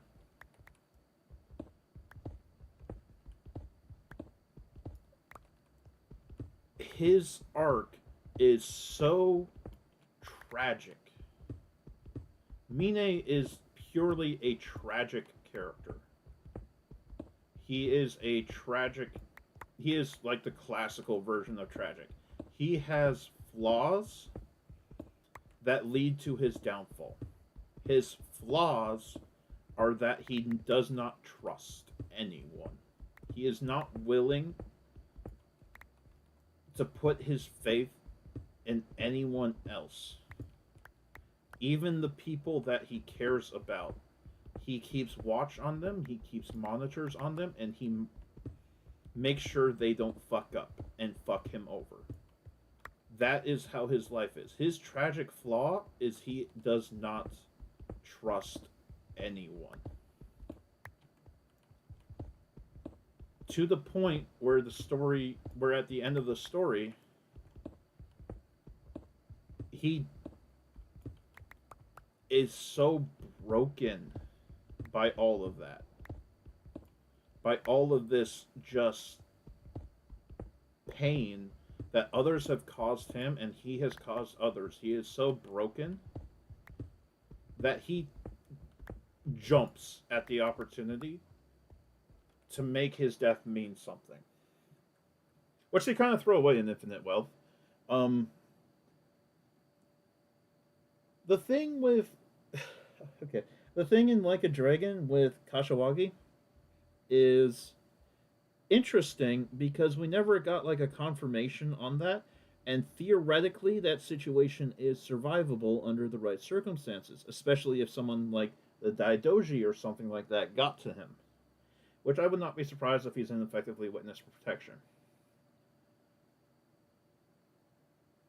The guy in Infinite Wealth makes no sense because that is essentially an unsurvivable circumstance.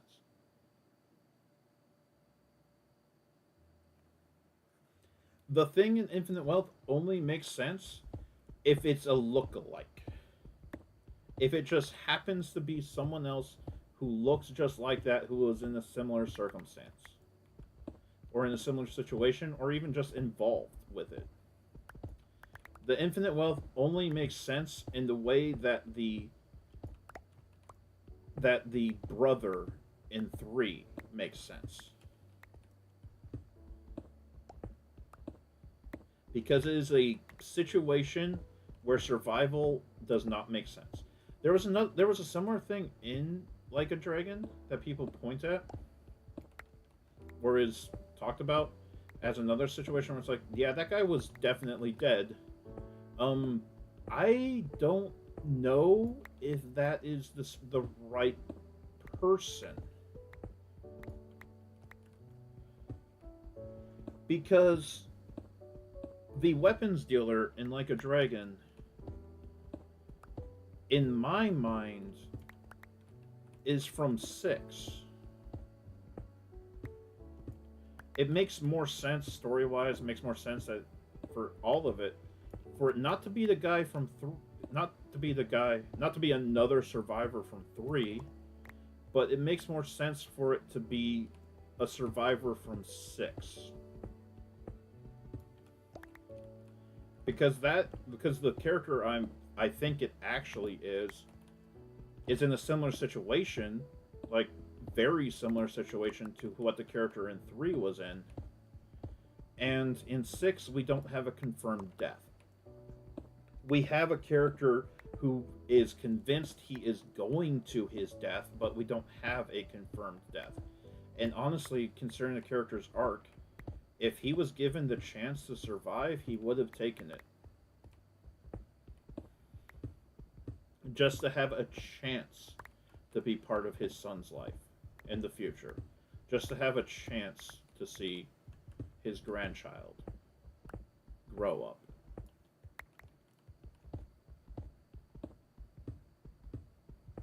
Which he fully understands. In 6, he fully understands he does not deserve that chance. But he would still take it if given it.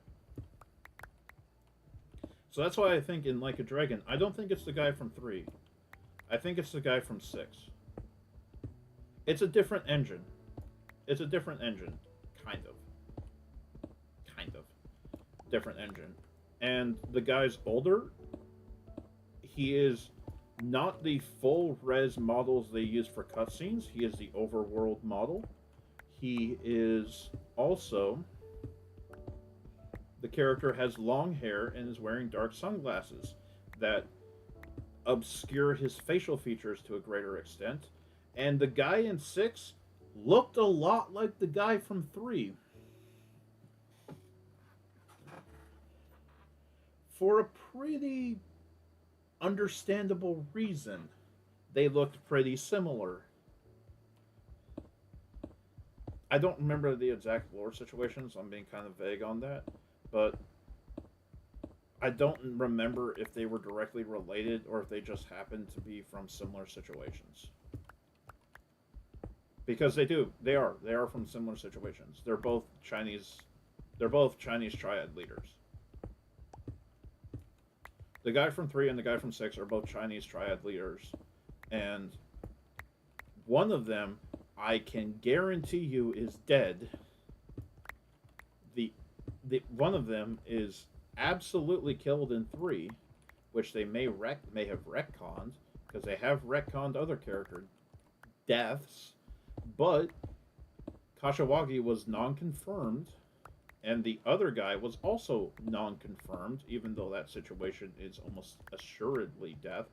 And if they have him survive, I would be upset that Mine is still gone and maybe canonically dead. But again, if that guy survived, there's every chance in the world Mine survived and is just in a different situation again. That would be something I would love. Because again, I love Mine's character. He is such a tragic character overall.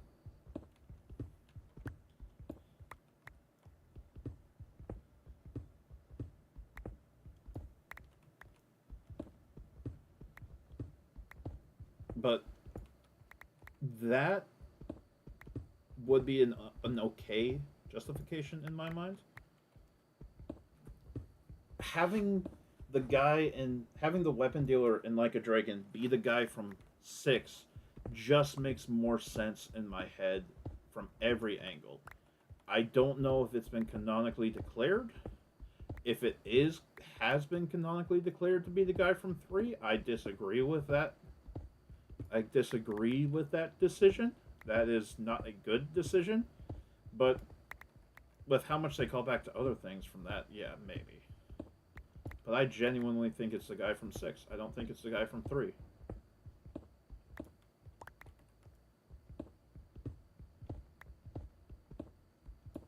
course, this comes from me. I don't have like face blindness or anything, but when these character models switch engines, I get really mixed up as to how their facial features are planned out. And also, when it comes to facial features not matching, you know the leading explanation as to who Kiryu's handler in the Daidoji is, right? And you know the main reason why people are like that can't be true, right? Sirius hasn't been the best at making people stay consistent in their appearance. I will say that. All right.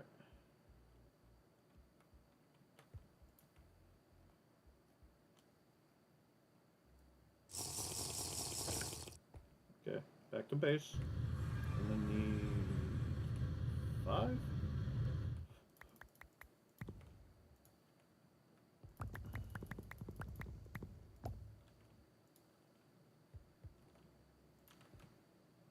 Close.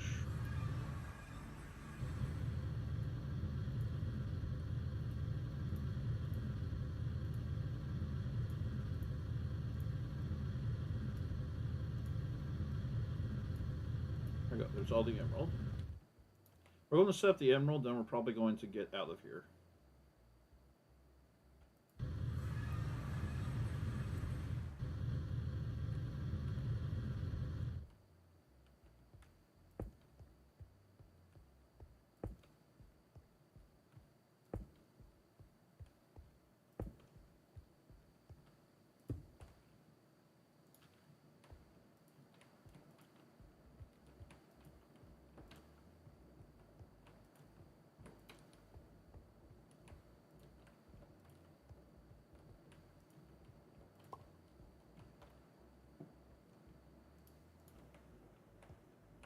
I don't have enough of those for that, so I'm actually going to do the last one of these first.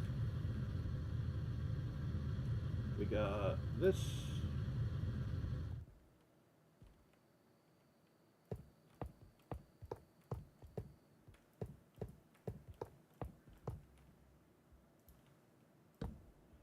Two, 3, 4, 5, 6. 1, 2, 3, 4, 5, 6. 1, 2, 1, 2. And these.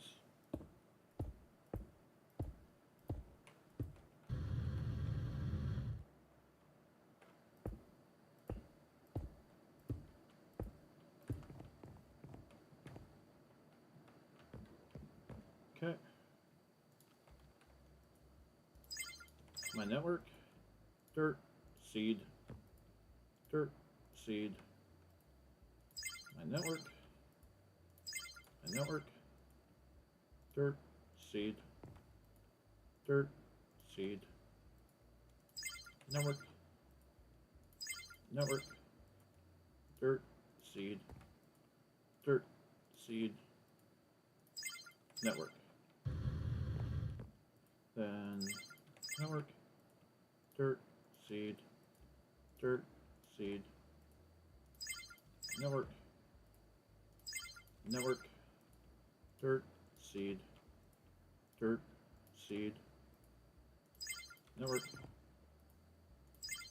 network, dirt, seed, and last one of the dirt and the seed. And my last network. All right.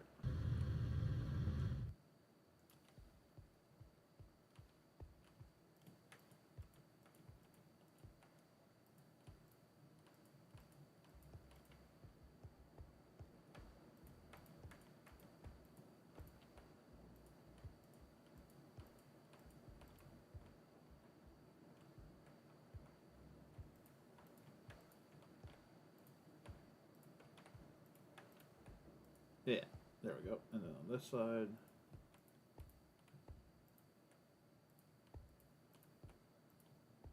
Okay.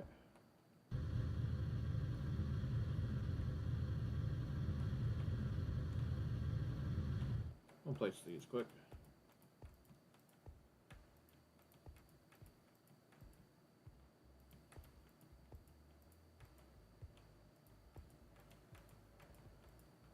Okay. I'll grab the wrench.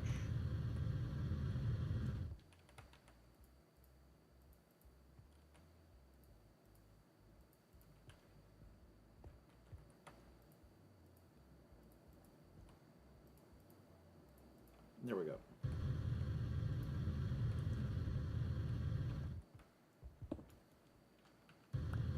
I like Pocket Circuit. I use guides for it, but I like Pocket Circuit. The thing I will say that is just not good about Pocket Circuit, it's chance based. There's luck. You have to get lucky. You can get just screwed up. You can do everything perfectly and still just get entirely screwed over on a race. And you're just out the cash that you put in. At least the races themselves don't cost much to do. Like, they never cost much to do. And there's no real penalty for losing them. Like, you never, except for, like, maybe one or two situations, you never actually, like, get put in a bad situation for losing a race. But it can be extremely frustrating. It can be extremely frustrating to be in a situation where you do exactly what you need to do and what you are supposed to do, and you still have to just do it multiple times over and just get lucky. That is absolutely not fun. It is the worst part of the pocket race, the pocket circuit, and it is a major part of the pocket circuit.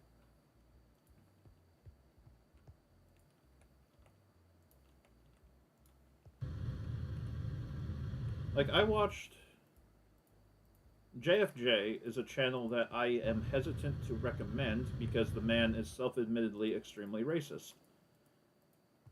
Part of why I somewhat recommend him is because he is self-admittedly extremely racist at times. He is self-aware of it. It does not necessarily inspire him to change those behaviors, but he does not deny the accusations. He is fully aware of it. He embraces aspects of it and makes sure that people are aware that, yeah, this stuff is controversial. Controversial. A lot of the stuff I'm saying is not okay, genuinely. So, yeah, just be mindful of that at times. A lot of his edgier things, the things that fall in line with that expression of it, I don't like. I don't like those aspects of it. But his passion and his ability to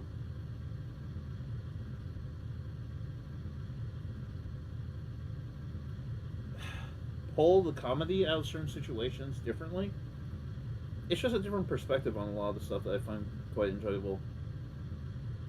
Running gags in some of his... I watch his edited versions because he's someone who live streams on YouTube. I watch the edited uploads of a lot of his stuff, and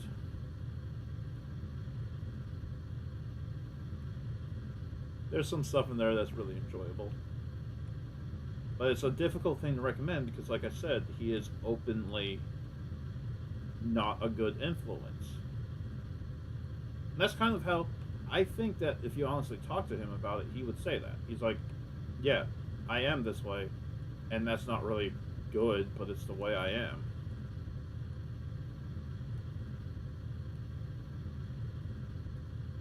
Okay. Alright. Anyway.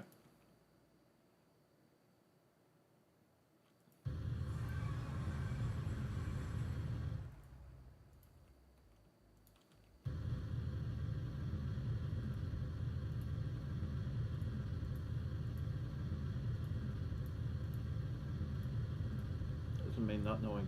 I genuinely don't know.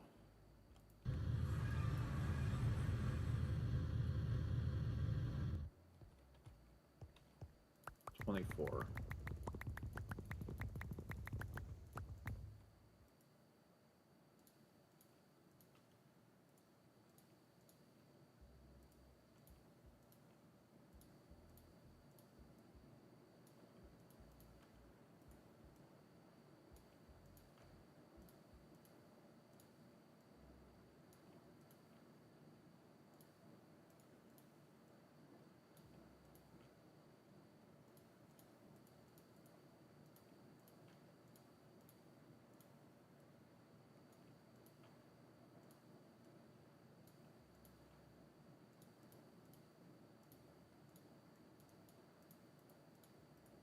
That's half of them.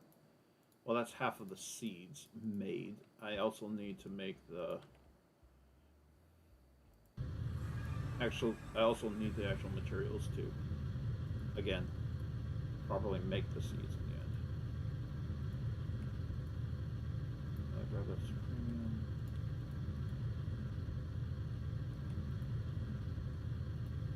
Yeah, that was all that was made from that. Wow. Grab those. That's another 3 seeds.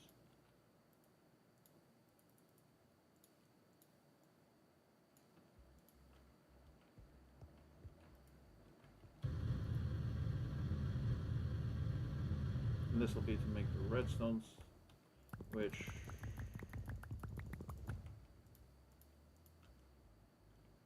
that going to be enough?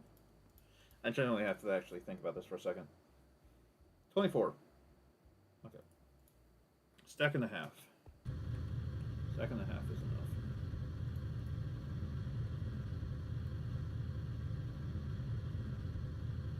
Alright.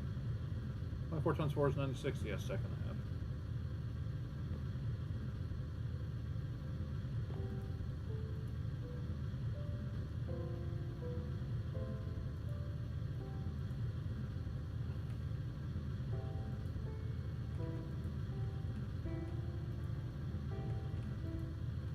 Nope.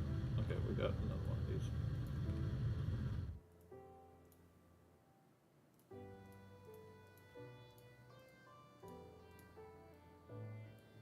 There we go. Alright, now we're going to go back to base for a little bit. I'm going to check on this stuff. Yep, we got another block of this to break down.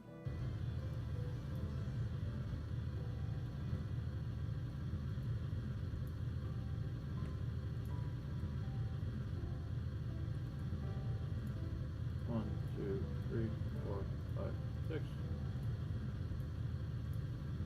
1, 2, 3, 4, 5. I'll sit like that for now.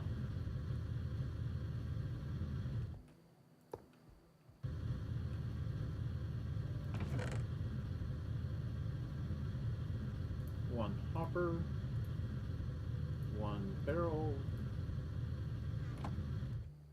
1 of these, and I need 7 of these.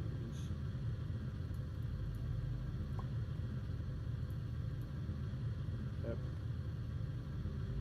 Nope, I need like 3 blocks of wood.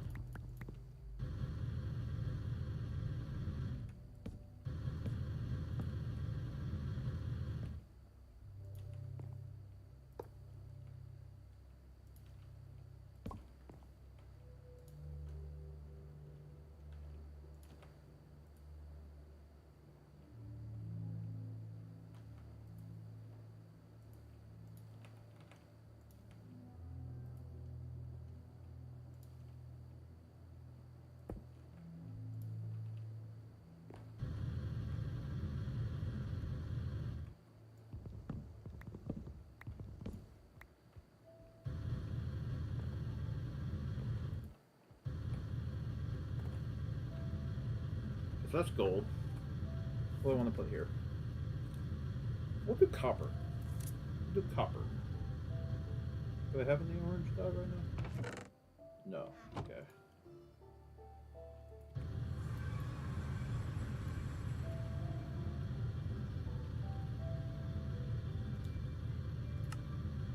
Like that.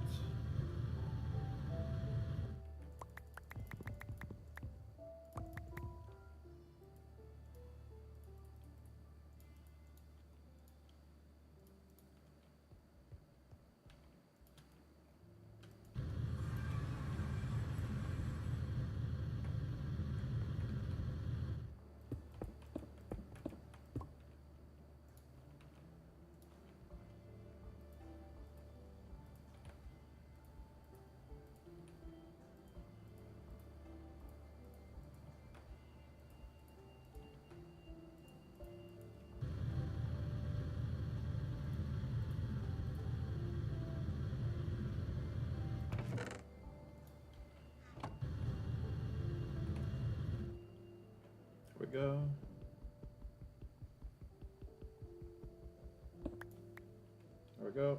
Get these chests put that way. Then one sign. This one is copper. There we go. Oh, I need like the item transfer thing then too.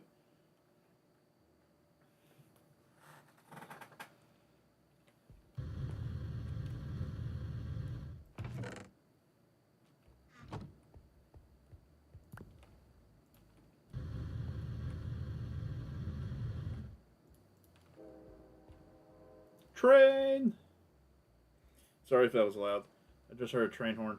At 11:22 p.m. There's a train.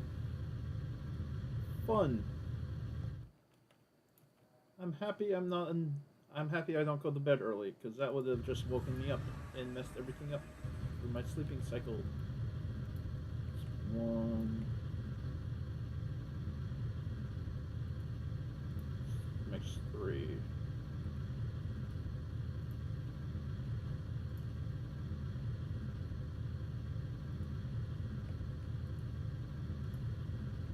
I'll put them in here.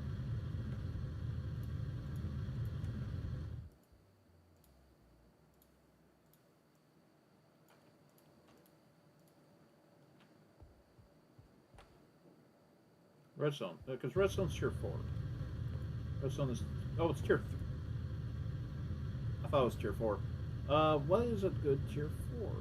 I can, I think Fluxed is tier 4, so I'll just check that quick. Fluxed. This one. Yeah, Flux is tier 4. Because I can't revert these seeds. So I won't actually put this redstone away.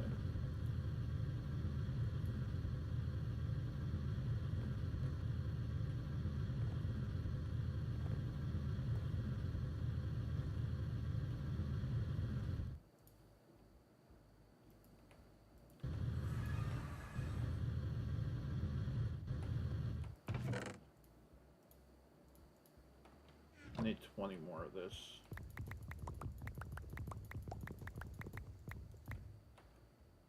I do need tier 4 seeds, so it's not an entire waste. It's just kind of irritating because I probably could have made my tier 3 seeds easily.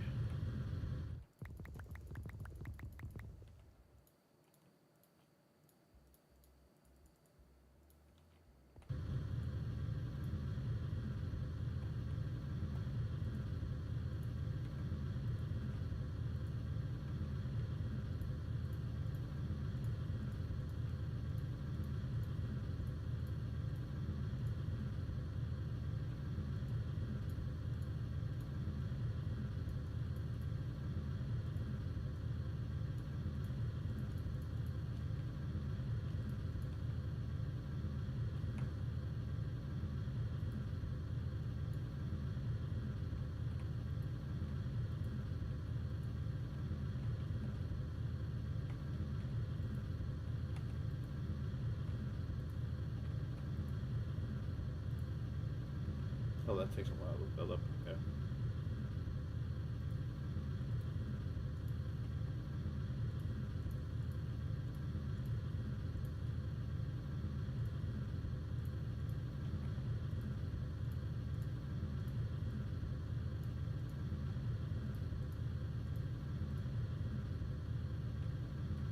Some more for that.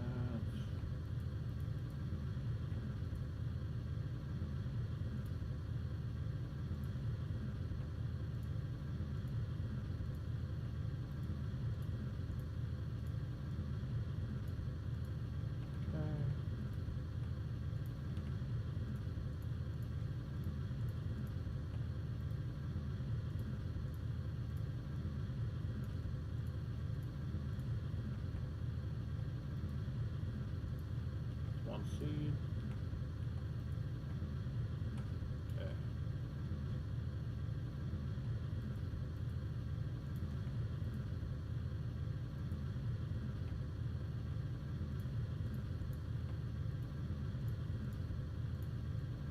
I am going to be stopping soon, but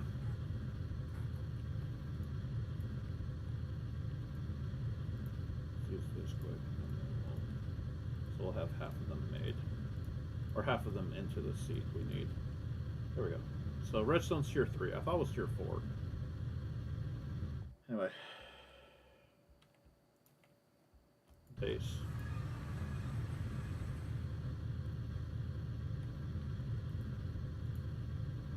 Get these two and put these in here. Quick.